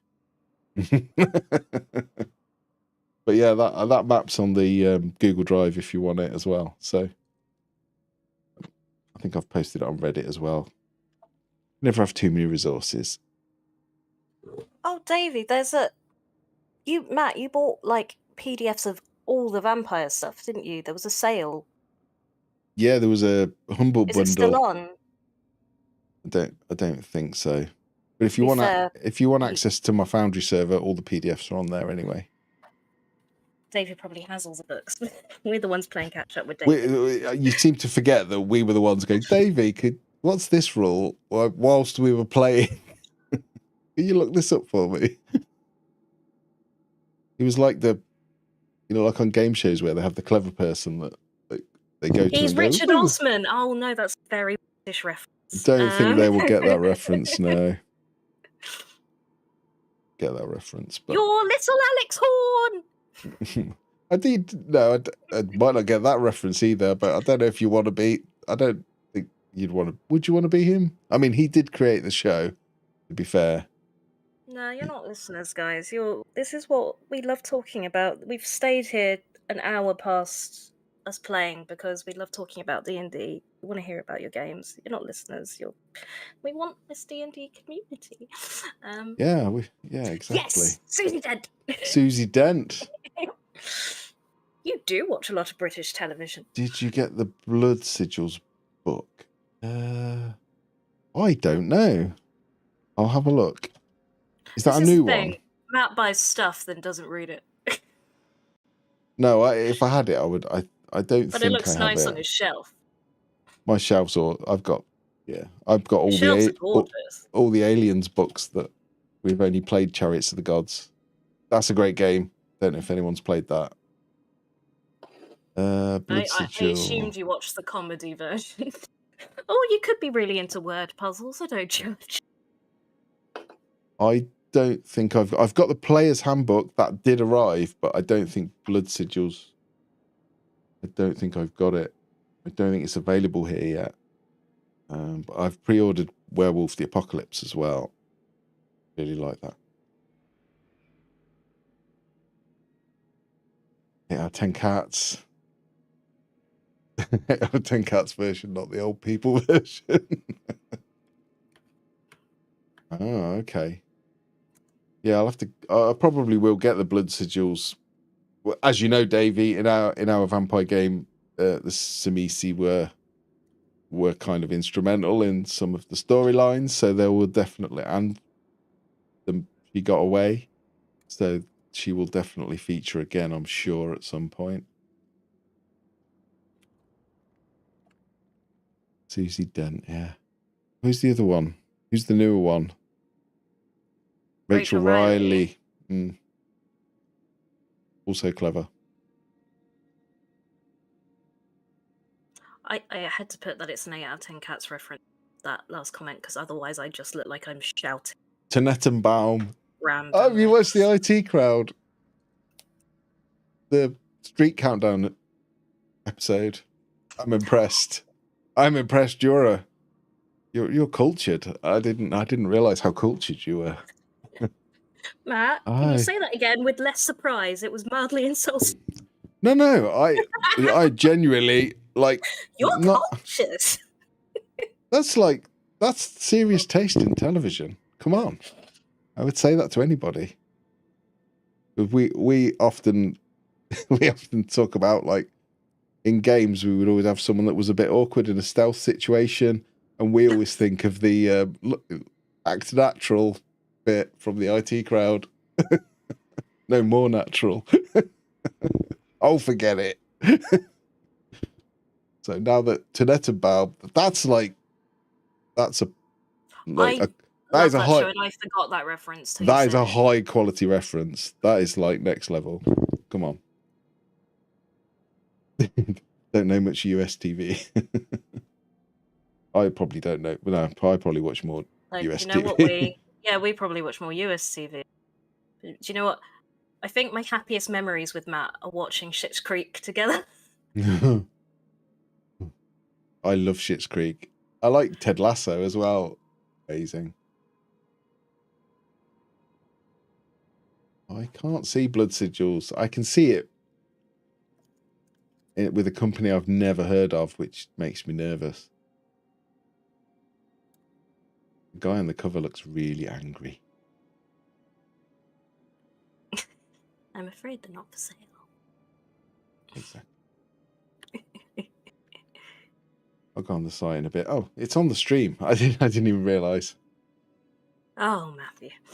It's lucky I'm not like typing my banking passwords in or anything, isn't it?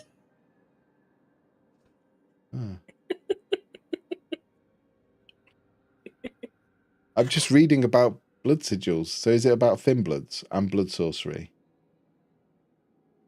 See, I'm a Tremere player. I know, don't hate me. Get out on Renegade. Right, Jonathan's got to head home from work. Oh, it sounds like you've had a great day at work then. Yeah, Ted Lasso's amazing. This is what I should be doing when I'm at work. Thank you, Jonathan. I would happily do this at work. You do. This day, whenever someone compliments me on something, I have to resist saying, well, it's not for sale. Have a good rest of your day, Jonathan. Thank you Yeah, have a good again day. It's for been, joining us. yeah, it's Hope to been see you on the next one. good to chat with you. Really enjoyed it. So, yeah, safe Yeah, journey. even if you don't get the start of the stream, Matt and I do tend to hang about to chat afterwards. So if you can Yeah, get to the end, yeah, even just log on at 10 o'clock when we finish. We'll probably be here.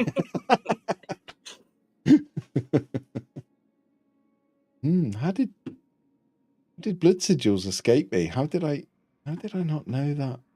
I wonder if these guys have it. it is 20 to midnight over here, Oh Davey. wow. Oh and just to be clear, I have got like, because Davey will remember from the game, you know, all of the badly made phone calls, the not being very sneaky, not being very careful with vampire superpowers. So I've been reading the Second Inquisition book, and it's very good. They have some lovely toys. It's going to be fun to see those in play. Okay, 22nd to the 11th. Yeah, if you're tired of not being able to kill us in D&D, vampires the one.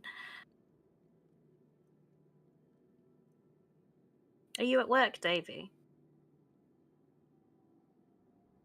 The thing is, I know I put like YouTube videos on in the background at work and stuff, but I just get too into them. Yeah.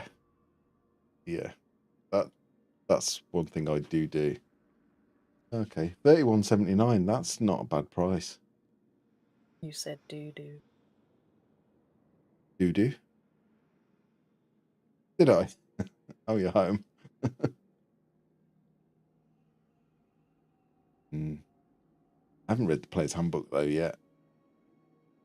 Had a flick through. It just seems to be like the normal rule book with all the GM stuff took out, to be honest.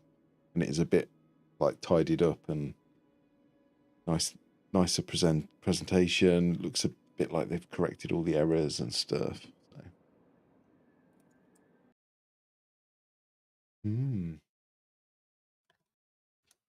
Very tempted to order that. Wait, why did I go to tell you not to? I'm your enabler. I don't know, Renegade. Is it Renegade Games? You get the PDF, because you won't get the PDF from Zartu. That's the thing.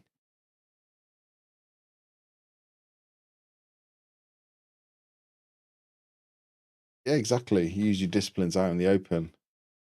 I was really worried that Hero was going to like batter those youths outside. Remember when they were throwing stones at his car? So easy to rile up. So easy. I really like third edition. Every class feels quite unique, and you get something at every level. And I'm told Alice's Missing is very good. Isn't that solo? No, I think it's a weird I've made it up. game where you like text each other. Like you play it silently. You kind of all text each other, try and figure out what's going on. We do this all the time. We've got to play Vaesen. We've got to play Lord of the Rings. We do need to play Lord of the Rings and Vaesen. Can't look at another one. Like I was looking at City of Mist again earlier, and I was like, no, stop this. This is a foolish pursuit. I've been told that Dragonbane, which is another Free League game, is incredibly good, but it's like no. Must resist. I'm not gonna lie, playing is the best bit. I prefer playing. I don't know if Steve, who runs Icewind Dale, prefers playing or He doesn't. running, to be honest. He prefers running. Mm. He really prefers running. What do you prefer, Davey? I mean, it's different, I guess. Running vampire, you've said that, Matt. You find it kind of easier. Well, vampire, yeah. Well, vampire changed my view on GMing anything, to be honest. Sorry, when are we going to run Power Rangers? After we've run the My Little Pony RPG. Power Rangers. Am I missing some stuff in chat? That is I bet that is that a system? Is it genuinely a system? I bet it is actually. I know there was a Power Rangers board game which was supposed to be very good.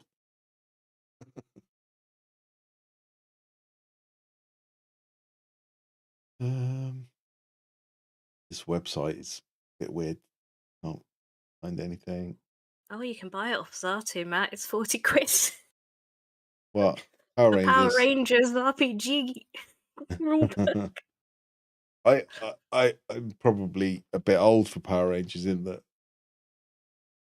I was probably, if I watched it, I probably was too old for it by the time I watched it. So I don't know the lore, all of the. I don't remember it. I know there was a lot of somersaults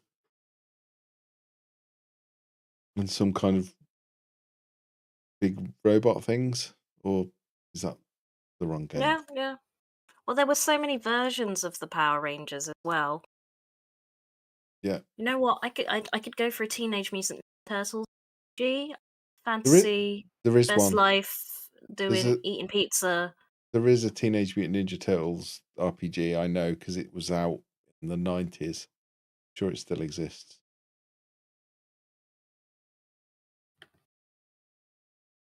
Taste of the Moon. I think I've already got that. Vampire the Masquerade Bloodstained Love Source Book. Well, that sounds weird. Blood Sigils, 38 quid. I'm looking up weird RPGs now.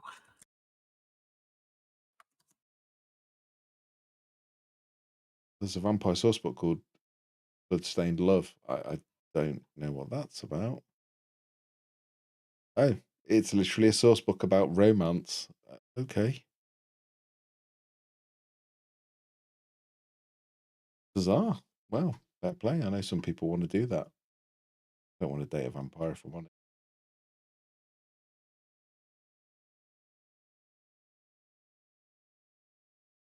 I don't think I'll be buying that one. Renegade Games make the Power Rangers RPG. But it's quite good fun. I bet it's like Monster of the Week. It's probably quite snappy. Yeah, that's on the list as well. I've got that, but I've not read it. It's just a shelf decoration, really, until I read it, isn't it? You've got as we said, you've got beautiful shelves. Yeah, I've got Fall of London.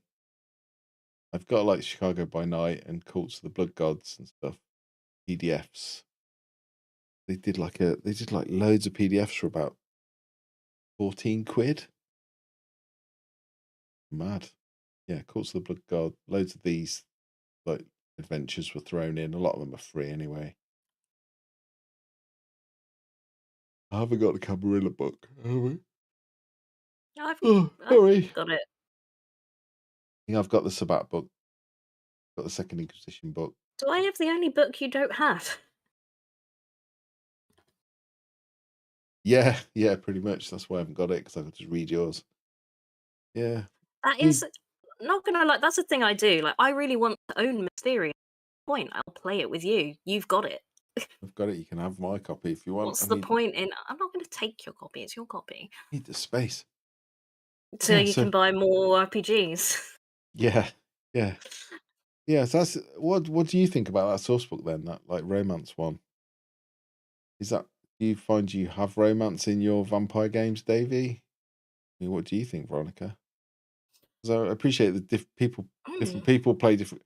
Romance seems really big in RPGs now with the younger generation. I saw a TikTok the other day. It was like, "Oh, D&D is just an excuse to flirt with all your friends," and I'm like, "Oh, have you played BG3?" Yeah, nerds weren't like that when I was young. We were too terrified to flirt with anybody. I like role-playing romance. I know not everyone does those, so it needs conversations. And then within our group, I don't know. I don't think that anyone is particularly. It would. I think if it happened, it would all organically occur between two characters that had that chemistry, and then you'd have the conversation. It's not something I anticipate. It's something that would happen, and then you'd react. Yeah, yeah. Yeah, it's a Well, weird yeah, one. everyone has the vampire fetish, Ah, don't they? It's so apparently there's a big hullabaloo about romance book. Yeah, I yeah. can imagine some. Everyone's gonna wanna. I bet all the old school players that like played first and second edition will be like, romance in my books. In that voice, probably. I'd read it. Yeah, well, yeah, I agree, Ace. I think people do get uncomfortable. That's why it's important to talk about it, isn't it? Oh God, are we in Twitch as well? Do I have to go back on Twitch? Yeah, we're in Twitch as well. Yeah, people do get uncomfortable role playing romance, and as if I saw a horror story on Reddit recently about a girl basically who was kind of almost insisting on romance, but hadn't talked about it with the guy that she was having the romance with, and then got quite aggressive when he didn't reciprocate. You got to do it. If you're going to do it, it's got to be with people that are comfortable with it, right? That's a player dynamic issue. Ah, That's creating an issue off table. it's about emotional bleed. Yeah, yeah. What? So, Davey, I'm interested. What you mean? What when you say emotional bleed? How dangerous it can be? I mean, it sounds really interesting. I think I get it. I think we all put a part of our characters into ourselves. Like in a group of people, Yeah, are you role playing, or is that, and can you separate yourself from the role play, or is it going to have an impact outside of the game, or is it influenced by things outside of the game? It's not necessarily black and white, and that yeah, that can make it really complex and a good reason not to do it. yeah. But it can be really rewarding. Ace said, "I'm a male and role played a female ice sorceress who was afraid of fire. After 6 months, the entire group kept trying to ship me with the male paladin. It was surprisingly beautiful role play, not in a cringe way. I think You like love writing, so for me to live in a character is very easy. Well, that's nice, and that's it. If you get something from role playing romance, then all power to you. I think but like definitely. our Icewind Dale game, Talking Cass, that was never intended to be a romance play, and it still is it. But it's been really Yeah, lovely to sort of to develop that bond and differentiate it from the others who yeah, have joined later on in the campaign. And yeah. The original characters who are very protective of one another, and yeah, it's it's 100% nice. something we talked about away from the table, not Yeah, not drop it on someone, surprise dropped them. in game. Yeah, that. And there's a game we Yeah, didn't stream where I had that with a player, and I had that conversation as well. And I you've mean, got to have I conversations. have always been no romance. It just makes me too uncomfortable. But I think now I'm a bit older. Actually, I'm okay with it as long as it's not, you know. There's people I role played with when I was younger that probably would take that kind of thing the wrong way, and it would probably end badly. You've got to know your group, and you've got to know who you're playing with, and you've got to know that someone's going to receive it in a healthy way and return it in a healthy way. I think that's it, isn't it? Whereas in my younger Oh, years, I thank you, probably would have Davey. been terrified of it, but I think now I'm older and a bit wiser and almost understand people. I probably would do it. Oh yeah, if Well, there's an this is article. an interesting. I'd like to talk about this, but I don't know if you guys in chat. We find a lot of people that play D&D and role-playing games are neurospicy. Our group is definitely, that's what I keep calling it, neurodivergent. And a thing for me is I have BPD, borderline personality disorder, so my emotional reactions are often reactions, and I'm not necessarily role-playing, but I know that I can. They're a character, and post game, it's good for in game because I can go for it and really feel what's going on. But I I know I can also manage to step away post game and look after myself. You Yeah, have to have a post game sort of self care you do. Or do moment. you? I hope it's okay to bring this up, but the vampire game with Oh, yeah, so where you, absolutely. I mean, you love that you said vampire's your game. It's like it's your RPG. It's the one that's like made for you. It's spot on. But there was a betrayal, right, in the final episode, and you, because like you say, you feel it. You've really felt it, right? And it was. Madame hates Hero. I love Hazel. I love Hazel. She's my best friend. Yeah, It's yeah. exactly. But at the time, yeah, we're all a bit neurospicy. I like the term neurospicy. We've just got flavour. Yeah, I'm ADHD. I'm very ADHD. I'm not hyperactive, but I'm very distractible. So yeah. But I think RPGs attract us, right?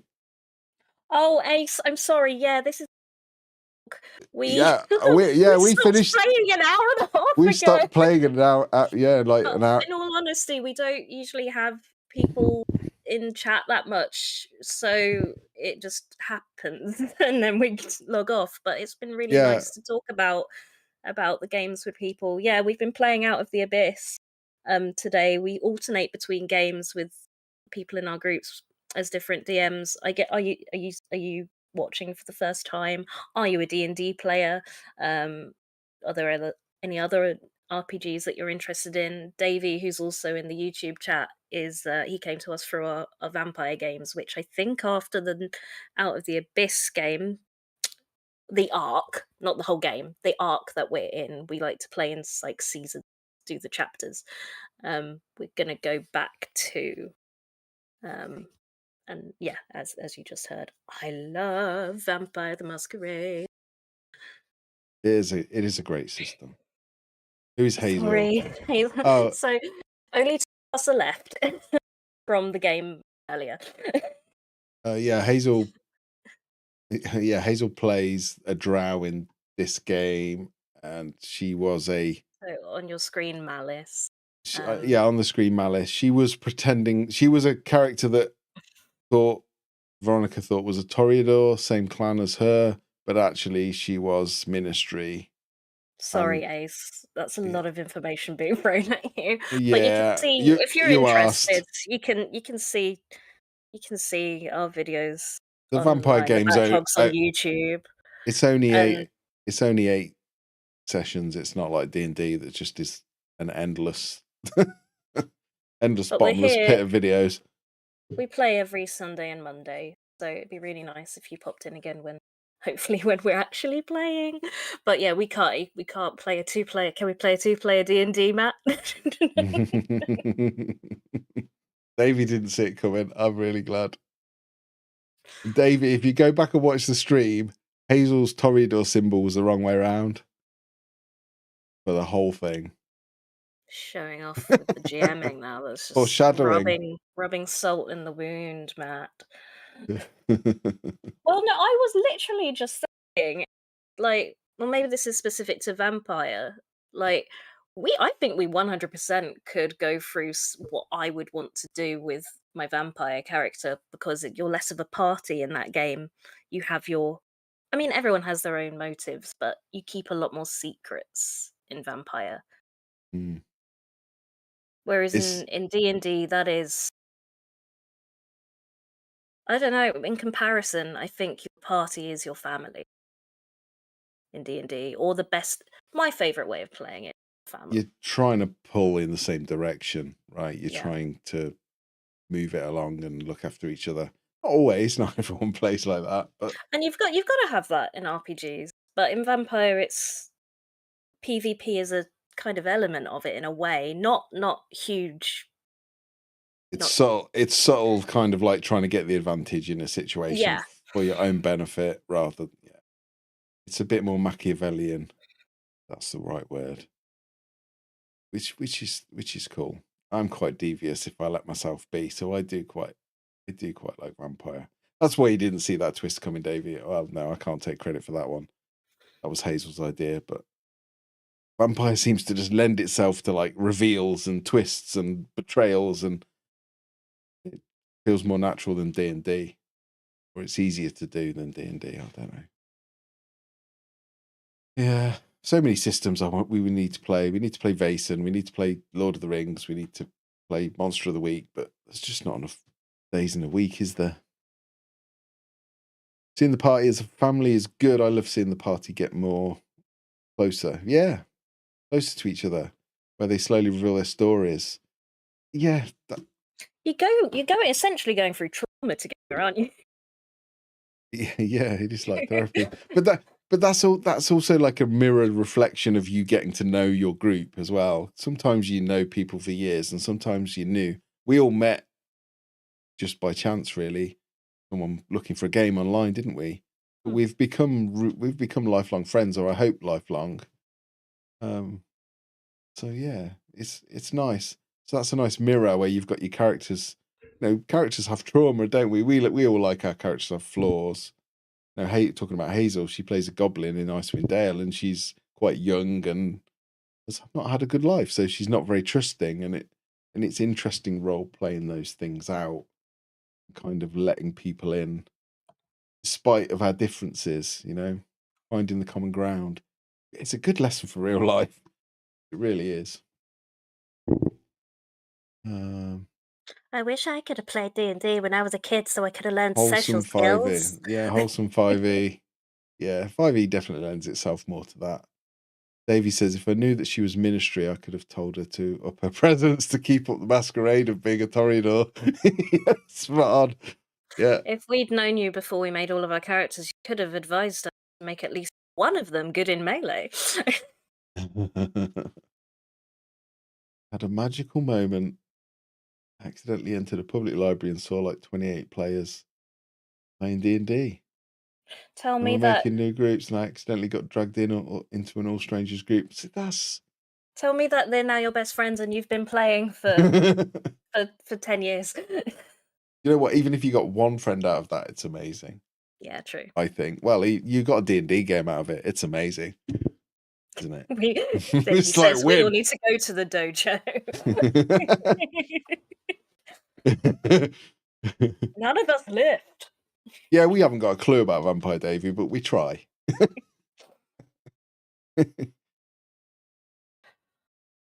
Oh, it's all good. I should probably go to bed. It is midnight and I have work tomorrow. But I could just talk all night quite easily. We could, it's a problem. Hmm. It's a problem we regularly encounter. There's worse problems to have. What a great community it is, isn't it? I think We that play was for going back to going to the Critical Role live shows. They're just so, Yeah, look. everyone's so lovely. Only play for 2 months, but we hang out, go eat dinner before sessions, talk a lot outside, and everyone is addicted to D&D. Are you new to D&D, Ace? I'm sorry That's my ideal to go to life. bed. So do I, but I'm keeping it going.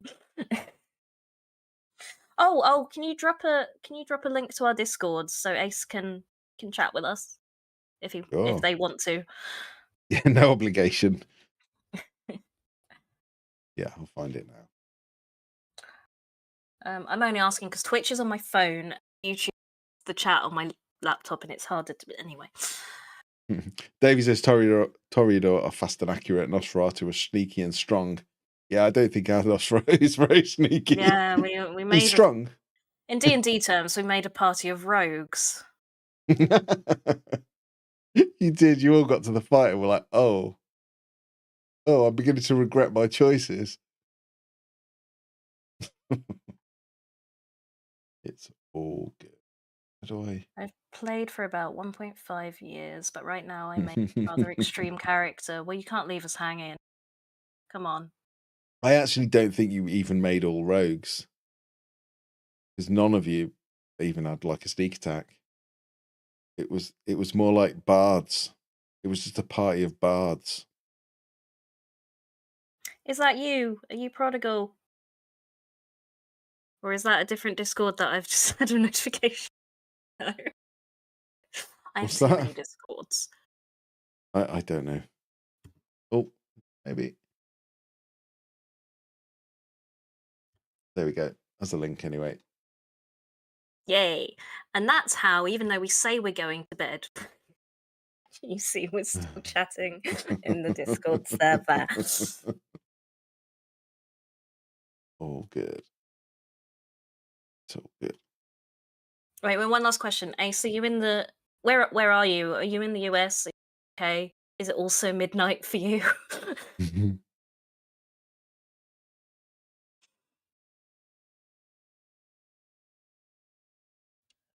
Whoa. 17-page backstory. That can be good sometimes. As someone with ADHD, I would probably ask you for a version in bullet points.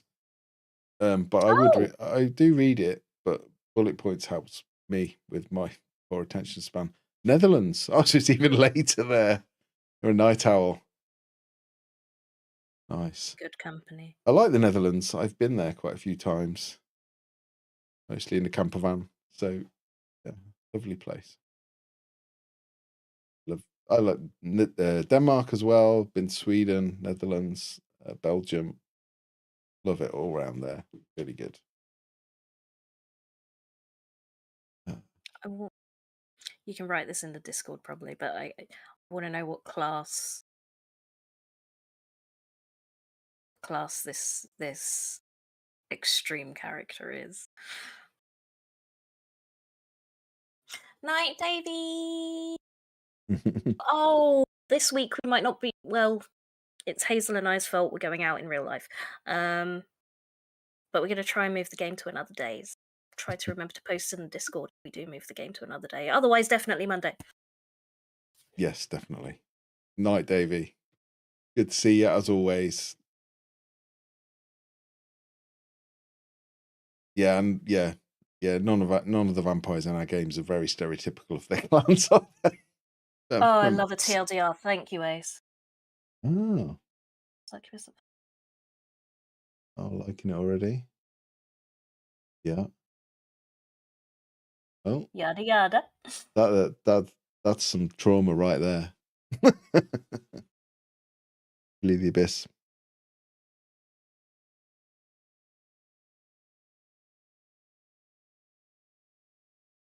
You really thought about it.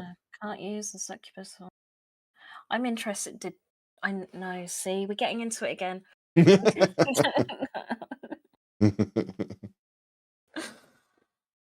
Not even what a bear is. That's a very specific thing not to know. I love that. It can be fun being like naive about, for a character to be naive. You've played a character that had total memory loss. That was amazing. I think it was really good because I didn't know the world. It would be a good way to introduce the world, even though you're more experienced and clearly with the lore you've got going on. But if there are new players at the table explaining to you still certain things, it's going to be really useful. So true. Yeah, no insight check will reveal all of that stuff. It's a really, really good. And we're doing something similar with Veronica in Out of the Abyss, where she's got a character that it's kind of was basically you were dead, right? You got resurrected. I've been Frankenstein. But you got Frankenstein in kind of like a clockwork body, and you were told you were a dwarf, but you were very clear early on. It's like I don't want to know what the real story is. You can make that up, and I'll discover it in play. So we're having that thing where she doesn't really know who she is, but she's slowly figuring it out, and it's good fun. It's good fun because you've flipped a few times where you've suddenly gone, okay, maybe my attitudes to things are different, and it's interesting. It's really interesting, and it's nice to have this episode. I've got a bit of drow in me. You got a bit of drow as well. Yeah, don't go telling everyone I need a soul because it makes you sound dodgy. Well, they get it. That Malice, out of anyone gets it. I've had the conversation. What sounded dodgier when I said, "Can I stand next to you while you kill them for reasons?" Yeah, delightful party. But yeah, that's the same. I played a satyr that had basically woke up on the mountain, been struck by lightning, got a big lightning scar, and didn't know who he was. And that was because Theros, and I didn't know the world. And I said to the GM, look, I don't know Theros, so can I just play a character with amnesia? But it turned into an awesome storyline that he did with this sort of artificer, I don't say it, character sort of learning who he was and becoming, quite the hero, but also becoming quite different to who he was before he got struck by lightning by his god, clearly. So it's cool. Yeah, you do need good GMs for that. I think weaving personal plotline into the main story is really sweet. Makes the characters feel like it's their world. And I'm still trying to figure that out, if I'm honest, but it does make a big difference, I think, You're doing it very well. so far. We'll see. It invests you even more. I mean, I'm invested. I'll show up for any D&D game. Man pulls up in a van, says, "I got a D&D game in the back. I'll get in." But Anyone watching, do not get in the back of random strangers' vans for And don't D&D turn up games. They to might my not be. house. They probably don't have puppies or candy either. Although I do drive a van, so And he always has sweets. I have played D&D in the van. I was on holiday once and I dialed into the game. I'm that sad.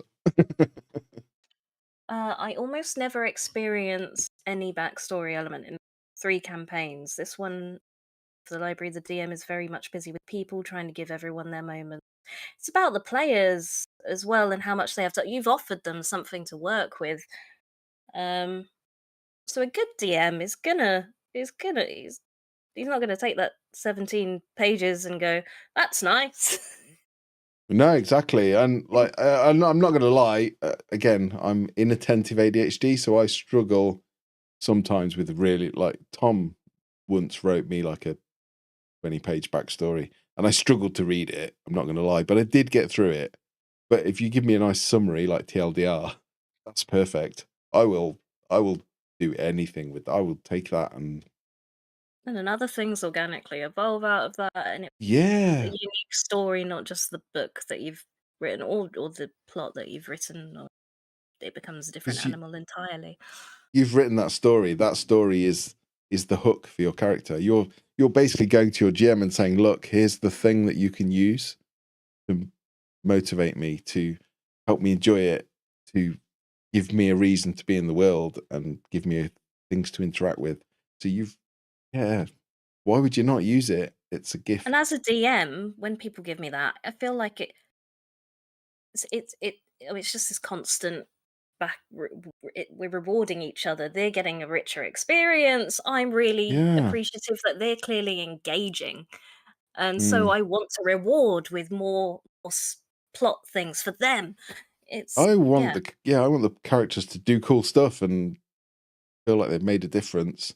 I played another game where the GM's likes a gritty game, and it just feels like you're being punished all the time. Every time you do anything, it's like, "Oh, I'm being punished again," and it stops being fun after a while. I like gritty, but people want to do cool stuff and have a cool character and do miraculous things and laugh and cry and all of that stuff.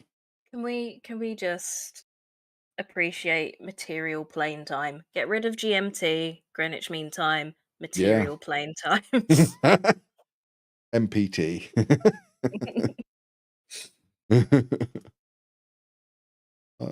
That's what you want. Players that are so excited about their character that they write all of that. But equally, like Hazel, who plays with us, who we've previously, she has to do it as she goes. Yeah, there's nothing wrong with But the that thing is, either. she's still communicating with you.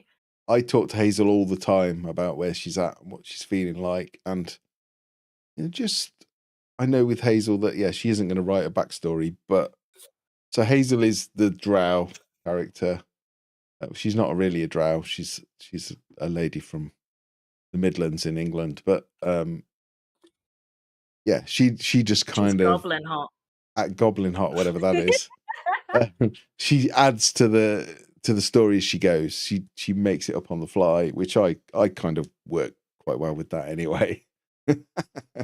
Like, do you DM Ace? Like you were saying, it's rare to see open DMs. I feel like the first the first thing you've got to realize when you DM is that you've created the foundation, but everything from here on out is pretty much out of your control. You are just creating building blocks for them, the players, to weave Mm. their story. So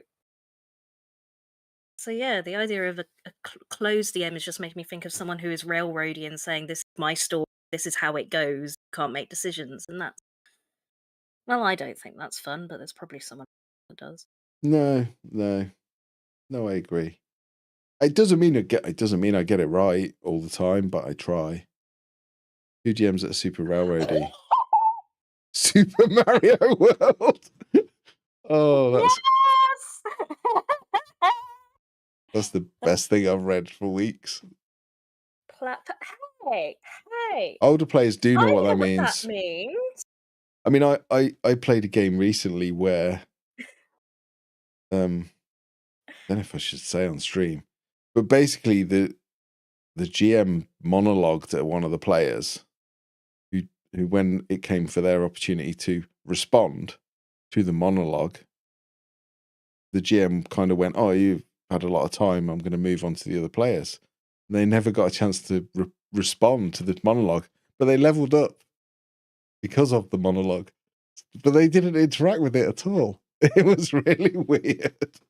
So I've not experienced a lot of railroad stuff because I think linear storytelling is okay, but yeah, railroading just doesn't feel fun, does it? But I don't think most GMs do it on purpose. I think it's often just perhaps a uncertainty about where to take things or not feeling confident in, let's face it, my group, they always surprise me. I always try and think about what are the likely things they're going to do here, and they always think of something else that I didn't think of. I bet you could GM.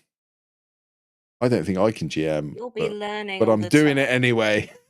as a player, and yeah, at some point, like, You wrote a 17-page story. That tells me there's that tells me there's a writer in there, right? There's someone that likes to tell stories. You're just weaving all the players' stories together. It is pretty great. I'm sure you can GM.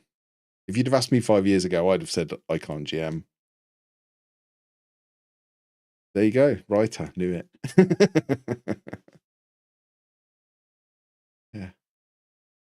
Well, you've only GM for like 2 or 3 years, haven't you, Veronica? You'd never GM before, or you'd done a one shot. I started GMing because I couldn't find people that I didn't know any pre-existing D&D players, so the only way I could play was to GM. So I GM'd for some work people, Mm. and then I met you guys.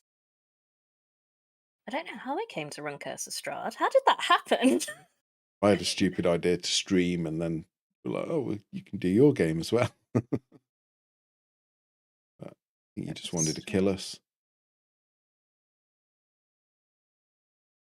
Yeah, I can relate to that. So the story of Followers of Elistrei, I don't know how to pronounce it. I need to learn because Jim, who's in our game, wasn't here tonight, plays Drodin. Drodin is a drow that follows Elistrei. And yeah, he's got a whole storyline about smuggling drow up to the surface and up through Gauntlgrim in Faerun to, lead them to freedom. So there's some cool stuff with that kind of thing. I like it. But yeah, the perfectionist thing is spot on. 40 hours a week. Like I can quite happily put 10 times more hours into the game than I actually spend running it. But I have got out of that habit now, and I actually do less prep than. So I reckon I probably do an hour prep for a 3-hour game now, mostly because of the Lazy Dungeon Master book, which is awesome. Mostly because I've changed the way I approach story, and I tend to just leave. It's Vampire that taught me this. I tend to just have a situation and places that it might lead to, and I just let the players figure out what happens because they always surprise me anyway. But Ace, if you're putting that much time into prepping as a character, as a PC, yeah, you're built to DM. Yeah, maybe. Yeah. There might be a bit of a perfectionist in there, maybe. Yeah. Hashtag perfectionist. That's the only challenge, and I relate to that. I'm a perfectionist. If I can't do something well, I don't want to do it at all, which is probably a bad attitude. But the more you do it, the easier it becomes. That you're never going to be perfect, but as long as everyone has fun, To be fair, you might not enjoy it as much as playing. I don't enjoy it as much as playing, but I don't. it's I do when it's I do love great. it. Yeah. When it's really good, it's far better than playing. But I like focusing on a character and finding out who they are, what they're like. Mm. And using them as therapy. Yeah, they're free therapy, aren't they? Oh, thank you. Tossed your world map. Let's have a look. Look.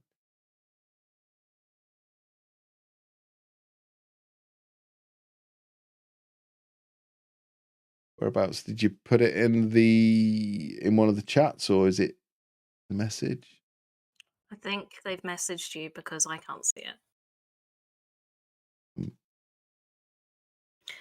My prep Oh, before I hang on. started DMing, they only got to like I 2% of it. I've just realised I have a different Discord on that machine. That's why I can't see it. Yep, I got it.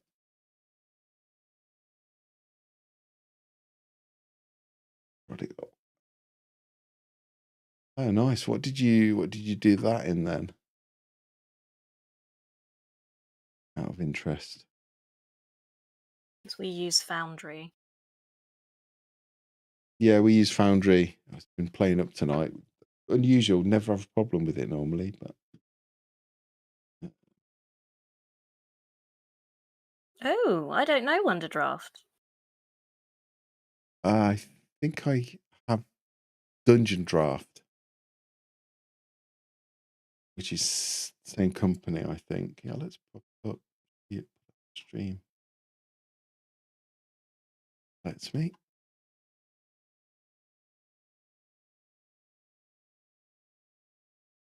There we go. Where was that?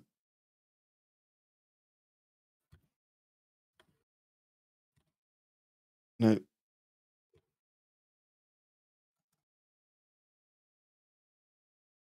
Oh, No. that's an incarnate map if ever I saw. Is it? Here we Sorry, go. Matt shared it with me. I'll just pop it up. There it is. That's the one. Oh, you're a home brewer as well, so you go to all the I don't do a lot of that. I kind of homebrew bits, but in an existing campaign. The vampire games are all homebrew, to be fair, but yeah, that's a really nice map. Mm.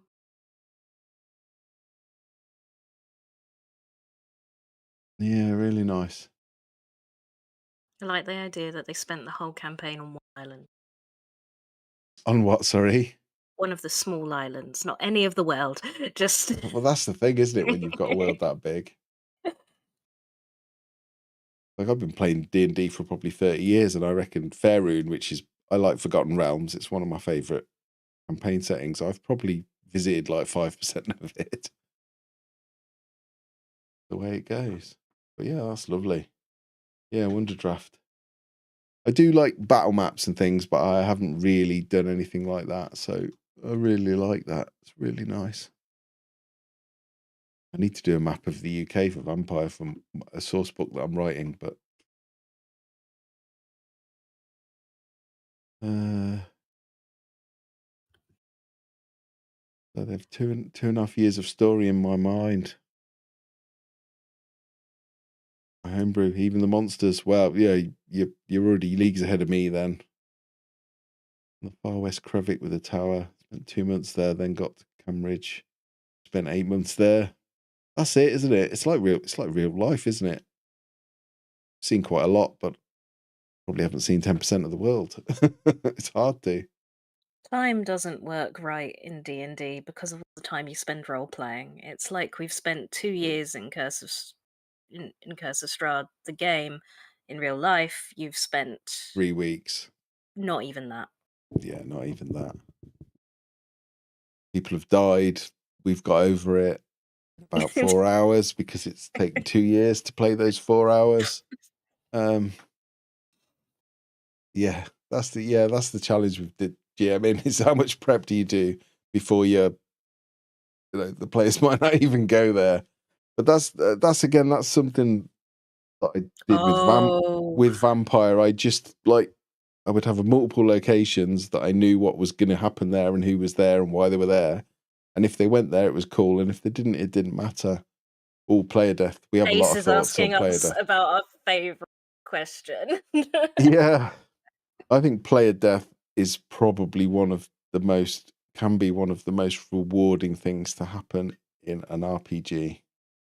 It can generate the best role play, the most powerful reactions. The best hook for any character is if they lose another character. Your bond as a party, the survivors, that if you've been struggling to gel before that or haven't really had RP mode, that is the hook. Oh, I think you get on well with Jim. Jim's always just kill me. I'll make another character. It's fine. He loves Oh dying. no. As a player, I do everything in my power not to die. I will accept it if it happens, but as a DM, and I recognize it as a player too, it's such a powerful tool. It's one of the best tools. It In is. our Curse of Strahd game, if you go back and look at our YouTube games, Matt's character died twice. I died twice. Yeah, but that was because I was role playing. Well, I won't say what it was because you might not have played it. I don't want to spoil it, but there's some people, and then they're bad people, but out of character, metagaming, I knew what these people were. In character, my character would not know. So I just acted like I thought he would act, not knowing, and it got me dead. It's Curse of Strahd, so I came back, and then he died again. And I have to say, I mean, I don't think we're not Critical Role, and we're not Brennan Lee Mulligan. It's real D&D. It's just regular, proper D&D, but we do like to role play. And there's a video, the session after I died. Sadly, I I'm gonna didn't. link it now. I didn't role play very well because I was so surprised that I was dead. I was like, I'm dead. I can't believe it. But the session after, they role played the aftermath of that character dying, and it's some of the best. It's just I watch it back occasionally. They just did so well, all the other characters. I mean, I was dead. I just switched off my camera, and you were like, "Don't do that. It's freaking me out." But it's like I'm dead. It's fine. I'll switch it off. The role play was just you don't get that every week. The GM just talks softer, more serious. The player will sit there. Yeah, exactly. And I think when I got killed in that game, I didn't. I should have lent into it and made it more immersive. And unfortunately, I was so surprised by it. I probably didn't do a good job of that. But the job afterwards was amazing. And it's one thing I'm trying to bear in mind for this game. If someone dies, exactly, the GM can make that moment more powerful and more impactful by the way they deliver it to the players, and vice versa. The players then react to it, take it, and build on that. It just, yeah. I think we're on the same page there. I'll put it in the Discord because Matt turned it. He loved that moment so much in retrospect. He turned it into a little. I turned it into a little trailer for the channel. Yeah. Oh, what's the best? What's our private chat? Gift game, general. Just put it in the public one, or send it in the DM. Yeah, it is good. I'm taking it. So you're the only person in your group that likes character death. I mean, I feel like I probably get where other people are coming. If you're connected to them, if you love them, you don't want to die. You've just got to recognize what it does for the story outside of your selfish love. Yeah, that's very true. Did you find it? Yeah, I've put it in general. Well, thank you, Ace. I've just put it in the Discord. We need to make more things like this as a channel. Like, I hate the idea of you hanging out with us and going long. If you are interested, watch them on 1.5. We recommend. Yeah, you might hate our games. Yeah, we watch them on fast. We're in the process of putting chapters in. Um, Yeah, I was going to sleep half an hour ago. we're going to sleep. We're going to sleep, and we You want to make probably some need to shorter sleep. videos. But it's more about loving the game, and you just don't have time to make the channel as everything you want it to be. But it's getting there. Do you know what? We mostly record our games so that we can watch them back. We can remember what happened last time. Well, just so that we can enjoy it. Oh, Monday and Tuesday's your weekend. Okay, that makes sense. Well, Can I ask what you now do? Tuesday. It was Out of Monday. interest. Matt and I work from home, so there's an element of I wake up, I am at office. But yeah, we should go to bed. But it would be really lovely again in chat, Ace. Yeah, please come and say hello. We Even if our games aren't for you, we would love to stay in touch. we build a little community on the Discord, all works in progress. But we play every Sunday and Monday generally at 7 p.m. GMT, so that would be 8 p.m. for you. Oh, thank you. Thank you. Yeah. This community is the best. It is nice. I enjoy talking about D&D as much as I enjoy playing it, to be honest. No, stop talking. Yes. Well, I think I'm going to say goodnight. It's been really good to meet you. Not you, Veronica. I've met you before, obviously, but and it wasn't a pleasant experience. Not the first 50 times. No.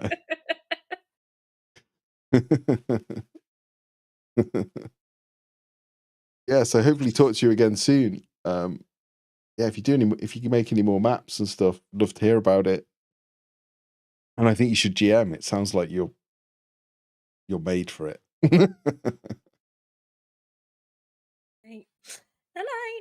Night. Thank you. Good to talk to you. See you soon. Oh, we're doing the waving thing. We're doing the waving thing, yeah. We keep waving until it's